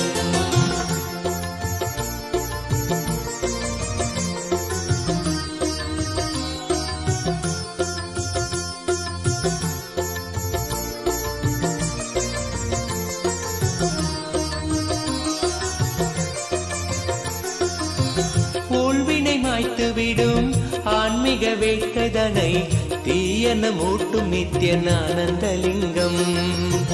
ஊழ்வினை மாய்த்து விடும் ஆன்மீக வேட்கைதனை தீயன மூட்டும் நித்யனானந்தலிங்கம். வாழ்மனம் கொள்ளும் பெரும் எண்ணங்கள் யாவையுமே பாங்குடன் நீக்கிவிடும் ஆனந்தலிங்கம். வாழ்மனம் கொள்ளும் பெரும் எண்ணங்கள் யாவையுமே பாங்குடன் நீக்கிவிடும் ஆனந்தலிங்கம். தாழ்வுகள் போக்கிவிடும் தீமைகள் நீக்கி நம்மை தூயவனாக்கும் நித்யனானந்தலிங்கம். தாழ்வுகள் போக்கிவிடும் தீமைகள் நீக்கி நம்மை தூயவனாக்கும் நித்யனானந்தலிங்கம். வேள்விகள் செய்து வரும் பேருயர் வாழ்வினையே வேண்டிட தந்து விடும் ஆனந்தலிங்கம். வேள்விகள் செய்து வரும் பேருயர் வாழ்வினையே வேண்டிட தந்து விடும் ஆனந்தலிங்கம். வேண்டிட தந்து விடும் ஆனந்தலிங்கம். ஆதிலிங்கம் ஜோதிலிங்கம் அற்புதலிங்கம் ஞானலிங்கம் நித்யம் தந்த ஆனந்தலிங்கம். ஆதிலிங்கம் ஜோதிலிங்கம் அற்புதலிங்கம். ஞானலிங்கம் நித்யம் தந்த ஆனந்தலிங்கம்.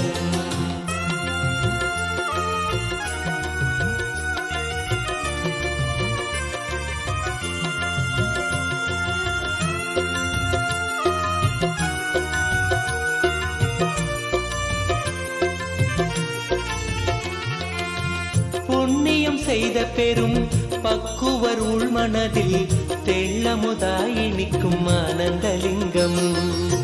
புண்ணியம் செய்த பெரும் பக்குவர் உள்மனதில் தெள்ளமுதாய் நிற்கும் ஆனந்தலிங்கம். பண்ணொடு பரதமெனும் 64 கலை உள்ளிருந்தாட்சி செய்யும் ஆனந்தலிங்கம். பண்ணொடு பரதமெனும் 64 கலை உள்ளிருந்தாட்சி செய்யும் ஆனந்தலிங்கம். பெண் அவள் செய்த தவம் பாதியை தந்த பெரும் பேரருள் செய்த நித்யன் ஆனந்தலிங்கம். பெண் அவள் செய்த தவம் பாதியை தந்த பெரும் பேரருள் செய்த நித்யன் ஆனந்தலிங்கம். விண்ணவர் மன்னவரும் வேண்டிடும் வரமெதுவும் வேண்டும் உணருளும் நித்யன் ஆனந்தலிங்கம். விண்ணவர் மன்னவரும் வேண்டிடும் வரமெதுவும் வேண்டும் உணருளும் நித்யன் ஆனந்தலிங்கம். வேண்டும் உணருளும் நித்யன் ஆனந்தலிங்கம். ஆதிலிங்கம் ஜோதிலிங்கம் அற்புதலிங்கம். ஞானலிங்கம் நித்யம் தந்த ஆனந்தலிங்கம். ஆதிலிங்கம் ஜோதிலிங்கம் அற்புதலிங்கம். ஞானலிங்கம் நித்யம் தந்த ஆனந்தலிங்கம்.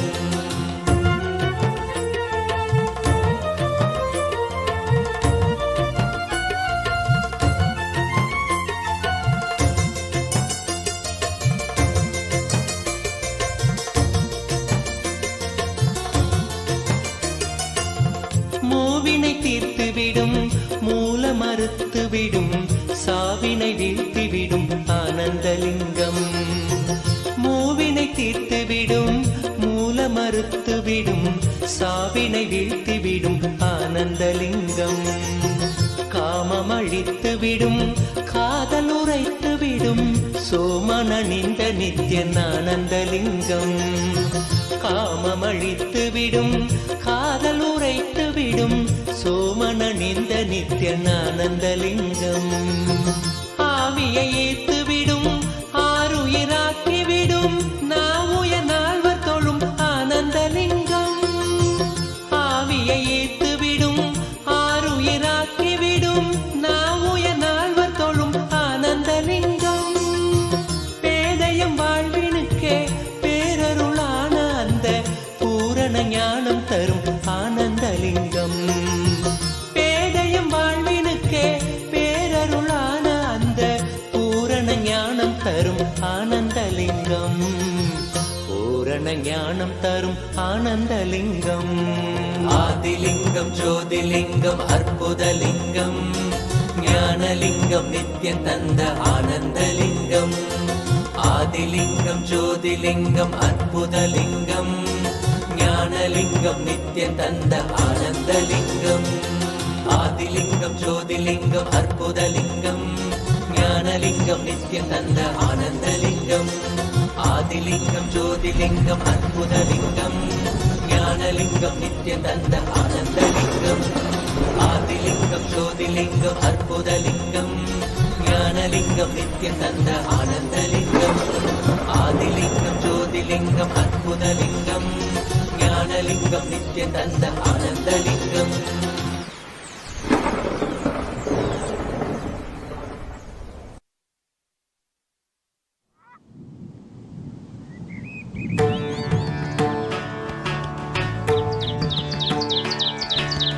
ஆதிதேவன் நித்யநந்தன் பாதம் தாங்கும் பாதுகை. அளவில்லாத புண்ணியம் கொண்ட அதி அற்புத பாதுகை. ஆதிதேவ நித்யநந்த பாதம் தாங்கும் பாதுகை. அளவில்லாத புண்ணியம் கொண்ட அதி அற்புத பாதுகை. சோதி தெய்வ தெய்வம் நித்தியன் வரும் செய்தி தன்னை கூறவே சோர்ந்திடாது பிறவி தாங்கும் சீர்மிகுந்த பாதுகை. சோதி தெய்வம் நித்தியன் வரும் செய்தி தன்னை கூறவே சோர்ந்திடாது பிறவி தாங்கும் சீர்மிகுந்த பாதுகை.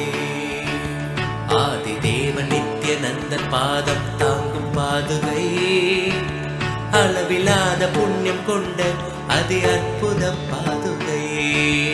ஆதி தேவன் நித்யநந்தன் பாதம் தாங்கும் பாதுகை. அளவிலாத புண்ணியம் கொண்ட அதி அற்புத பாதுகை.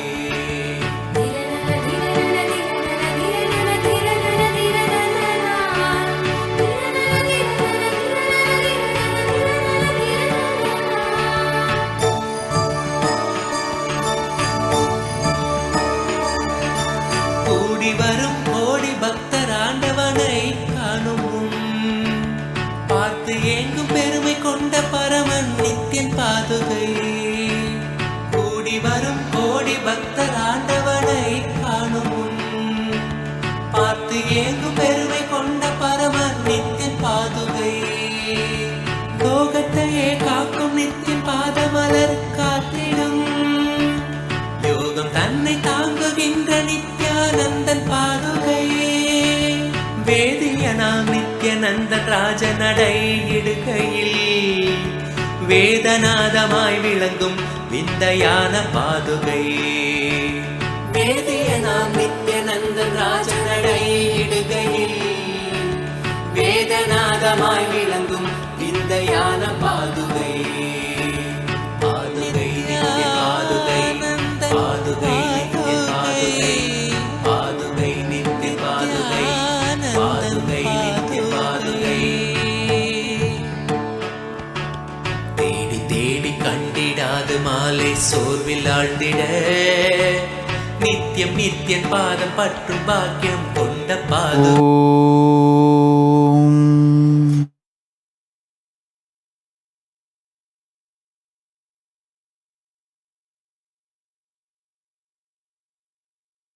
I bless you all. Let's all radiate with integrity, collective integrity, authenticity, responsibility, enriching, causing, living Paramadvaitam, Shuddhadvaita Saivam, the state, space, powers, being, superconsciousness, and Kailasa of Paramashiva. Paramashivoham. Om Nithyananda Paramashivoham. The eternal bliss Nithyananda. Thank you. Be blissful.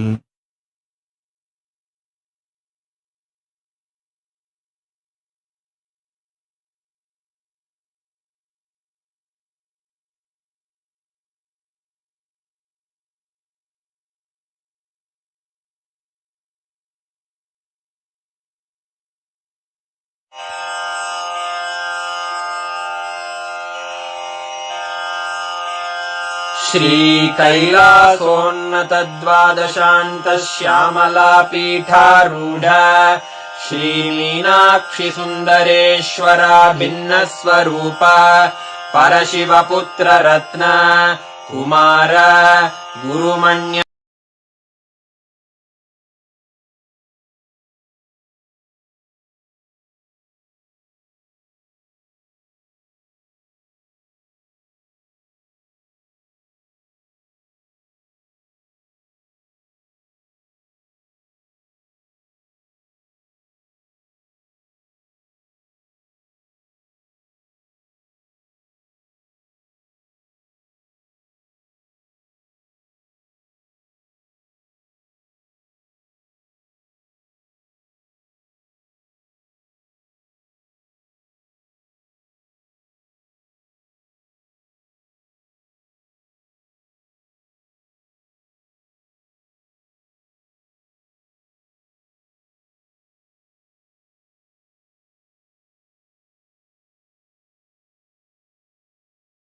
Let's start with the Sadguru Vandanam. Nithyanandam Paramasukhanam Kevalam Jnanamurtim द्वन्द्वातीतं गगनसदृशं तत्त्वमस्यादिलक्ष्यम् एकं नित्यं विमलमचलं सर्वदी साक्षिभूतं भावातीतं त्रिगुणरहितं सद्गुरुं तं नमामि।